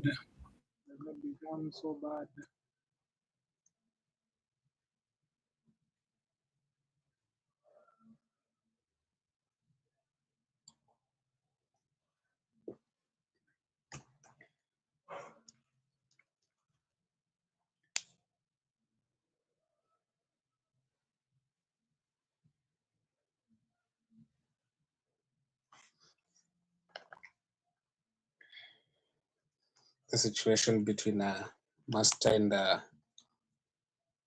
an apprentice, and we can see what the master is actually doing to his student. This is a pure demolition. You can see the expression in Ochola's face. Is decided to lean back on his seat. I think that is slowly accepting defeat, telling himself that there is nothing I can do from here. Just have to make sure that I play all my tiles and sum up the game from there. He's gone ahead and picked the queue, which was also waiting up for him. The look of things, it's like Koyoko is going to bingo again through the S. And, he doesn't spot it, or maybe he's playing safe. I don't understand what Koyoko did at that point. Don't know if he didn't spot Rinsebo through the S, or maybe he's trying to play safe and avoid any damage on his side.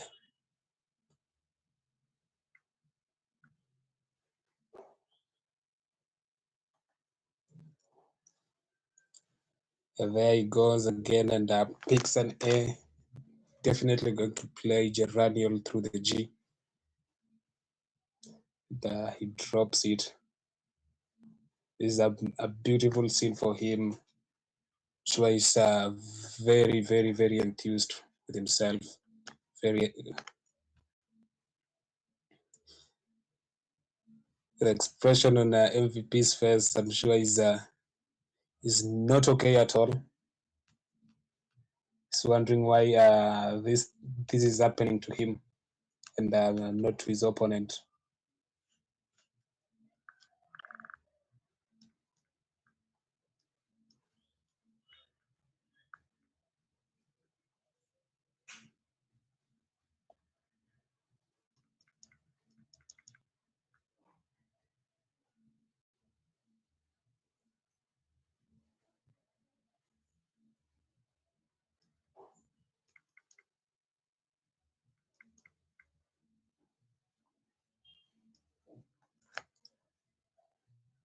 I think we can listen to the overhead mic.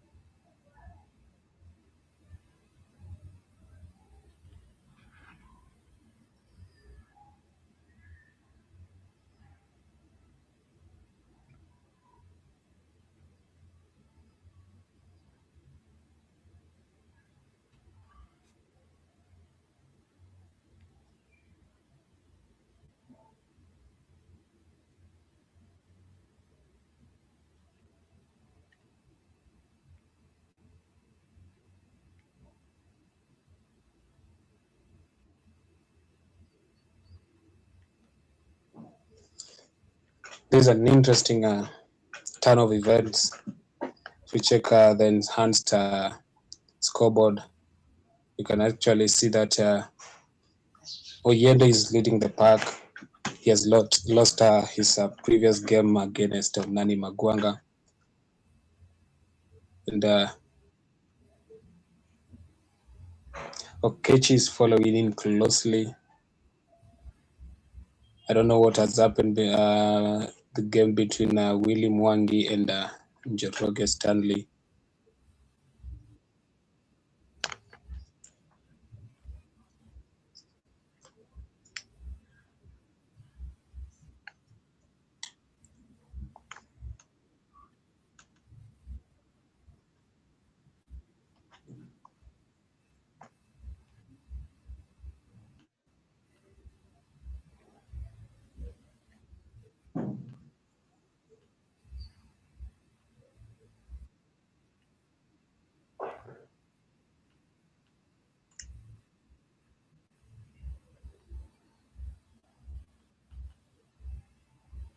Well.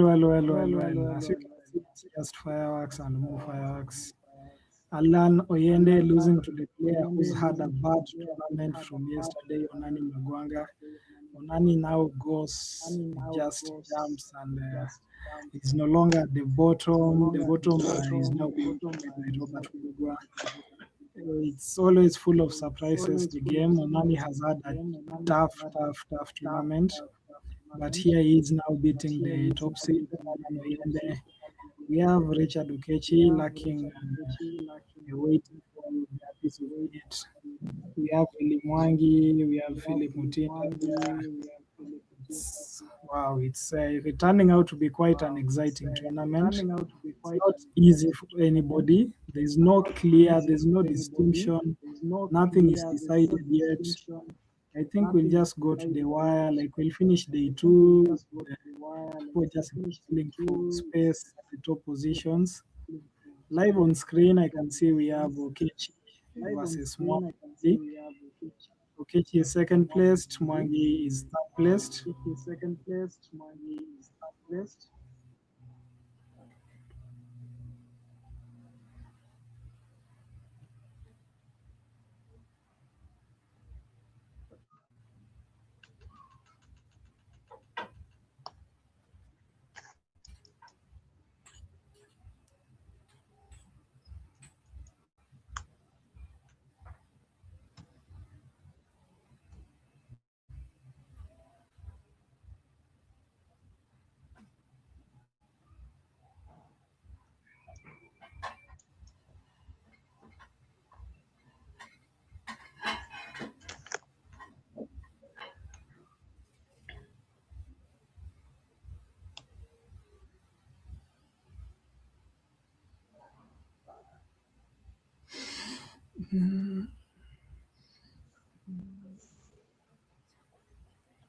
These two players battled against one another in the national championship at Muranga at round 18 to declare who's going to win the national tournament. And Willie Mwangi outpowered Okechi and clinched the national championship. So I don't know if it's going to happen the same way in this particular game, or we are going to see Okechi Richard taking up the win.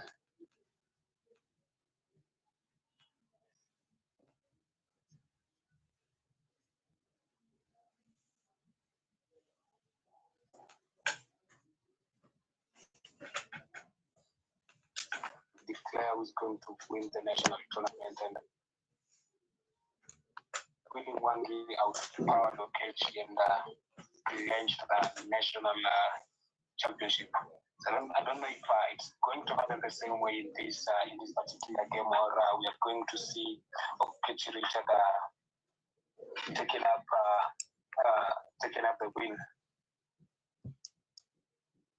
Yeah, we are possibly going to see a big challenge, the Battle of the Titans. These are people who have won the nationals this year. These are people who have the stamina for the days, for the games.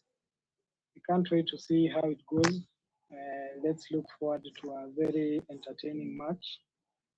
Okechi starts with the power tiles XZ, FBD, so I'm sure he's going to dump some of them. Willie has the double S's, which places him in good position. Can't wait to see how this goes.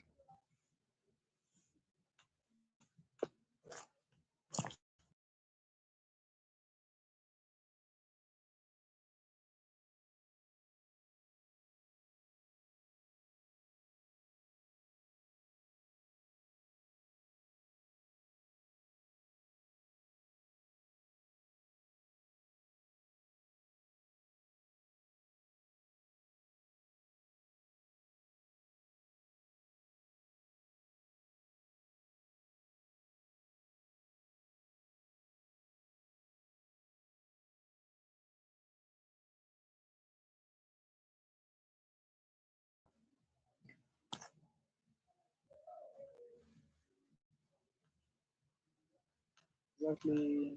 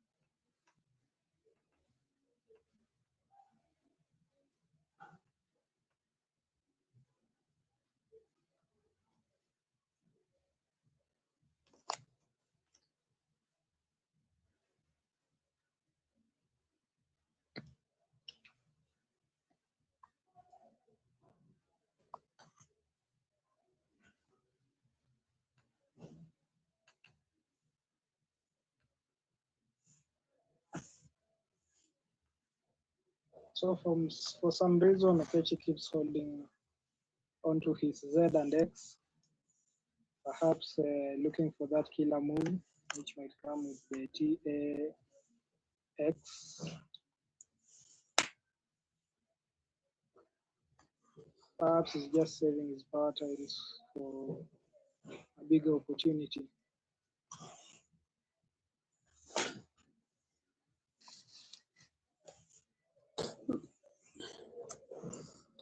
can see a phony that has been played there without being challenged, SHANT, which is not a good word.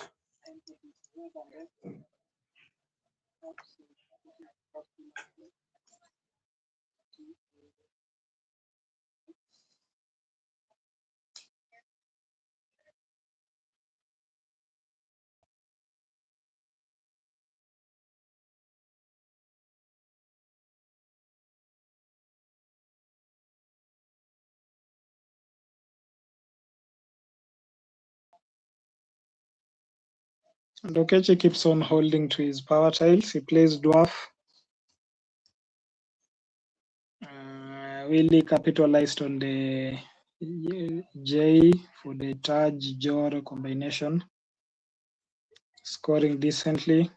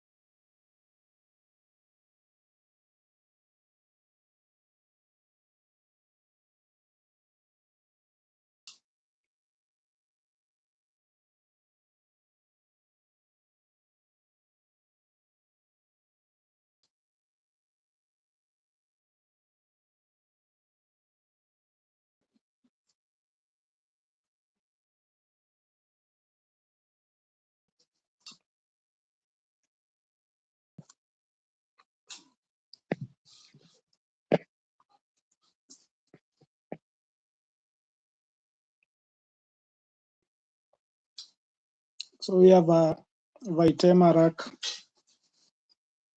for Willy Mwangi. Okechi also has the blank, both players getting the blanks, both players evenly poised. Definitely fireworks coming up. So we have a Vaitema rack.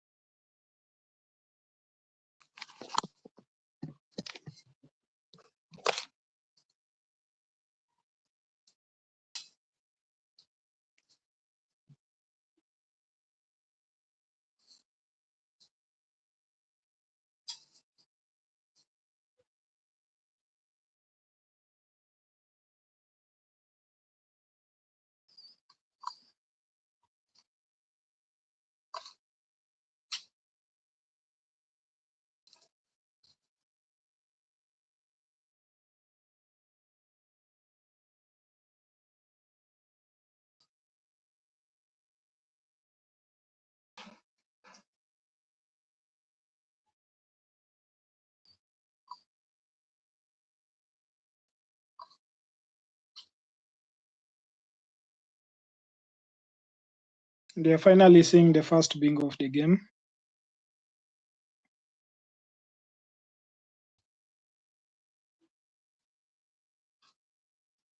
Willy Mwangi sets up the simple travels bingo with the S hook on dwarfs.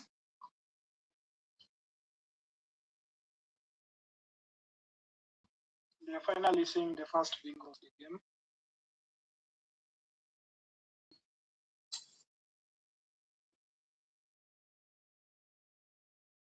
Willy Mwangi sets up the simple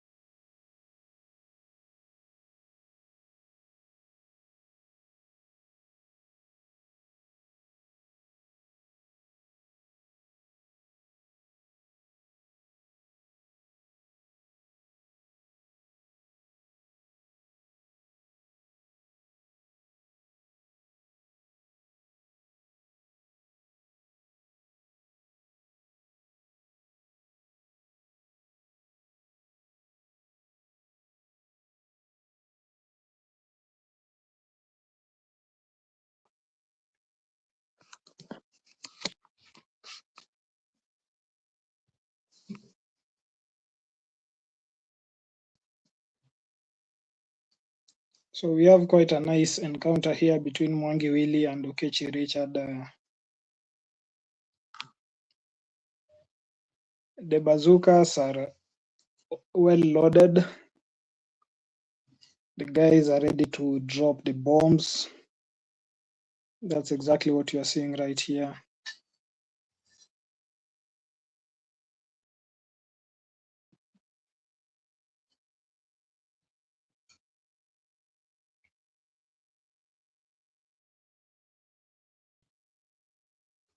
When Okechi Richard has the blank, definitely dropping waiters or whalers, or there are so many options. He's definitely using the T for the east. There he goes. He's placing his bingo. That's an easy one for him. Don't know whether he'll. Has he marked a T, an L? Is it an N? Are there any more possibilities?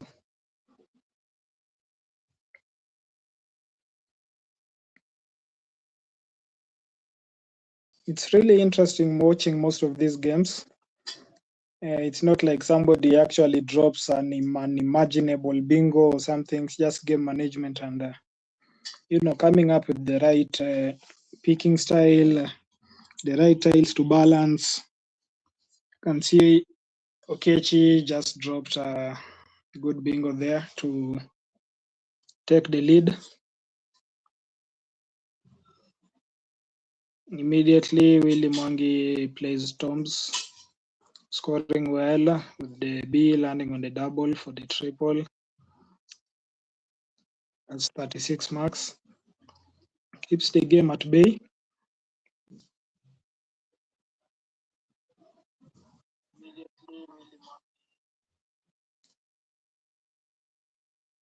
This is actually a tough contest, just as we expected.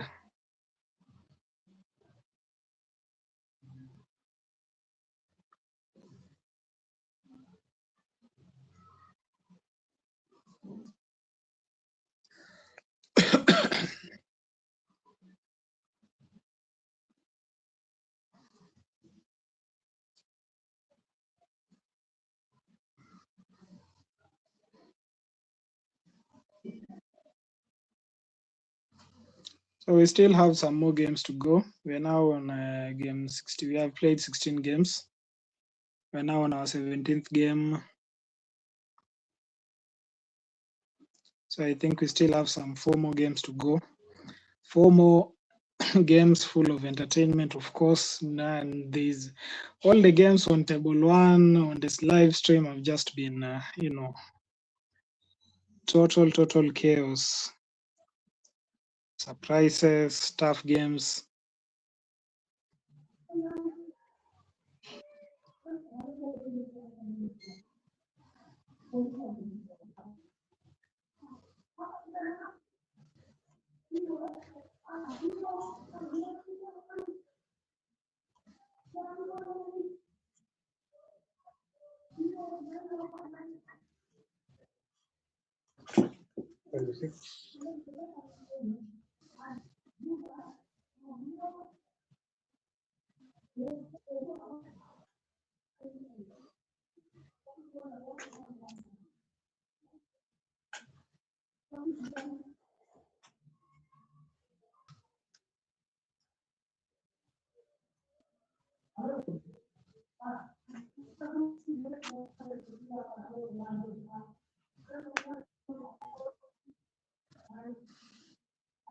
This is quite an exciting game. Willy Mwangi picks the UU. There are only 4 U's in the bag. At times I wonder, why do you always have to find the other U? At times you actually pick all the 4 U's that are go. In this case, Willy Mwangi has 2 U's, and let's see what he does. He has the up prefix lined up.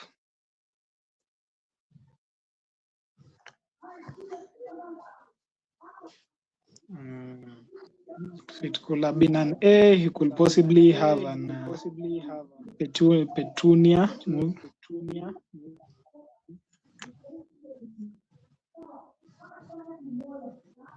So it's a co-lead.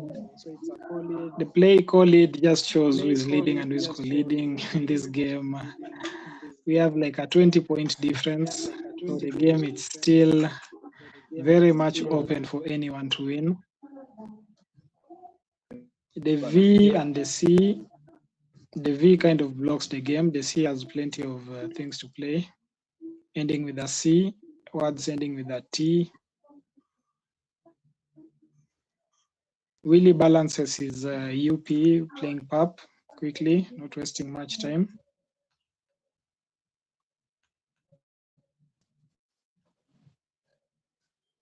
For those joining us, this is the Scrabble Kenya Master Series, the 16th edition.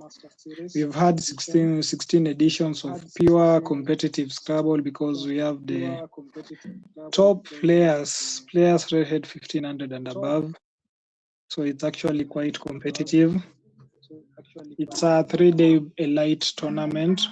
It's a Scrabble bonanza. So in this case, there's 100,000 shillings up for grabs. That's the prize pool. So it's definitely salivating for most people. Like Alan Oyende, who is a consistent top performer. We have Richard Okechi, who is now setting up Entasia, which also plays Taenias.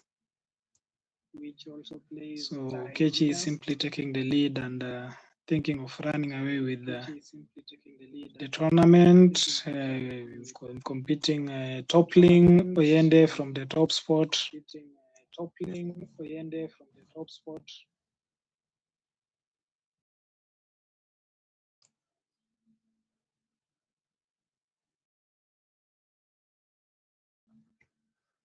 Can see Okechi has the famous Tisane. So the Entasia back. bingo effectively closes most A of the very openings on common the stable. board. At this point, we just simply have the letter C, what's ending in C. We have the AG. AG takes A. For Aga, there's Age, takes an S. So there's still some possibilities there. Will Willy Mwangi be able to capitalize on that on time? Let's find out.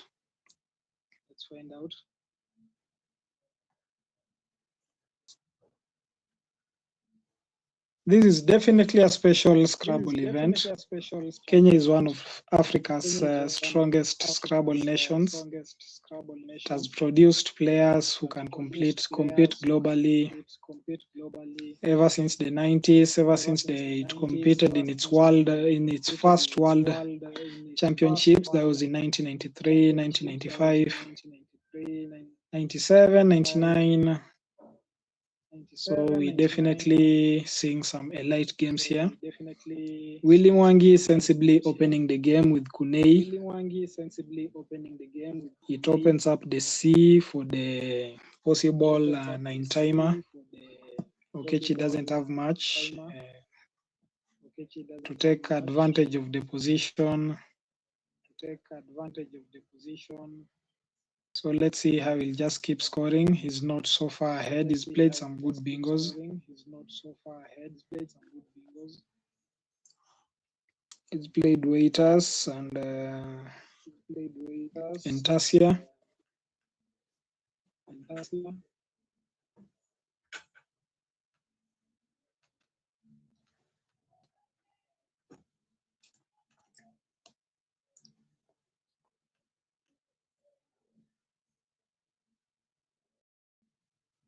I don't know what Okechi is thinking. Is he going to play half or he wants to, or he might go for FIQH and drop the clunky consonants that he has.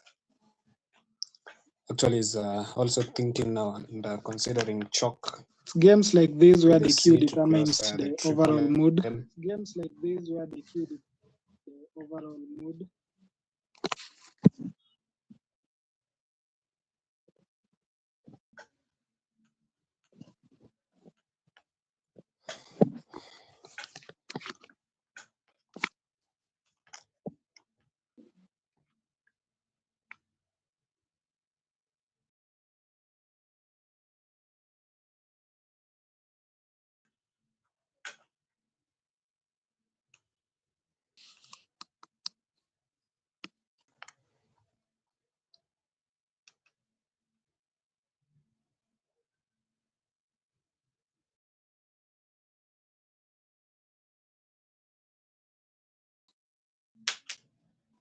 Thank you for the update. The blancos are V for waivers.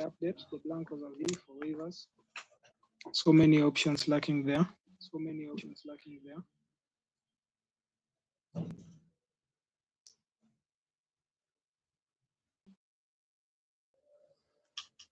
Kechi is really taking his time with his rack.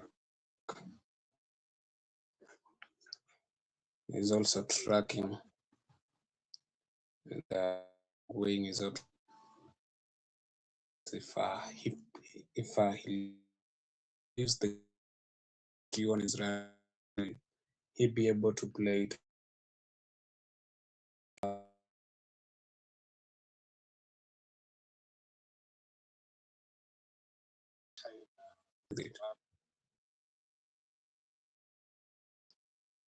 He's also tracking.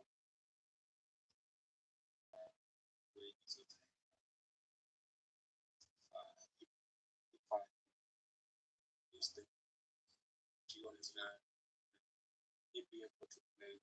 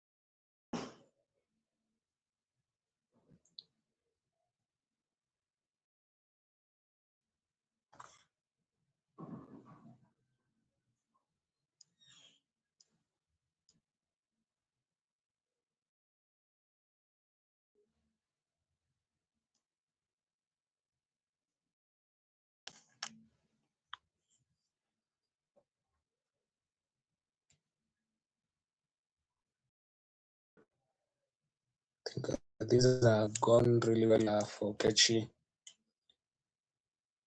countering the plays by Willie, then dropping Entasia to take the lead, trying to minimize how Willie scores by playing chalk. Has been really a great place from Okechi. And here he outs with Reno to clinch his win.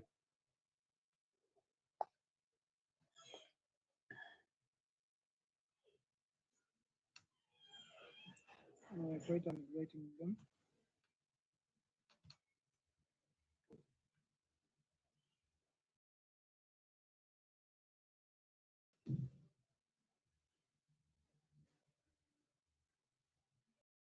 I think we can listen to the overhead mic and get the views from the players.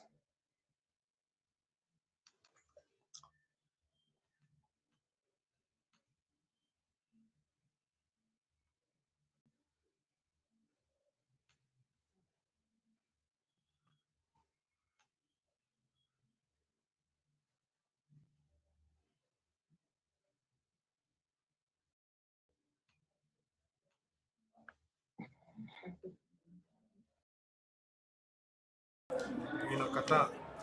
Nikaona ni score tu niende 30 ya so hapa nilikuwa ninafikiri kucheza half ama choke. Nikaona zote ni almost the same mark.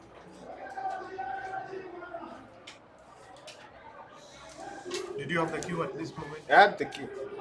But nilikuwa nimejiambia hata ukicheza bingo hapa huwezi nisumbua sana. Alafu hizo mayu either uko nayo hiyo ya mwisho ama uko. Ungekuwa nayo ingekusumbua kupata bingo. Kama ungekuwa nao mimi nichukue ingenisaidia kucheza cue hata hapa. Because nilikuwa nicheze hapa ilikuwa 42 ama hii ni 8 9 10 no hii ni 12 13 14 18 36, 40. Hii ni 42 na bado hii ni 40. Hii ni 42. Zote ziko same marks. What I wanted, unaona hii move. Now my next move with the Kune. Just niweke hii place ikae ngumu kidogo. Nataka hapa ikote. Sasa ukaniwahi. Hiyo iko bado. Hiyo itasa imekuja tu just. Hadi nilikuwa na raki imeiva, nikaona badala ya kucheza pale hapa acha nicheze hapa. Right. Tumemaliza round robin sasa. Hii ilikuwa round 17 si ndio? Yeah, it was. Uko na points ngapi sasa hivi? Umefika 13. Kwa show changu confirm. Hiyo dwarf si kwa show kama unachukua hiyo. Dwarf is in vitu zote. Ilikuwa 11 so nitakuwa dwarf. Awoto uko tu nyuma yangu, uko chuma yangu na moja. Hiyo move yangu ya kwanza. Nilishindwa nicheze hizo SH na dark. Nikaniambia nitakupea very obvious place ya pengine kama hii utumie. You know what? Ilikuwa na racks mbaya. What I remained with, I could have remained with star. Hiyo mimi ningecheza hiyo. Ningecheza hiyo kwa kimoja. Sasa the problem is bado ninapeana floaters. Afadhali ningekaa tu.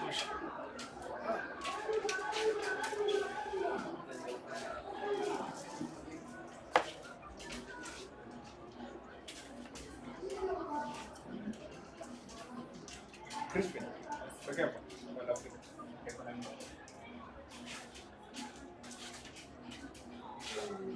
Na ulikuwa umenisaidia sana wakati nicheza John. So I remained with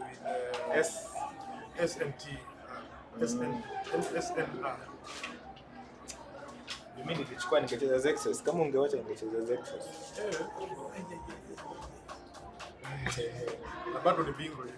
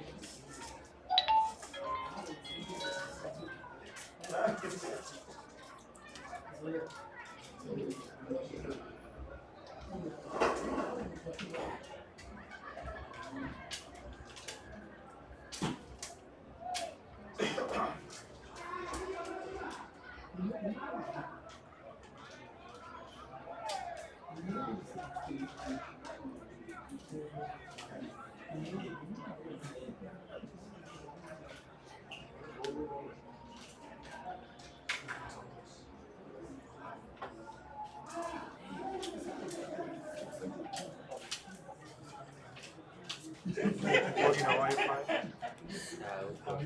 Hakuna ya members on.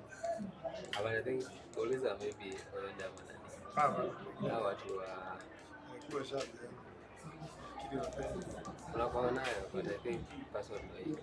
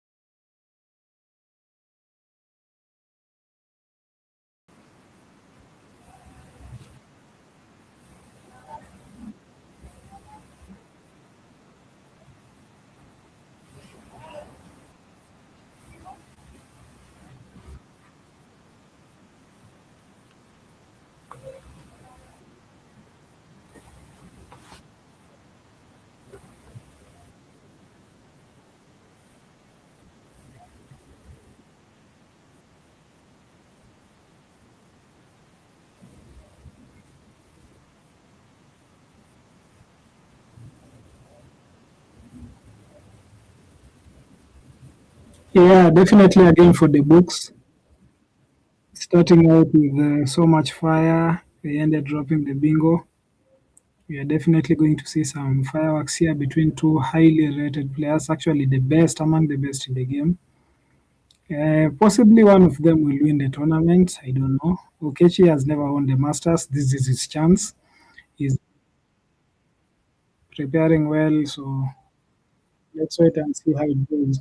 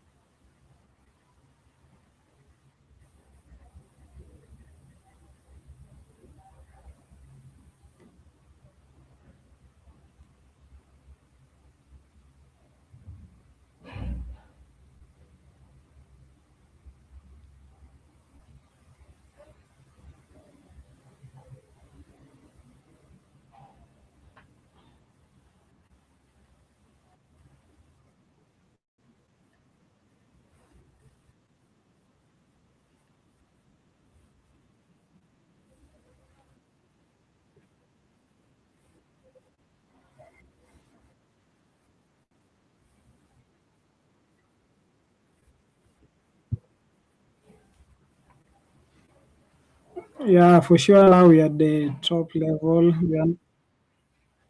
We are now having the first versus the second. So Alan Oyende against Richard Okechi. That's the number one versus number two. Both of them are engineers by profession. Both of them are problem solvers, among the sharpest minds in this tournament. They have the same record, they have the same ambition, and only one can stand alone at the top. This is not just a game, this is the king of the hill.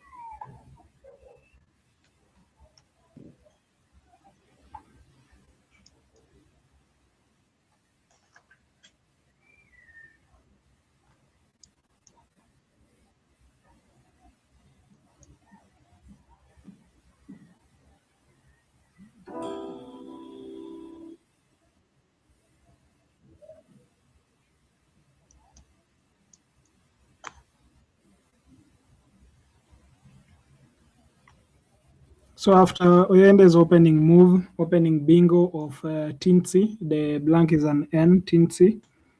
We've had some good exchanges of Zoo and Grok and Miller.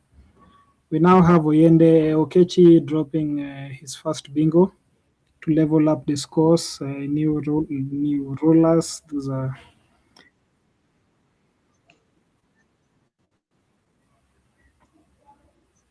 this is just a high stakes game.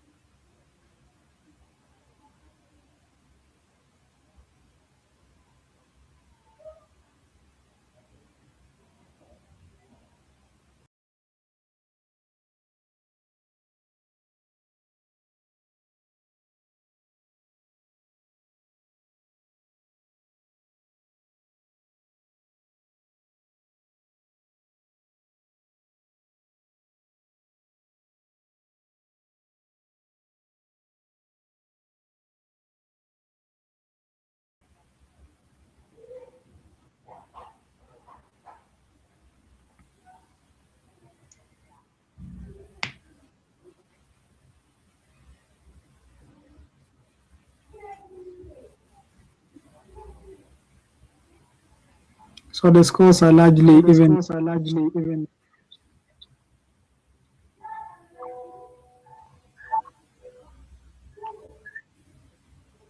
Okechi Richard responding to Alan Oyende.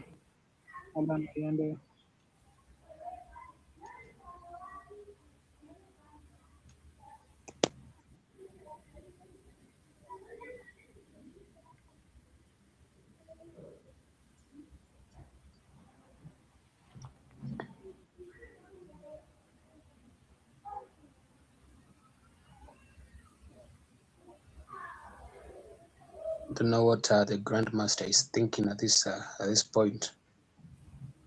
I think Jind will be his amazing play with holding a C and a W and playing Jind just through the end, considering wind.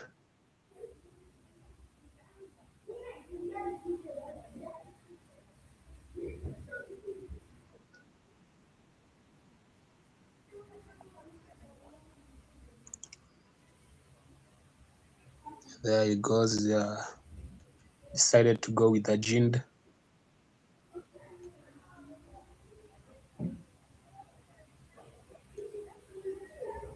Taking him 50 points plus ahead.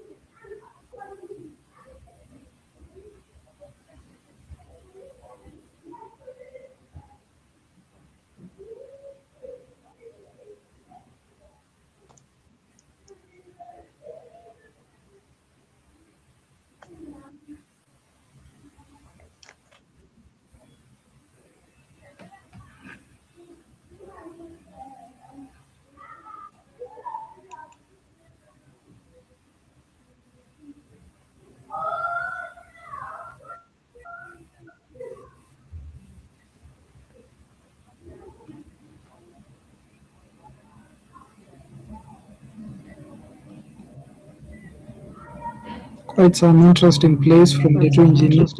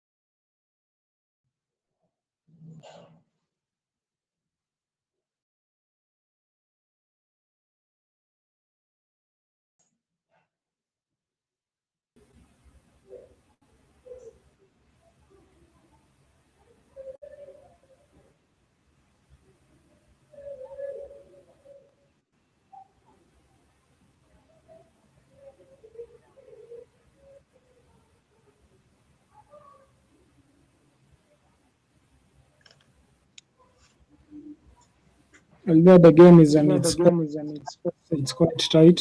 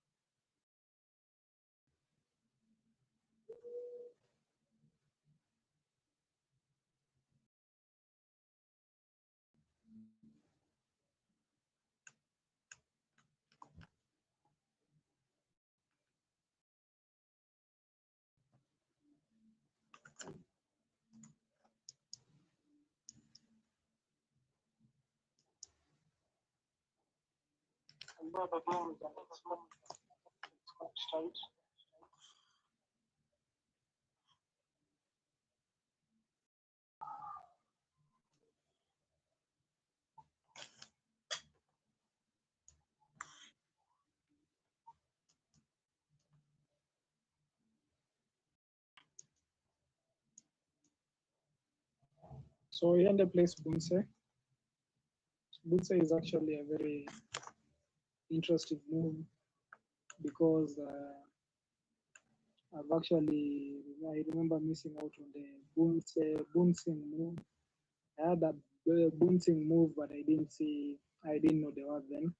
I actually won the game by one. I could have gone ahead to win the game comfortably if I knew Bunsing. So seeing the word Bunse is quite memorable.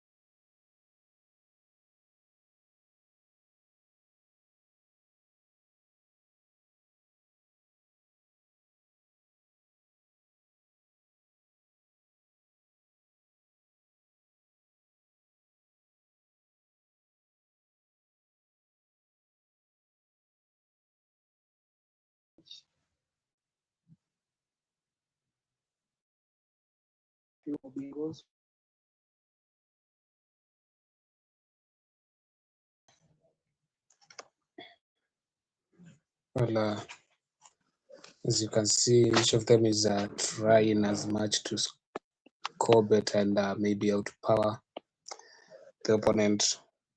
And there is the board is quite open, and having a blank outside, two S's outside, I'm sure both of them are going to run for the S. And the look of things, Okechi has picked one of the S, but now he has 3 T's in his rack, which will definitely slow him down a little bit.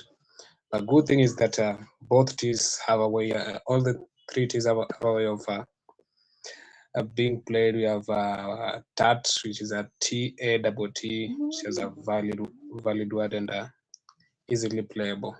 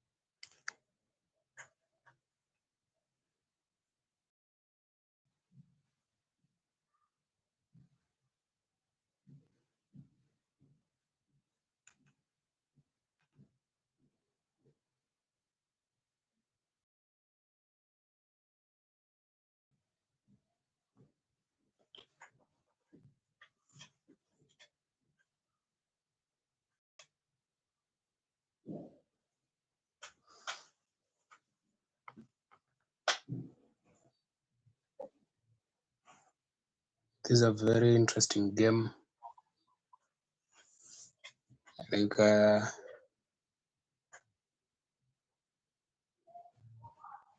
we'll probably see Okechi dropping a bingo. Yeah, and he has odds.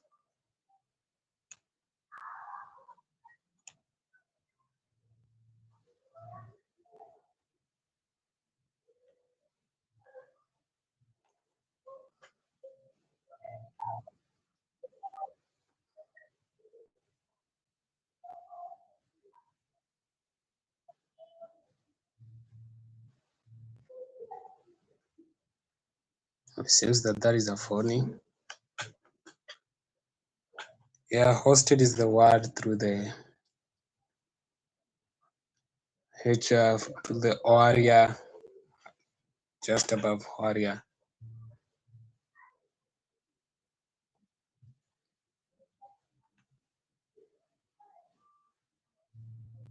And we can see Oyende thinking of blocking the only spot for it. So that is a very big setback for Okechi.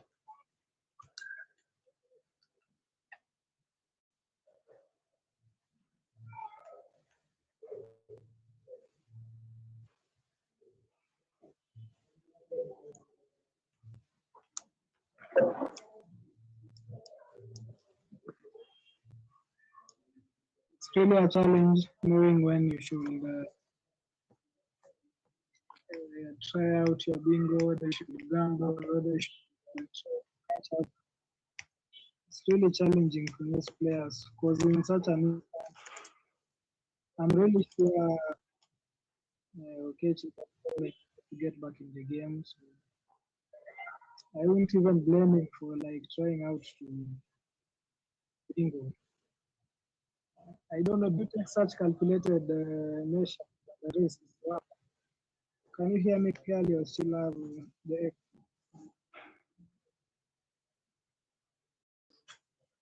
Well, I can hear you, and I think he overlooked his rack and maybe thought of something with the N, and I think at some point he didn't want to open the triple N for a 9 time up or something close to that.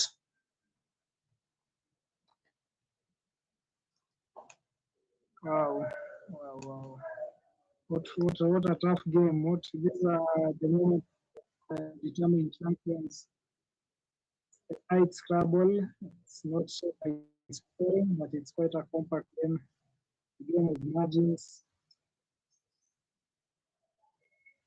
Oyende decided to use his blank to block.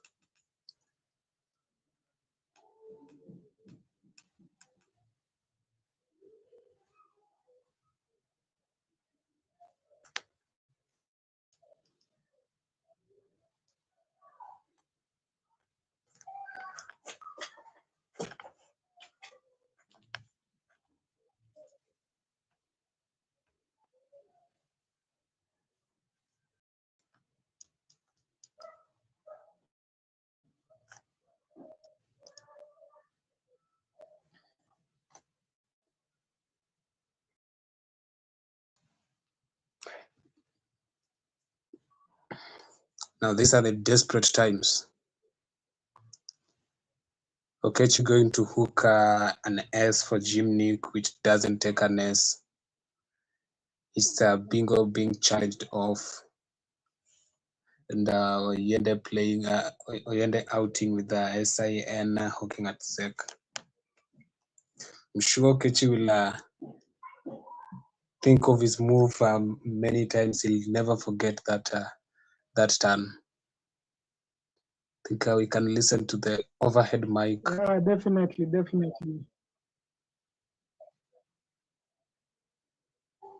Nikaona pia hapo unacheza.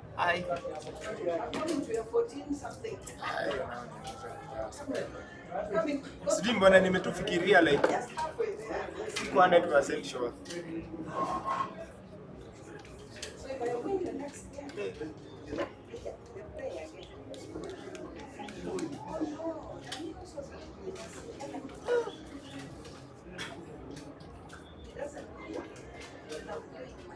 I knew I was finished. I was finished. Na nimeisoma juzi. Umeangalia huko kwaone umesoma juzi. Ni umekuwa najua shida. It's like I've studied Horstman, Horst, and in all those things, nilikuwa najiconfuse. By the way, this side is better. Way back. This side is really bad. I'm it's because You have left handed or right handed? You have right handed. yeah. Both sides ni equal. Equal. Oh, no. Hakuna kitu na hizi. It's a state of mind. Your offhand is state of mind. Lakini hapo iko. Nimechicken out from You give back.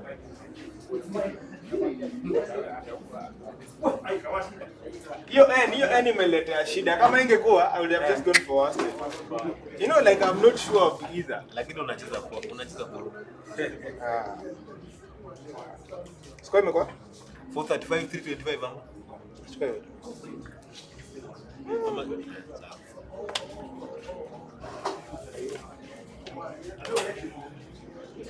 Gymnic ni poa, si ndio? Gymnic ni poa, gymnast, intergym, all of those. Sasa nimeona sasa hii bana. Naona rack ni ufala. Unajua this move I was thinking of playing taxi hapa. Do you know I picked the blank after this? I was thinking play. So I'm seeing you can play a bingo here. Wacha tumalize hizo vitu. Umepiga hiyo bingo. Tumaliza. So tumalize usifishi tena. Kufa sasa. Lakini I was dead. Mimi nilikuwa nimeona you played Warrior, you're finishing the violet. Then I'm thinking if I play tax, but nikaona hiyo I inaleta. You know even with Warrior you made that match. So ndo nilijiambia even if I play tax hapa, nikaona nicheze hapa hivi. Then sasa hiyo Anthony na ama ichukue Antoid.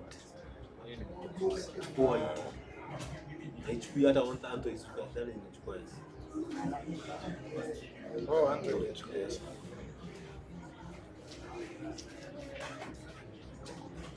Ulikuwa na lakini ina haraka. Iko na bingo.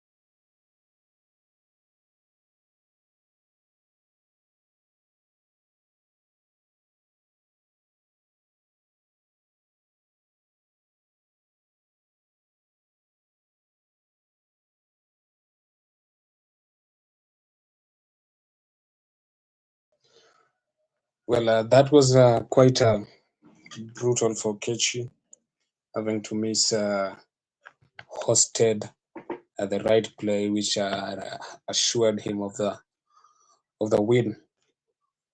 Let's see how the next round goes. At the moment, we have Oyende with the lead, 1 point ahead of the other players in the field.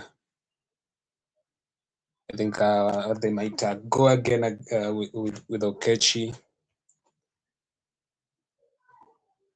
XP, what do you think about this? Well, that's how you do it.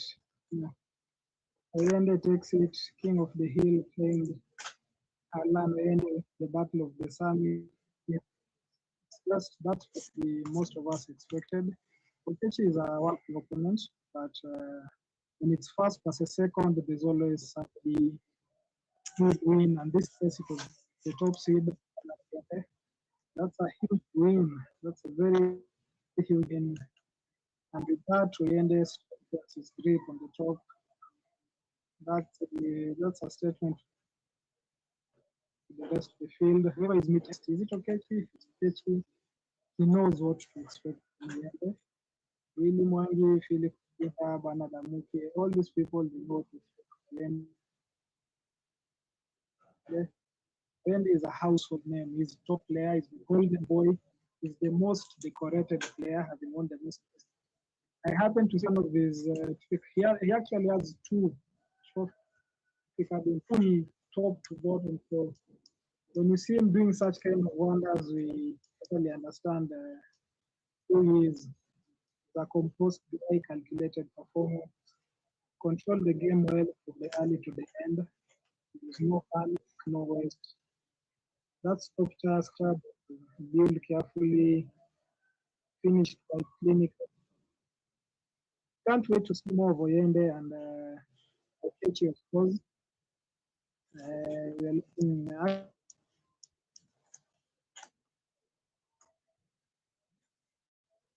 because it's King. To anyone who's joining us right now, can subscribe, like,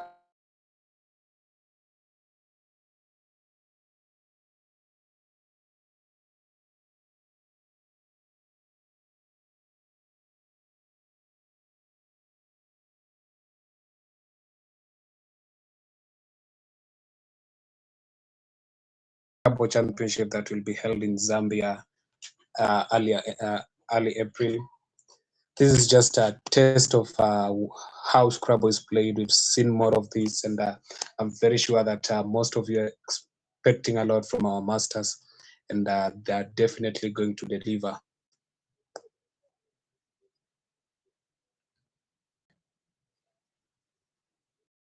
I can't wait for the games, the Casa games. That's actually side of Kenya. We normally win that. We don't expect anything.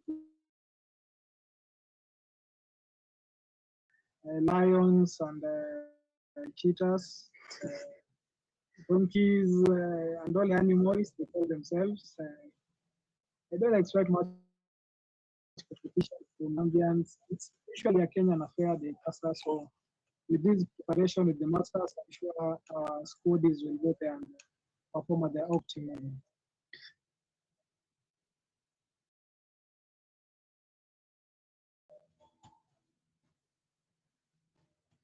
The information getting from the ESB, you can see Cecilia Ruto at position 18, having lost the previous game to Mbugua Robert. This is, I think most of the people were expecting to see this. It's going to be a battle going on.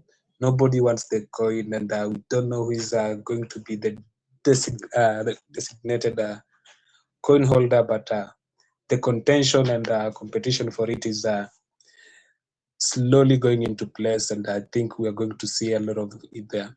Normally in the Masters, the battle for position 1 is never that effective or high than the battle for the coin.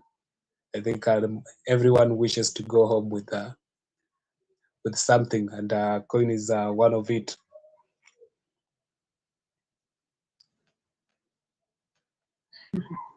Yeah, sure. At least you won something. You can just tell people you won. I won. What did you win? I win. I won a coin. So it's part of the winning process. You can see Magwanga Onani totally escaping that position. Despite the field being quite strong, we didn't expect him to be there. And of course, he's navigating away. He's 6 points away from the top. So it looks impossible, but if he wins all the games, you might just find him at the podium. That's how Scrabble works. 1 minute you're having a bad game, the next minute fortunes change, tables turn. So we can't wait to see from here, more from him. He's a veteran. He was the first national champion in Kenya. So we don't know what's up his sleeve. He can just pull a move. We have Stanley Karoge there. Imani David, also a good player at the bottom. Sanjay Daniel. So the bottom is also quite heated. Somebody can just look at the standings and maybe perhaps think that it's just at the top. That's what the competition is. At the bottom, it's even more. It's a hashtag competition there. So as my trying to get out, it's like trying to trying to escape quicksand. You're on quicksand and you are trying to get yourself out. You just think because at the bottom it's also quite challenging. You can see Gitonga and Deretu there also on the mid table, Ochola Tony, Oyo Ian. At some point we actually forgot about him, but he is in the mid table, Otieno Manasse, Koyoko Bennett. So all sections of the standings it's just chaos, absolute chaos. At the top, it's just 1 point difference with a cumulative score, differentiating the players. In the middle, the same, there's just 99999 each page. So it's still it's very packed, it's totally packed. There's no clear person at the top. There's no person in the middle. There's no last player who is clear. It's just pure competition. And that's exactly what we expected from the Master Series 16, coming live from Steamer Club, Nairobi. We are now on our second day. We're going to, the third day will be tomorrow. And the fireworks, judging by the fireworks we have seen today, can't wait to see what happens on the third day of the tournament. There's a combination of brilliant minds and amazing players. Definitely, the battle is still yet to come. Oyende being at the top doesn't guarantee that he's the one going to win. We can just have a surprise winner from the players in the other rankings. We still have a 8 more games to go. They're playing 28 games in total. They're playing 10 games today. We have 2 more to go. And with that, we can't ascertain that it's yet Alan going to win. We've seen a surprise from Monani Magwanga, who for day one, that is yesterday, he only had 1 win, but today he has the games that have been played so far, he has won 6 out of the 8, and I'm very sure that he's going to give his best because that is what he does, and him being one of the earliest Scrabble players in the country, I'm sure he's been in this field, has experience on it, and definitely going to do a lot to keep his name. Yeah, for sure, Nani has a name to protect. This is exactly what we expected. As things are going, we are going to see some difference, some changes with the top seat at the top. That's 13 wins and losses. Still setting the pace. After that huge win, after overall catching, he definitely is commanding the ball consistently. So at the top, there stands man in control. His closest challenger, Okechi, namesake Richard, still has 12. Positive spread, so very much alive. Yeah, so alive. You think right off. Just one slip from the top, and I'm not a big fan of King of the Hill. I've never been. Because right now, players were just going to meet for the next games at the top and the bottom. So it's going to be like back to back. The advantage of that is that a player has a chance to pay back. You have the chance to, if you have lost, you can redeem yourself. Unfortunately, if your player knows you well, if your opponent knows you well, you are in a pity. Mwangi, Philip Tinda, follow us number 1. Mwangi really still in contention. He's chasing, yes, but he's in contention. He needs a strong finish and probably a favor or 2. Philip Mutinda is lacking. if he wins up, he will still shake things up. So Philip Mutinda is very good at shaking things up. He always that dark horse, that person you're like just overlooking, but at the end you've been attacked. Bernard Amuke, the beast from the east, still in the fight. He's quietly consistent. He hasn't gotten to table one, but he's very consistent. Just win some win, two wins, and then there. Attention. The mid table is just chaotic.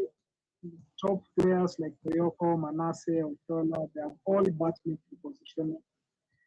This is where tournaments are made and sometimes broken. The lower table will keep winning money. We have Daniel Machan there. Madam Cecilia, of course, she was looking for the challenge. Most people actually doubted that. Right, so I'm sure the pressure of disappointing or impressing your fans is there.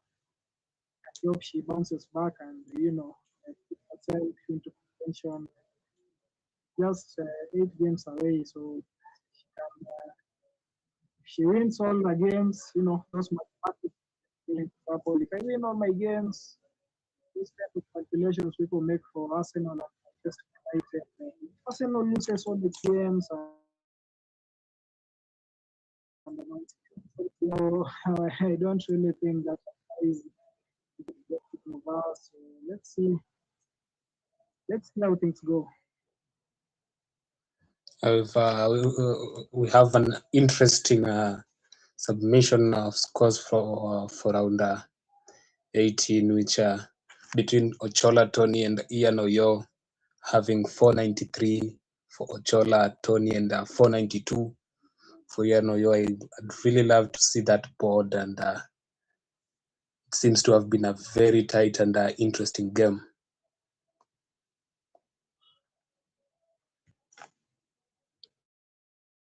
Yeah, it sure must be. In the mid-table, that's where all the action takes place. We get a chance to watch the live stream to one, to two, but in the mid-table, that's where the absolute fireworks and chaos. I hope we get a chance to see some of those boards. Yeah.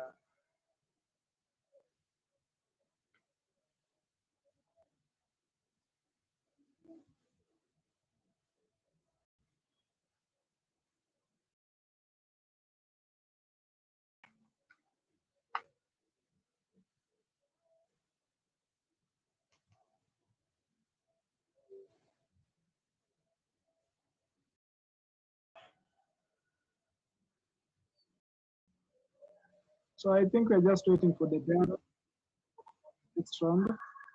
Considering it's King of the Hill, we don't Toby as number 1, 2 versus 4, 5 versus 6. So we definitely can't wait to see whether Okechi bounces back from the loss. Current rating is 18.5, is 19.13. Both of them have gained ratings, so we hope they'll keep up with it. Probably that they want in the CASA tournament, which is coming. We hope these are good preparation. They head forward to tournament.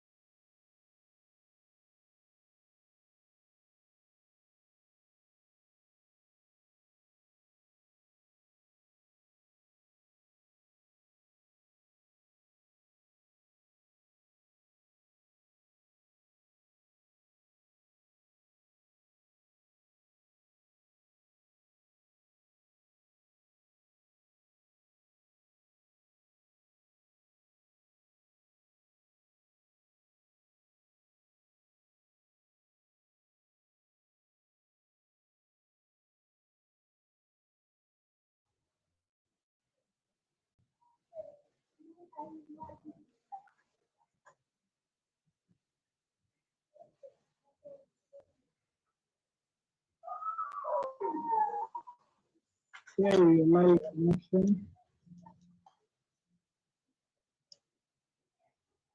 The opening exchanges are quite tight. The body is both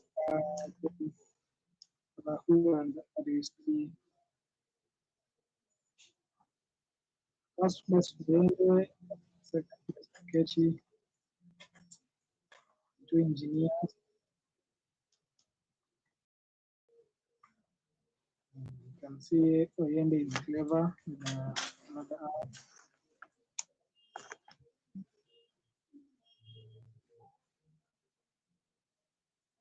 Kechi with blank, but not so good.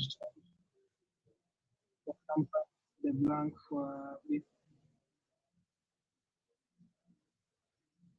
Perhaps he's thinking of playing crypt, I'm not sure.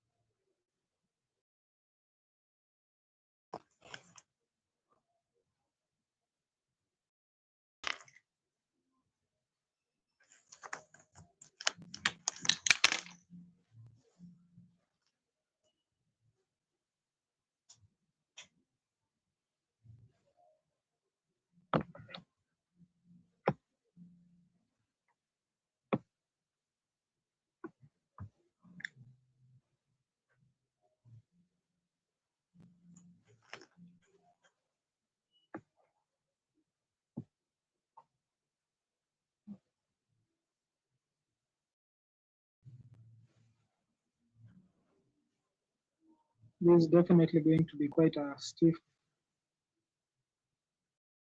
The king of the hill and the two kings are going up the hill. Familiar faces, familiar stakes, new consequences. One won the first chapter. Let's see who took it this time. They ended dropping clever.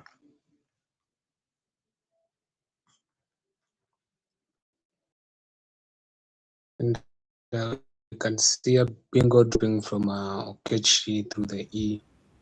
He had a number of options.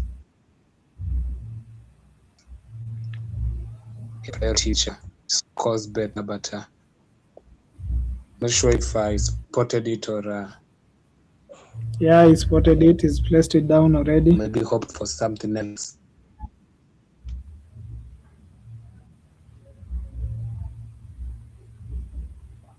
That's quite a tough find.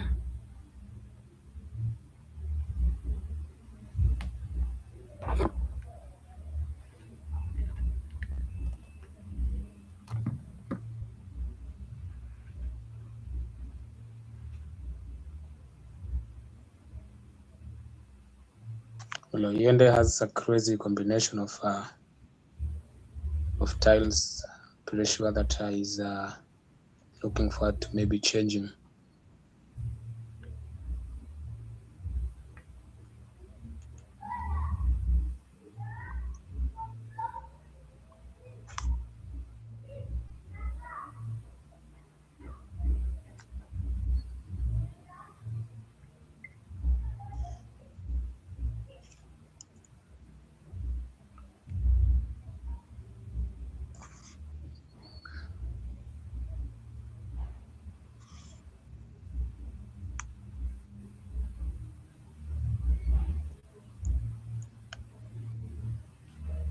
So Yende coming, Okechi coming up. We go prioritize. The blank is Z. Quite an awesome move by the youngster.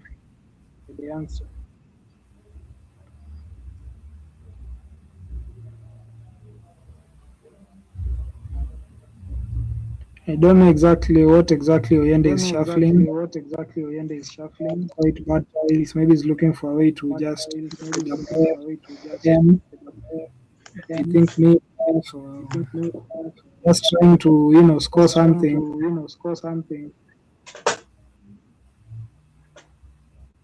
It's moment like this where you can be left just from your opponent going further ahead than you.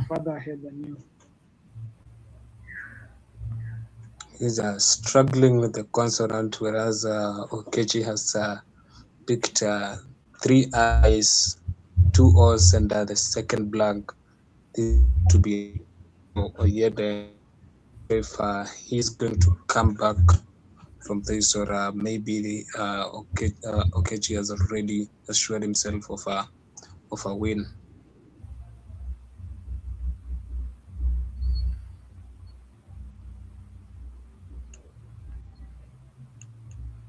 Well.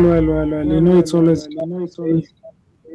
you can't invite somebody off in the opening moves. We saw the MVP Ochola start with the 2 bingos, but Anthony managed to take the game. So I think the game is way too. There's a floating up on the ball for time.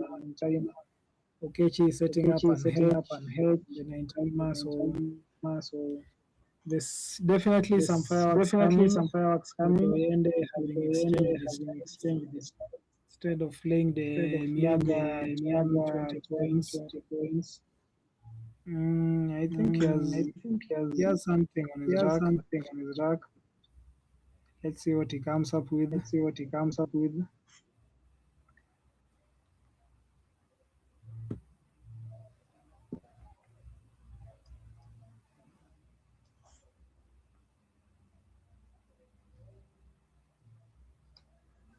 Well, he's definitely going to play a bingo.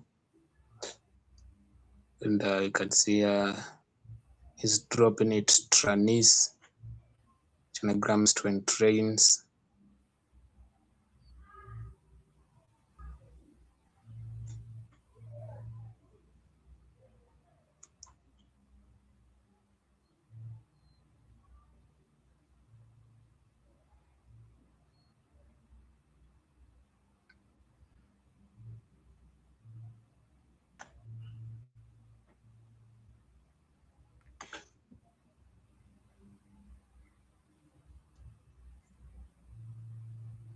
Definitely the fireworks are loading.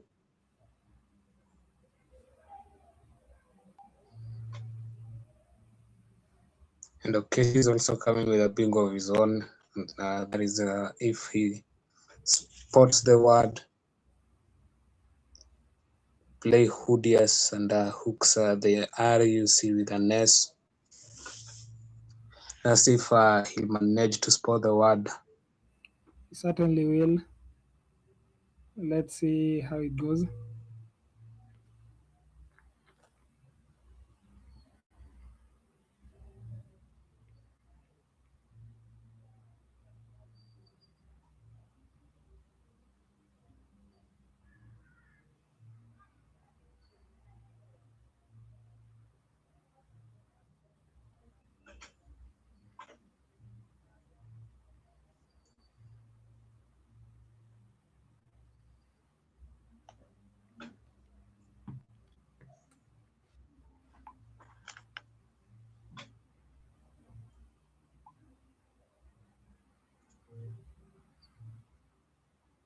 A game between Okechi and Oyende. It's just like watching the World Cup on repeat. You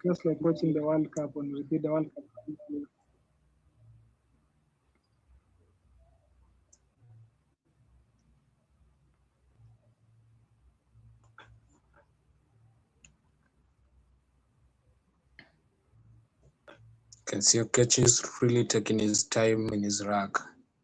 He's probably substituting the blank with every letter in the alphabet to see which one fits.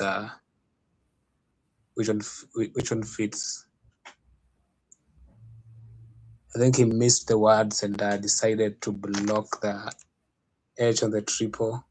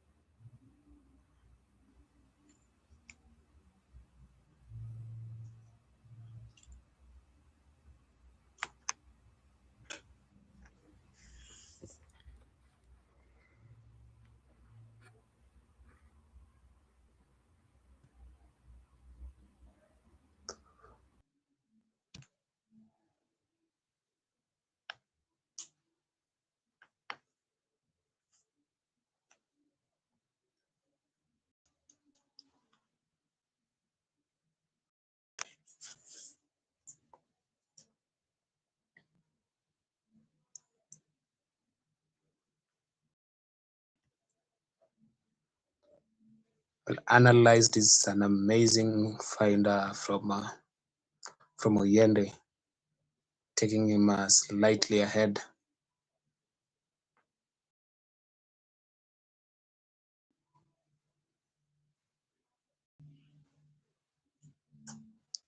And probably Okechi is coming up with a bingo of his own. Again, taking the lead.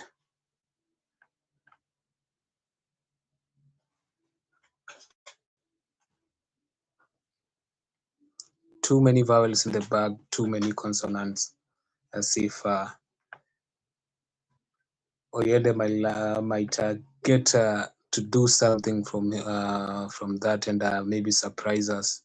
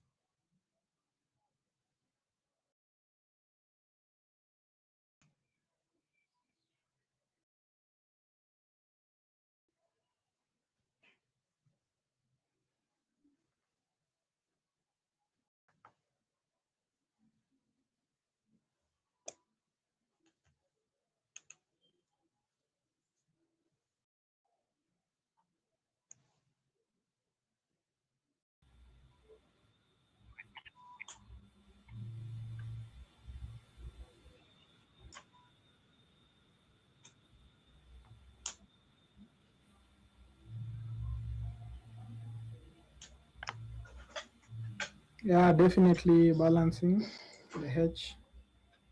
Don't know what Okechi is 2-0 thinking clunky of. was. Is he thinking of Now as playing I sideland or can see what? Sandial, Which sideland is a he phony? has quite a number of bingos. I'm sure he's playing a bingo in his next move. There's quite a number of bingos coming up. So let's see what Okechi does Can this play time. landslide, islanded through the D. Maybe islander leadings through the E.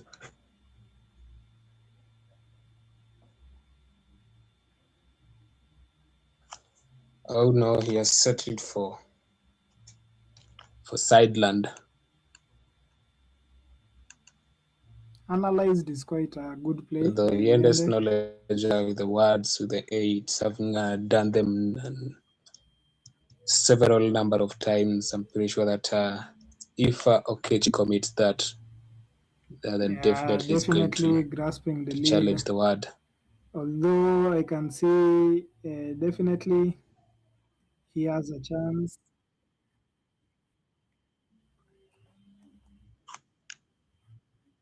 Well, he has gone for a different option.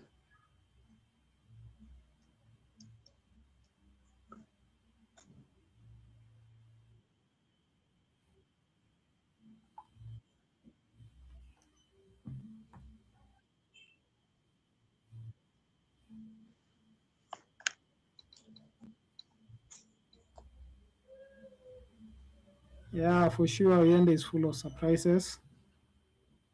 Let's see what the two giants, the kings, the two kings on the hill. Let's see who gets to the top first.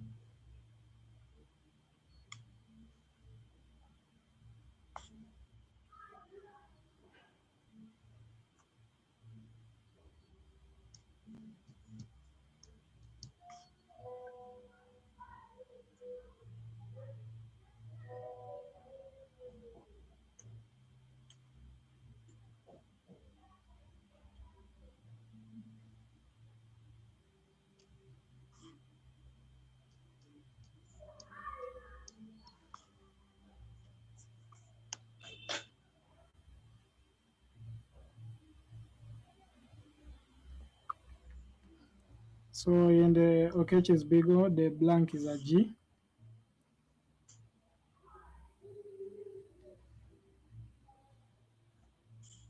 He definitely had plenty of places to play, but he played Ligans, the blank being a G. He could have played Ladings, Ladings.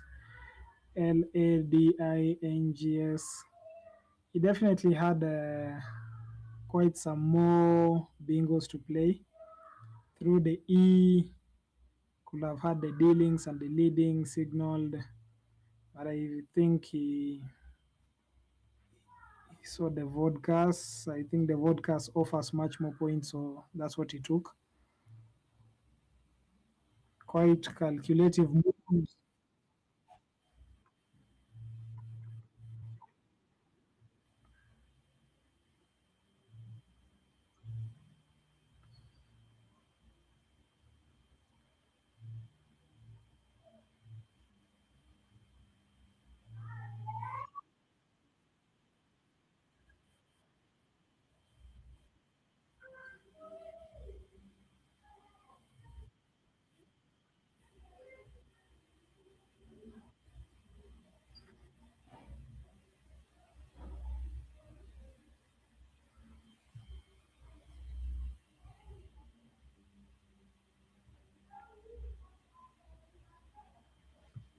Definitely, that's why he's at table one.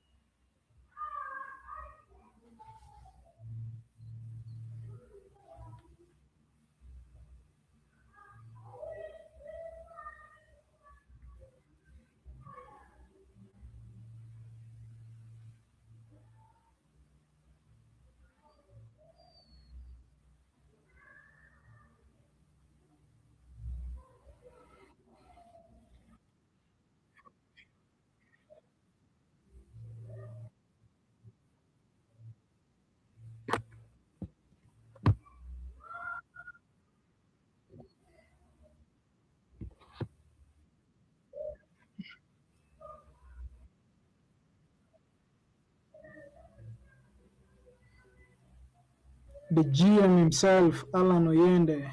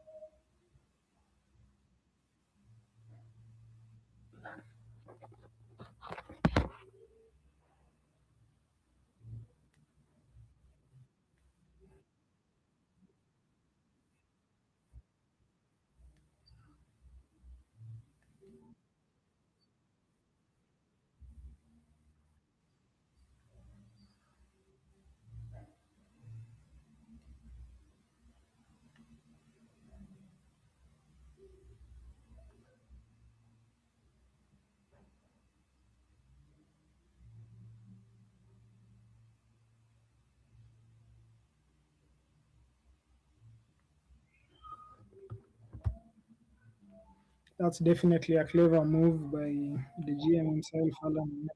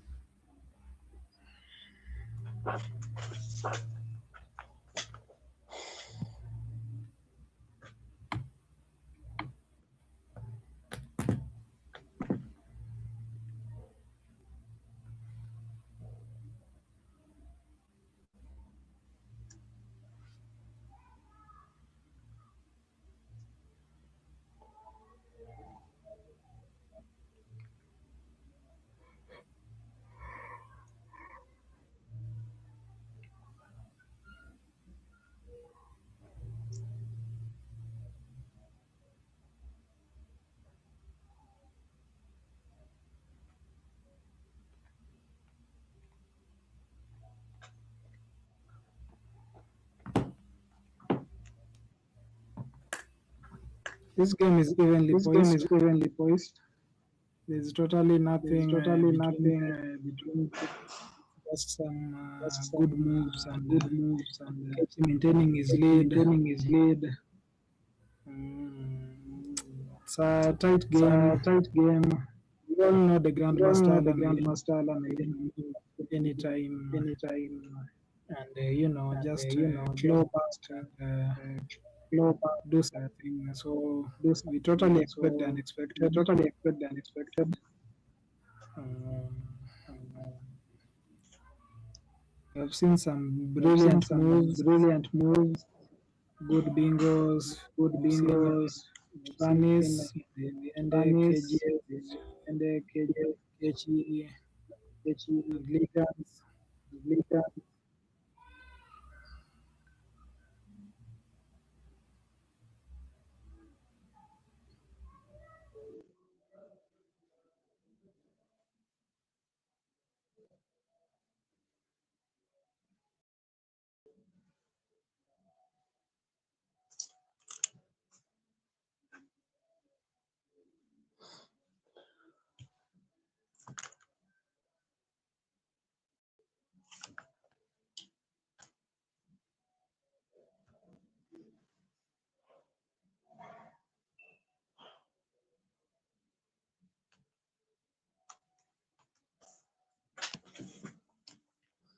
I think in this case, the GM is probably thinking of playing Wu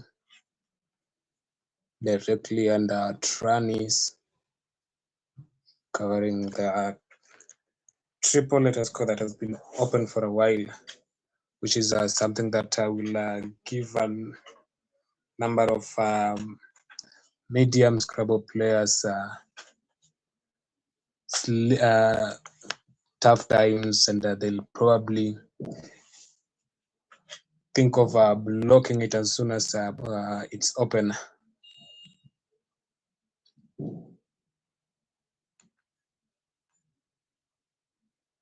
And he's actually taking his time, utilizing it well, analyzing his move, and seeing weighing his options. And there he goes. He plays WOE.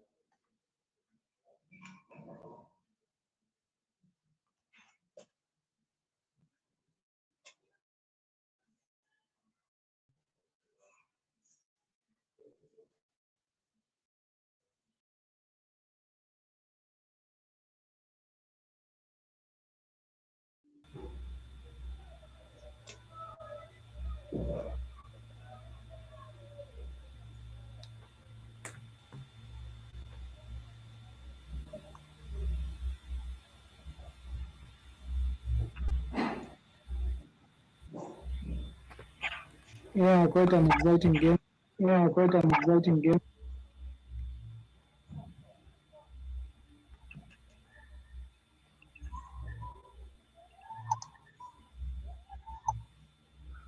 you can see the Grandmaster tracking the tiles. Pretty sure that he's trying to cook something. He has an interesting play of 36 using the ID for pirate. Only that it will leave him with the W, which is not quite an interesting tile to leave on the rack for many Scrabble players.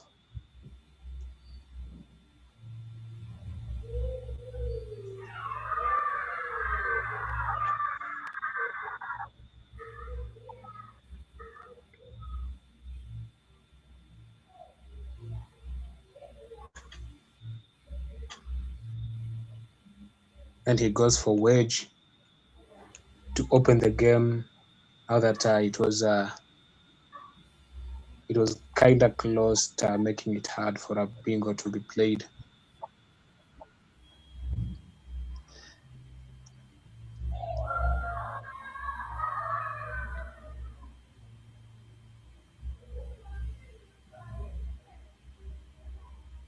At this point, I think Okechi will be pushed to try and close the game, and or maybe block the W so that Oriente doesn't hook an E, or that Oriente doesn't hook an E, which is actually what is left in the bag.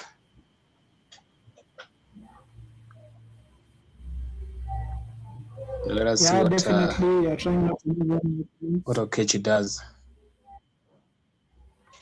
Yeah, definitely. We are hoping there'll be no openings to exploit. Quite some good plays by Yokechi right from the start with vodka. He's dropped some good bingos. Actually, is actually going for FARO, which blocks the W, making it harder for a bingo to be dropped. Yeah, and that's how we play the game. We ensure there are lesser chances for your opponent to enjoy the board. As long as you're ahead, all you have to do is just maintain your lead. It will be hard for Yende to come up with the words ending in F. Possibly he can think of something with L, but 9 timers are actually quite a challenge. So let's see what he can come up with to maybe salvage the game.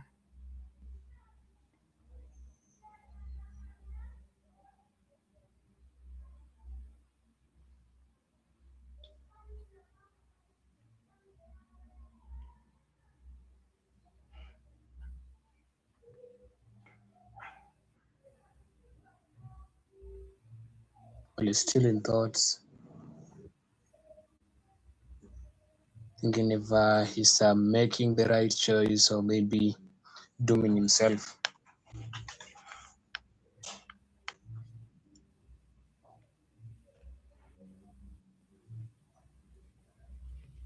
It's quite a tough move. I hope you can get me now clearly, much clearly, Rafael.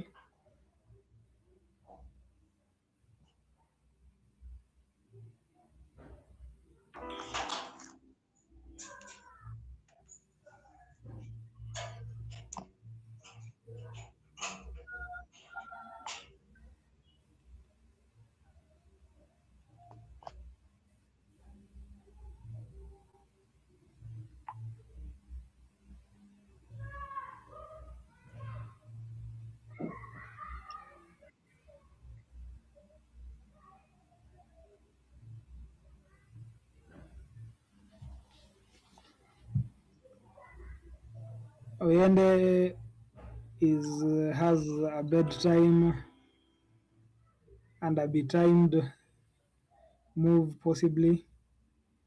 He'll definitely play bedtime on top of the WE. He has betimed. So unless Okechi blocks the board, Oyende is definitely playing a bingo which might just win the game.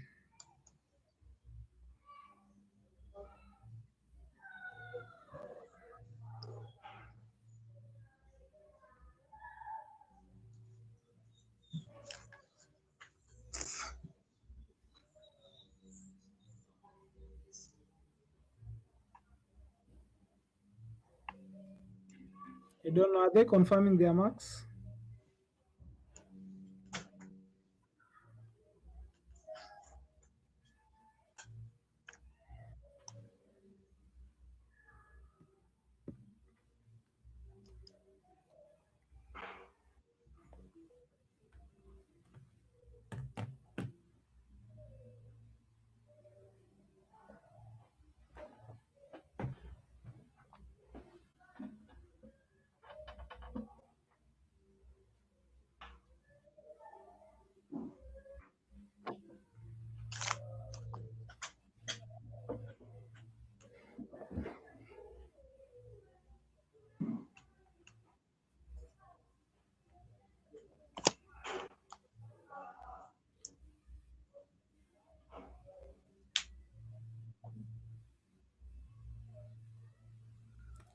I think they're just counter checking, and of course, Okechi can see exactly what Oyende has. Knowing what your opponent has is quite important. You can actually see he knows he has bedtime or betimed, and that's actually the only available bingo lane. So he'll be definitely trying to block that and, possibly win the game.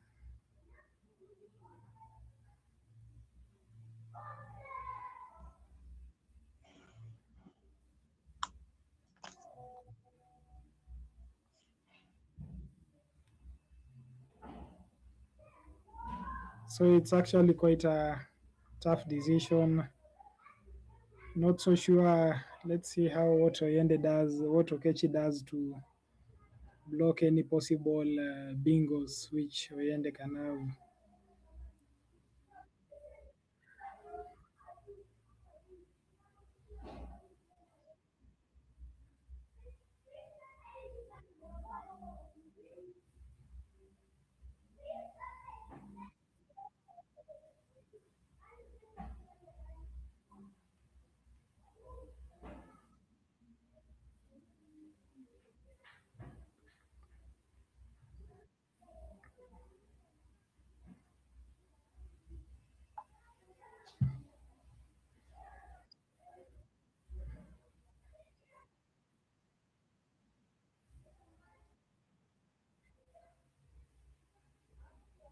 course, quite a solid move.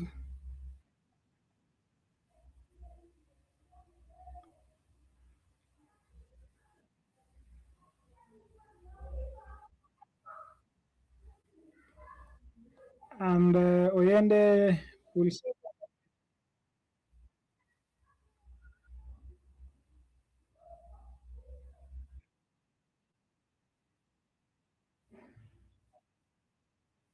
which is actually a funny.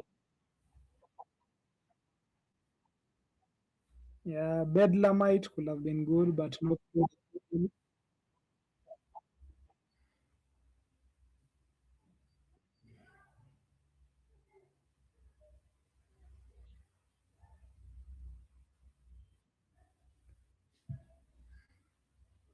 I think it's just kicks of a dying horse.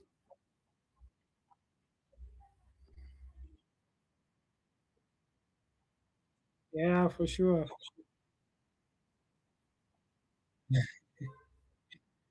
Yeah, you have to try something. If you don't place it, you lose.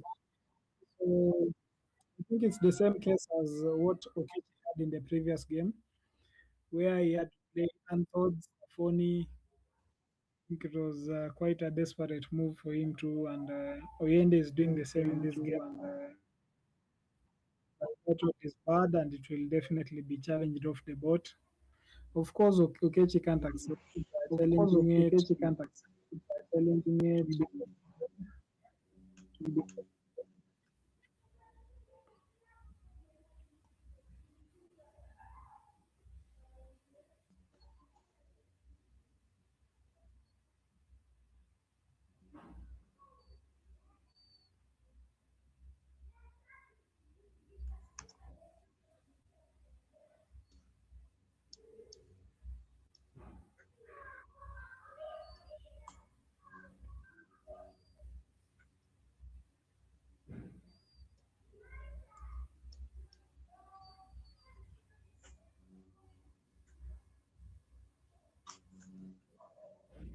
Sensibly, Oyende has just removed the back. Sensibly, Oyende has just removed the I think he's just trying to now I think it's just reduce trying to now reduce the spread. I'm sure he knows bimetal is not a good word, so I think that's why he has removed the word. Let's see what happens next. It has been a Because tough game for him with having picked a lot of vowels, which slowed him down in his chess. But all in all, this is this Scrabble. Sometimes you win, sometimes you lose. Sometimes you have the best luck, sometimes you have the worst luck, and it happens a lot to every Scrabble player out there. yeah, it's always quite a challenge. You don't know when to take your gamble. You don't know whether you should, try to save yourself. But it's always a win-win. As we say, Scrabble, there are so many factors involved. There's your skill, there's your word power, there's your board geometry, and then there's this monster called luck, which you just have to hope the gods of the tiles and the Scrabble gods, they just give you the right combination of And tiles. that is round 19. Moving on to round 20, I think we can hear the overhead mic and hear from the players.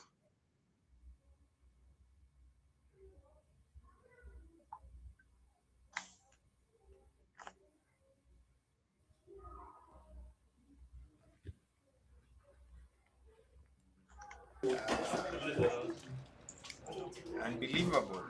Hiyo blank inasumbuanga sana. Nimesumbua zote.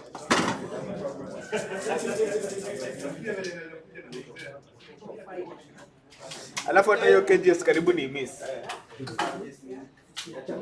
Manze mimi bwana. Yeah, ningecheza hoodies hapo kwa Rooks. Eh?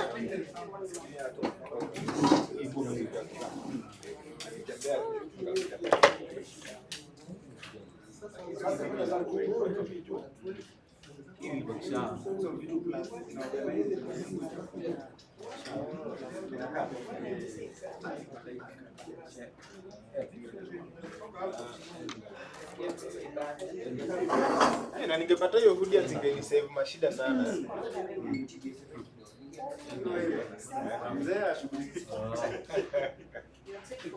Isipokuwa hiyo kuna mnaza bika miss.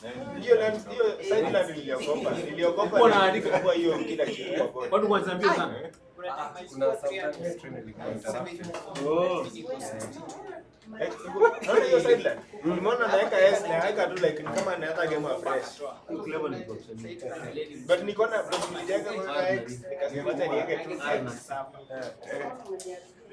Ndio X niko kwa bodi nzunguka hapa chini. Namuke. Naendelea sio mbaya.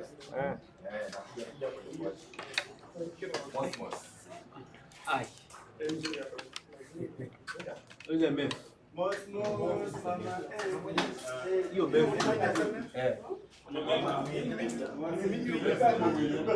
Mimi ni bodi na kucheza. Kuja hapo.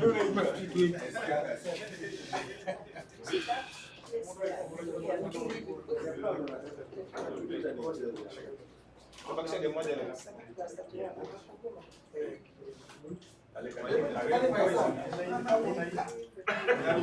Mgano hiyo.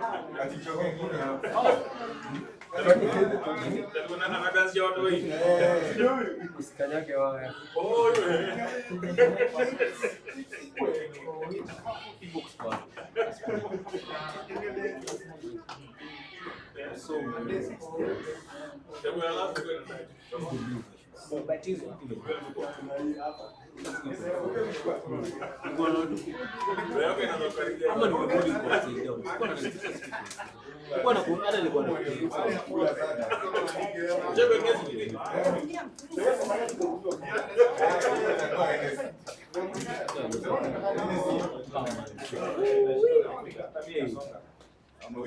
Oh, OOE. Yule kazi. Yeah?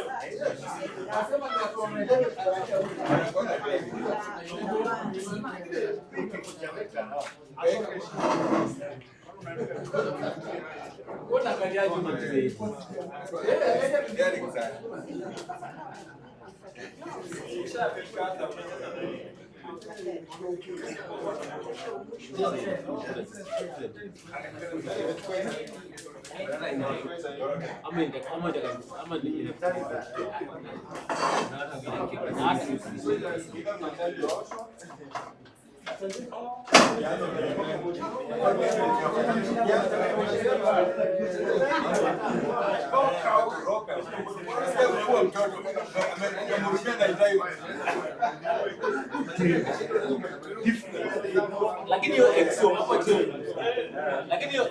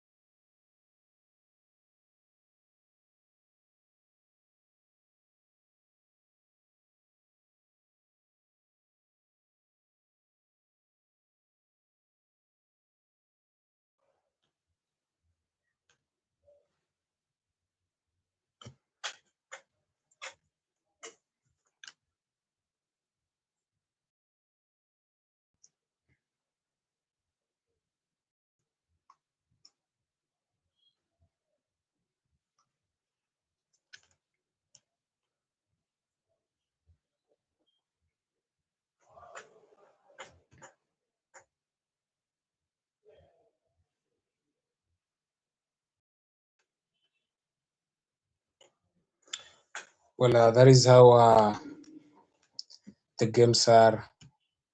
That is the live standings as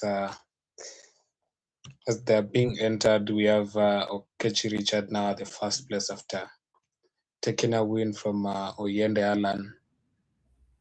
Sure, they're going again in the next round. They'll still play against one another. We have Willie Mwangi next and Amuke Bernard, Kongolo Michael, and at the lower tables we have Cecilia Ruto, Chanje Daniel, Mbugua Robert, Onani Magwanga, Stanley Njoroge. I think this is going to be a battle, and pretty sure everyone wants to win, but no one wants to be last, and I'm sure everyone is going to give their best and try and avoid the last table. Yeah, certainly they're going to avoid being the last person in the tournament. That's among the worst feelings, of course. Well, coming up next is round 20. We have Oyende Alan going against Okechi Richard for the fourth time, the fourth repeat since the tournament started.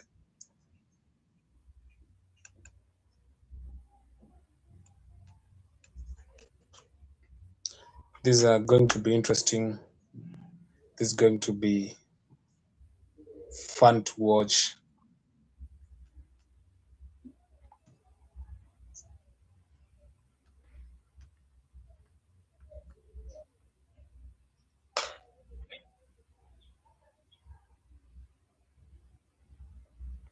So we are now at the round 20, and Oyende Alan once again meeting Okechi Richard. It's a four-pit. They are meeting for the fourth time. It's quite, they might be meeting for the next number of times, which will definitely be quite entertaining. We also have another four-pit between Stanley Njoroge and Kimani David. I told you there are also some mid-level skirmishes happening. It's a squammy affair in the mid-table. It's a squammy affair at the bottom, at the top. Everywhere it's just chaos. Like there's you ain't safe anywhere. There's nowhere you're safe. Don't feel like you can hide somewhere. We have Gitonga and Deritu meeting with the Ian Oyo. That's a repeat. Remember the first game Oyo actually won. I think that's where Gigaton's Gitonga's momentum got lost. We have Anthony and Tony playing once again.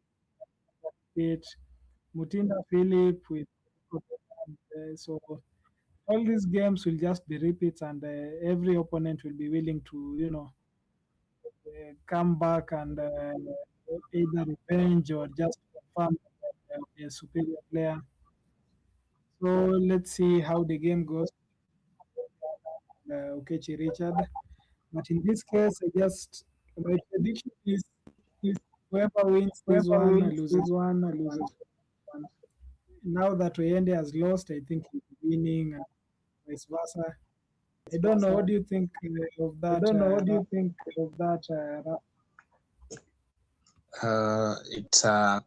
It's not that predictable because the same thing happened in Trademark Village Market last year. We had Oyende Alan and Okechi Richard at the first table in the national tournament, and Okechi Richard managed to take two consecutive wins from Oyende Alan and claim the national championship. So I think the same might repeat here or not. But let us see how it goes. Yeah, it's actually quite a big game. And see how evenly poised they are. And plus 8 or 7. Oyende has 13. So it's only 5 marks. Mwangi Willie is still in contention. Against Kolo Michael. Amuke Bernard has also been winning with 524 wins against 421 for Mutinda Philip. So veteran Amuke trying to show his mettle against Mutinda Philip. So we've only had one loss in the two. Quite competitive. Otieno Manasseh is still there. The win over Okola Tony, a slender win of some 30 points. It's quite a challenge. Machanje Daniel and Roto Cecilia both losing their games. To Magwanga Onani and Mbugua Robert. So quite tough there. It's this game, you can't even place a bet. You can't even know who's taking it. Mwangi will just like Amuke Pena. It's this such a tight. It's among the tightest Masters competition that I've seen. Definitely some topics coming up. Make sure you subscribe, leave the bell on for the notifications because there's plenty of action going on here. Be sure don't miss action. It's the best of Scrabble. It's the best of African football. It's the best top players, the cream de la cream. The Grandmasters are in the house. The Masters are in the house. The building is just as a group. The building is totally something you don't want to miss. So keep it locked. Something you don't want to miss. So keep it locked on this. I think our players are ready. Let's see what happens. Let's see between Oyende and Okechi, who's going to sleep at the top of the table, and is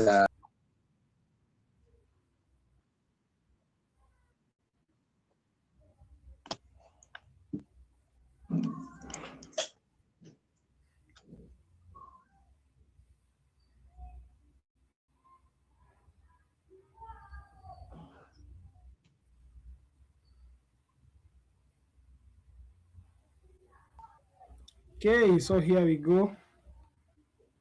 The tiles are drawn. Who's your guy? Okay, so here we go. Drawn. Guy.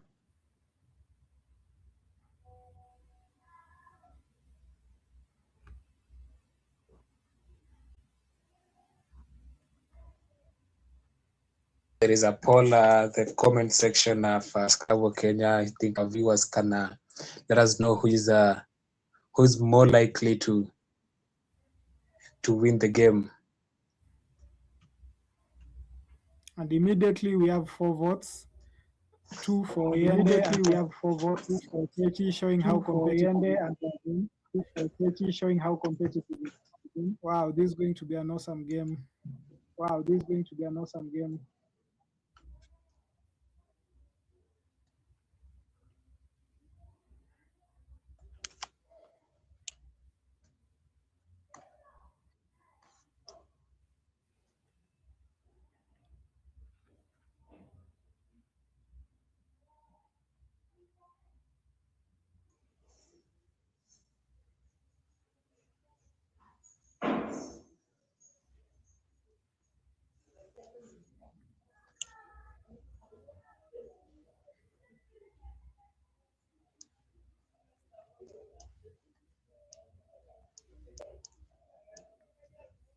So Okechi draws the X. I think I've seen him pick the X so many times. I feel like he has it in his sleeve.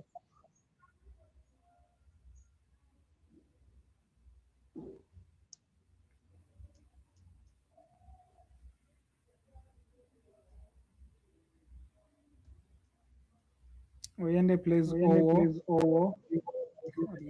Leaving his double AO.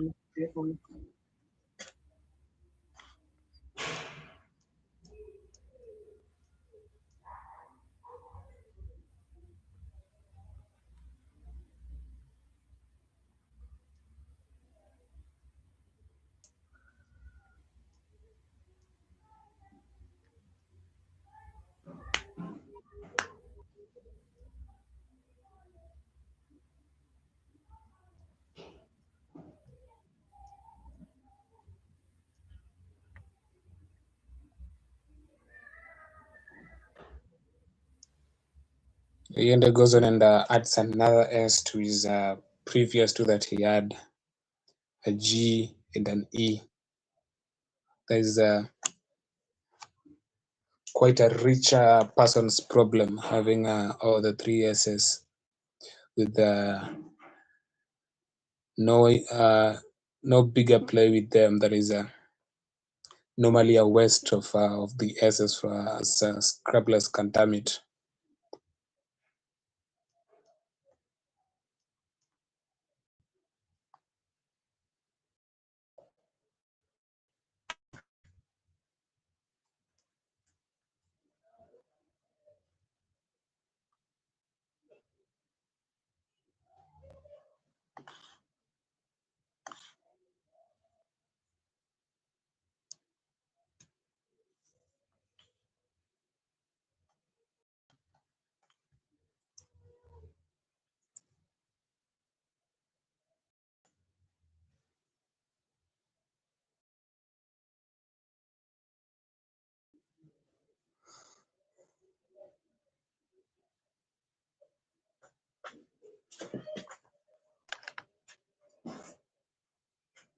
Let's see if the Grandmaster can find the amazing overlap of GOSSE,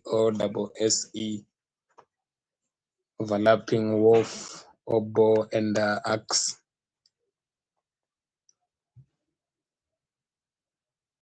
Because he has gone for a different option, SEGO.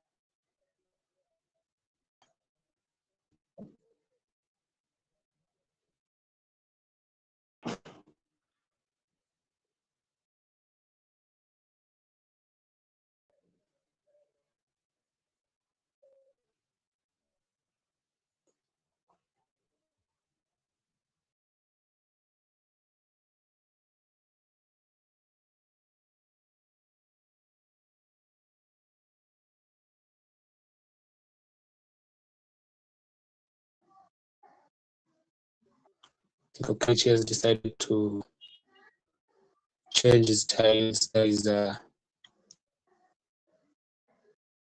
play with 3 R's. The hated W and U.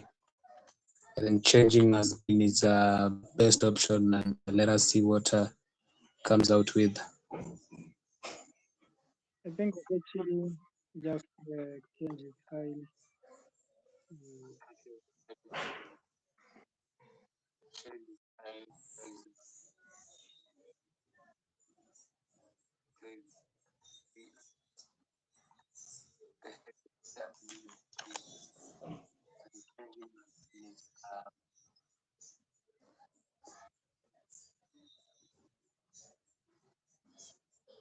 Yeah, in most cases, you just have to change your tiles. Otherwise, they remain with just bad tiles and end up scoring lowly.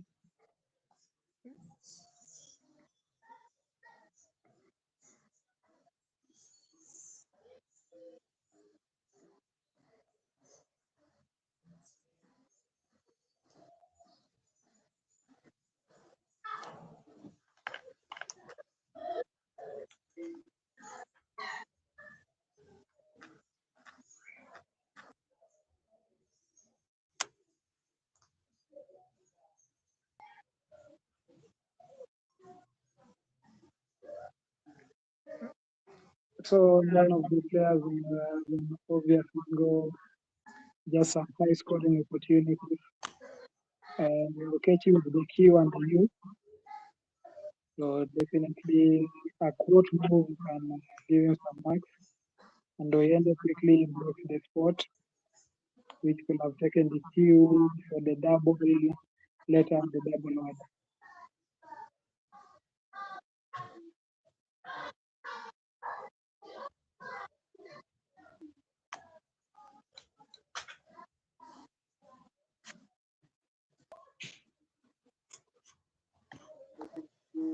A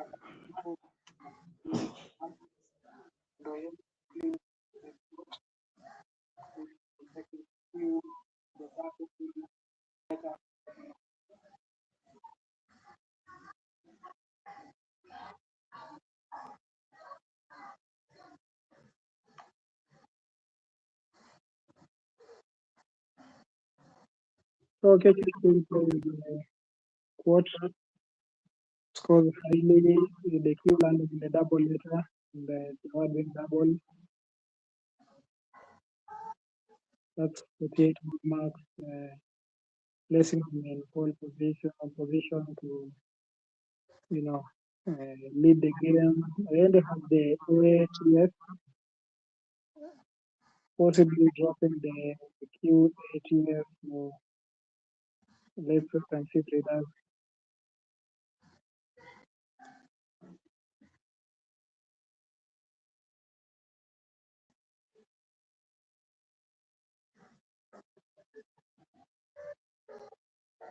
Yeah, certainly that will come and preserve the S.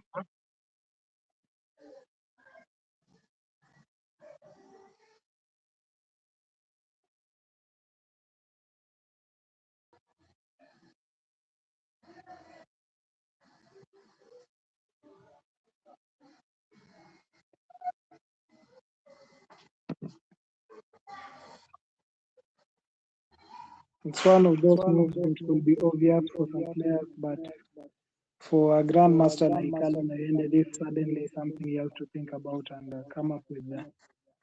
Perhaps he can see a bingo somewhere. Maybe Raphael, can you see something?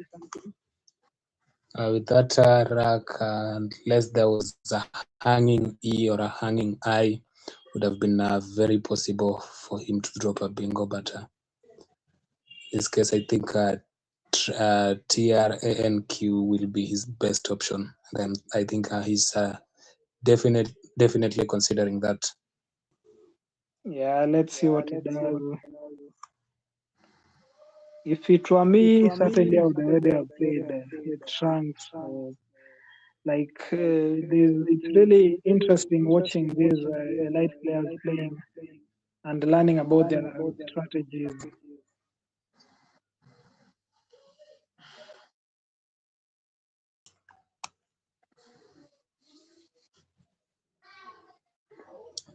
I think we'll have a surprise. Is thinking of hooking quote with R and play cap, which is also understandable because he really wants to remain with a vowel. T and S will be a good leave. If he picks an E, and he'll definitely get to. If he picks a better tiles, he'll definitely get to bingo in his next turn. Yeah, and that's what most of these elite players consider. They consider their next move. Some of us might just look at the first obvious, like 10, 11, 12, 13, 14, that's 42 marks. But these elite players have a way of going for the best available play, which considers their next move and possibly their third move. It's just like chess. You have to know your move, how it affects the whole game. If you play here, what happens? If you don't play, what happens? If you open up the board, what happens? So there are so many possibilities going on.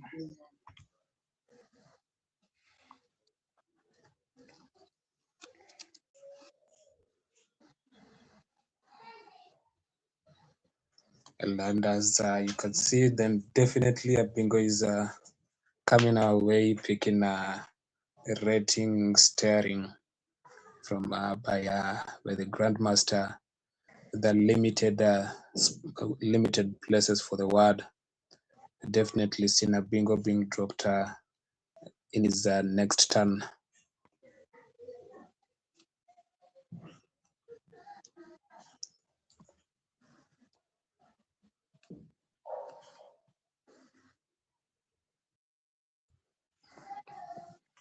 It's really exciting how these top players play. You can see Oyende, both players have bingos lined up, so we're just waiting to see where they are placing them.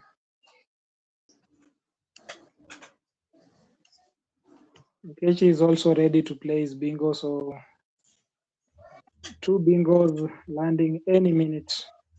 Oyende already has his steering bingo. I honestly don't understand why he will leave his 42 marks.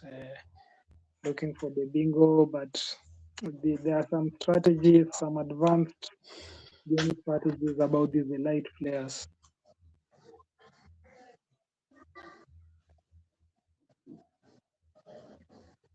Okechi is definitely going to counter this move with his own bingo. Just about where he'll place it.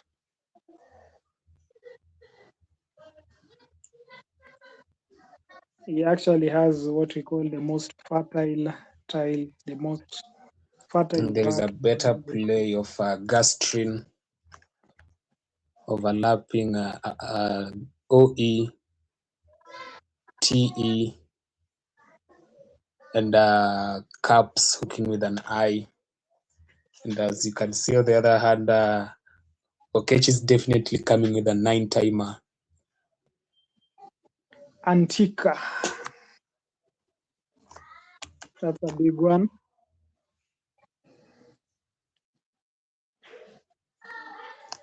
$194 marks. That's a very big move, yeah.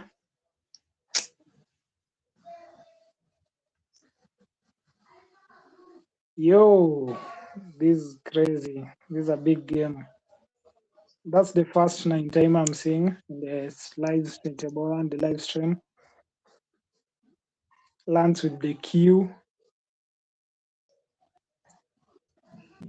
I think at this point, Okechi is very much in control of the game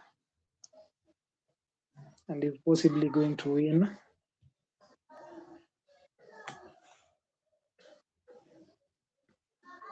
That's why I talked about strategy a lot.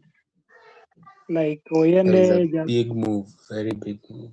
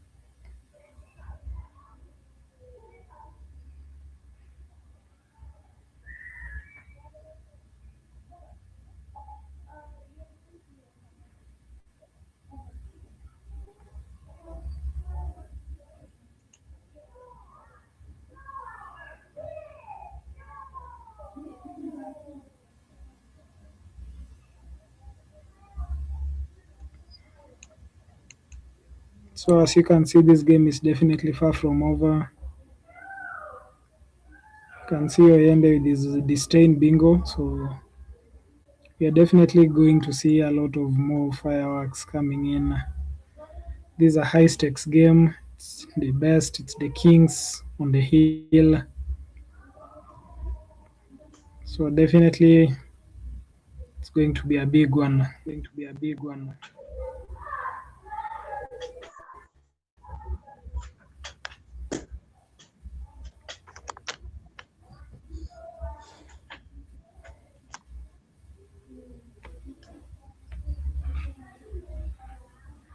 It's really fascinating how Scrabble is a game of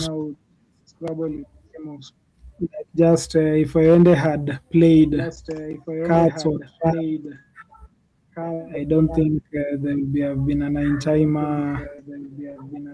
So at times the strategy part, it's really difficult to understand at times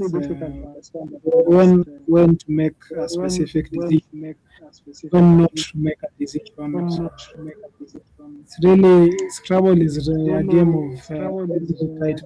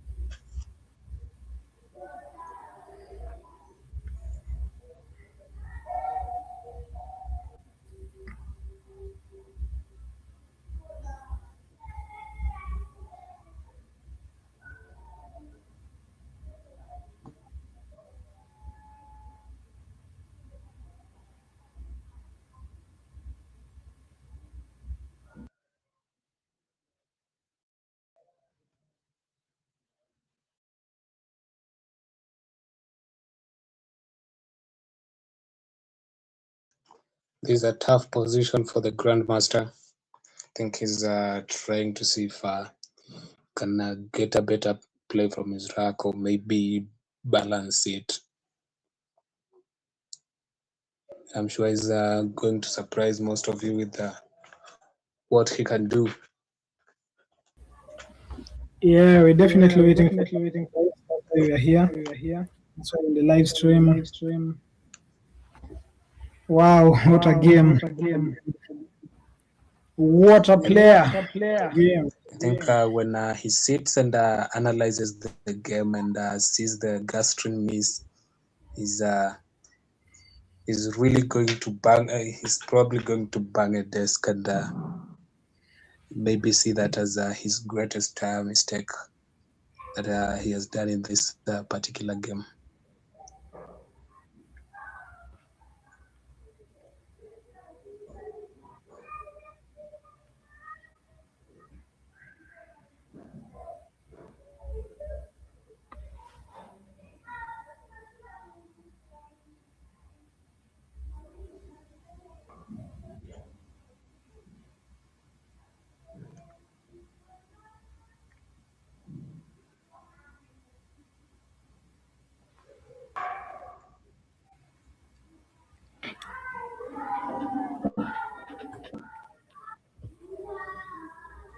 He's really taking his time with his rack.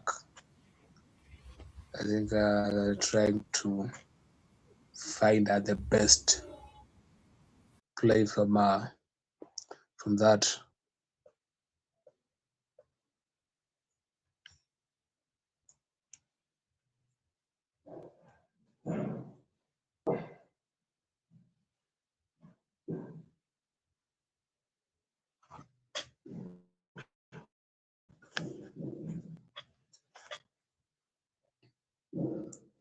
And again, if you're joining us for the first time, hit the subscribe button.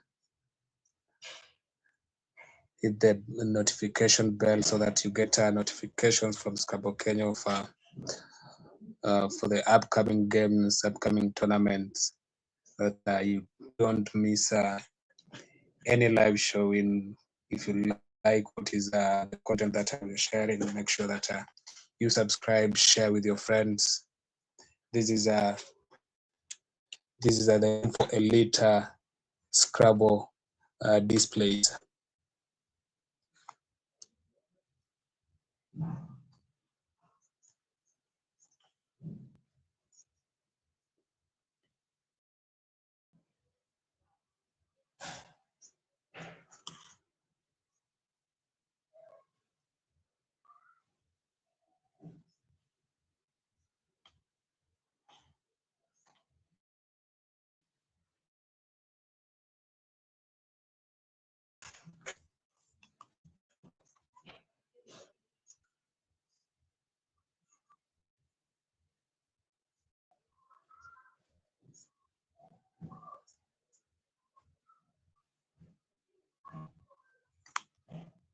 Well, Antika was actually quite a big man.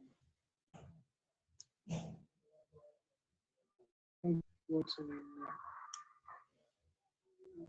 will become in this game. What do you think, Rafael? With Oyende having picked the second blank, actually it is the second blank in the game. I think things might turn around, because if you look at how Ketch's rack, it's very clunky with a lot of vowels, but actually Ketch is dropping tree line, which is a good word, and if it's not blocked, then definitely this will be the end for Oyende.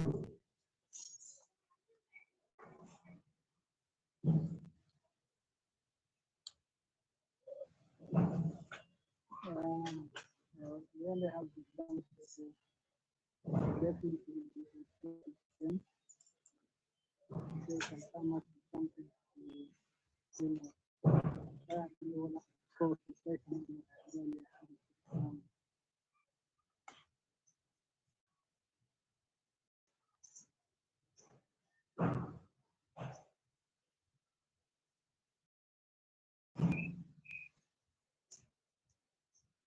I don't understand. The poll is already complete. They will not play the game. According to the poll, Okechels has already won, so people are very hopeful out there.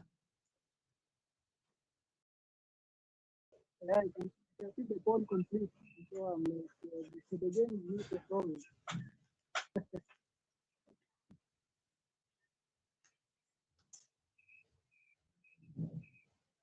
Okay, if you're doing what it does, lock it to the issue. Something better.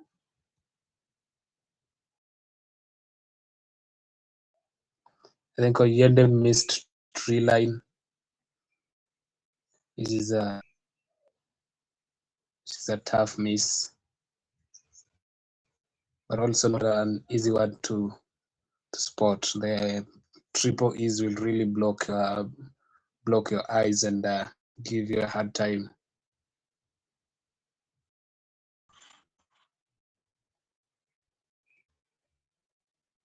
I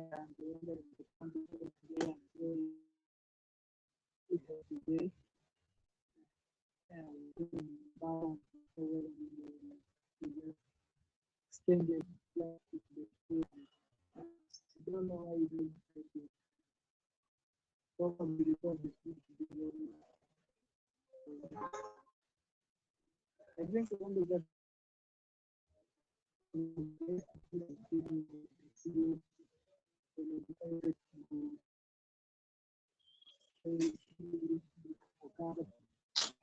instead of going for the mark,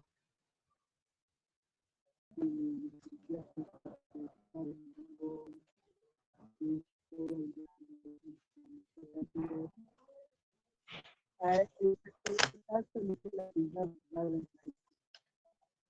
just not being the mark. I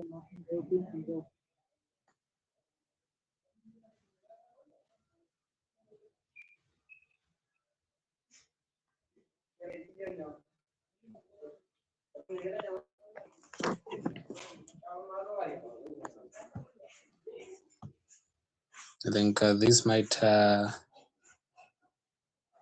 that be a bad show for Yende overpicking and losing the blank and that particular overpick.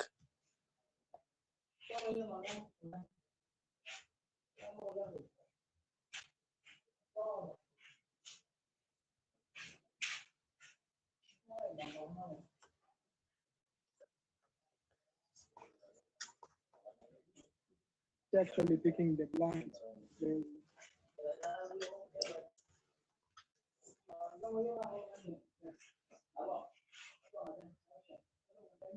So End is actually feeling hot and scratching his head and removing his jump. So I think he's going to hit. And I think Otieno now is going to win because the luring moves. This definitely fits his game now. Otieno angrily plays tile. Tiling. I feel like he's banging the board. Now we should know the win is not even because even the 4 armies just for you. I think it's just play of the game.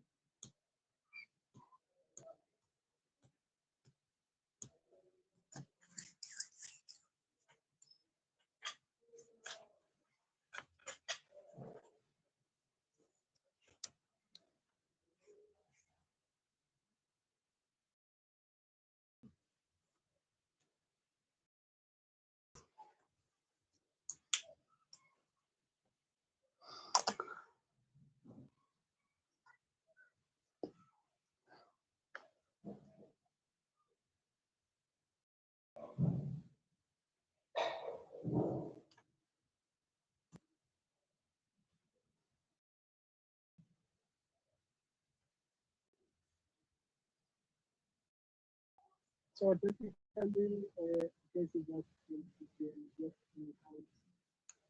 with brilliance. The battery life to take you, play and score, play that bingo, I think it's one of those fabulous games. Player just choose their dominance. This is going to happen from 150 pounds.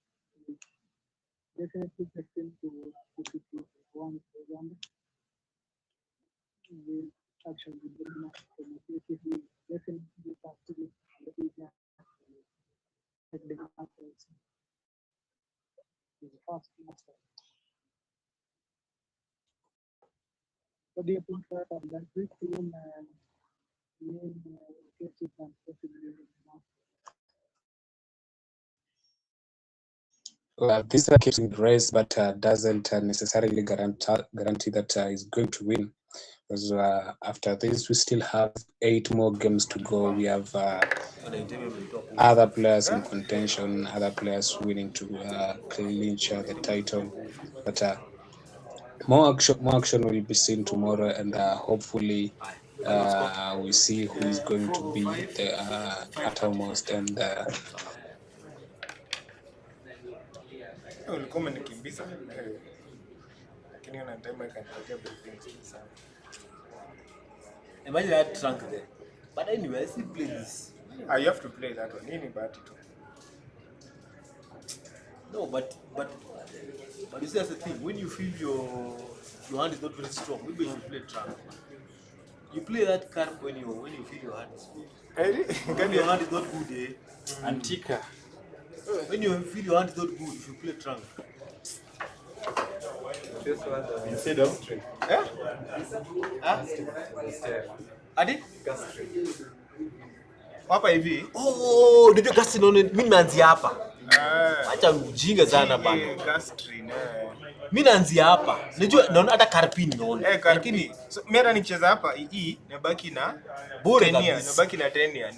That's why it's have to lose. Yeah. Imagine I've seen. Lakini sasa hapa si. Gastrin from the tree. Karpi. Was even the reason I played this. Nilikuwa nabaki na I for Carpi. How can I not see that? I have to lose. Because niliona acha tu nicheze hii. Because Gastrin now. Gastrin inaingia vizuri. Alafu ina score a lot more. Inafunga. There is nothing I can do with the Q and the Lakini pia. Okay, no. I justify you. I should block the night time. Hapa, the reason why I was happy with this move is because if I play something that ends here and still come this way. So, siku expect inaweza kuwa night time. My defensive play was not. But if I see it, I played, but I didn't see it. I only saw Gastrin from here. GAS. That's all I saw. But and I'd seen Karpi. tumemalizana. Hiyo umecheza. Hiyo. Toka hapa.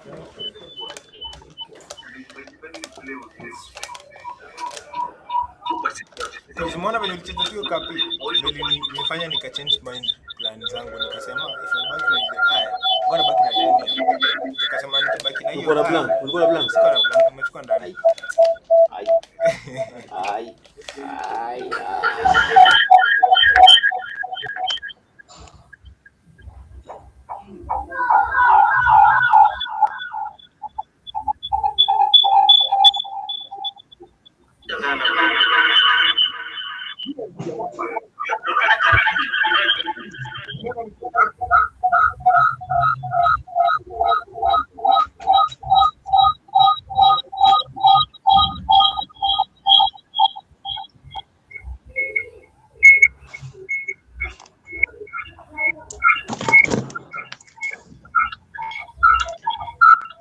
Well, it has been an amazing second day of the 16th Master Series. Bid you guys goodbye. Let us meet tomorrow from 8 a.m.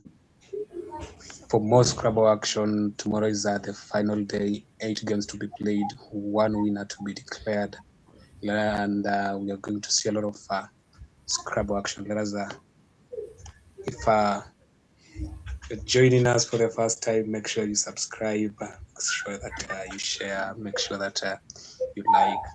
Big up to Michael Olang, our streamer on site, and making sure that this is possible, that we are here to entertain you and show unto you the best Scrabble tournaments. Ciao. Ciao, thanks guys. Something to say? Yeah, thanks so much for being with us, keeping us company, and just work on some technical stuff to make sure the echo disappears and everything goes smoothly tomorrow. Thank you so much for tuning in. See you tomorrow. Have a lovely evening, have a lovely morning, have a lovely midday, wherever you are tuning from. Adios.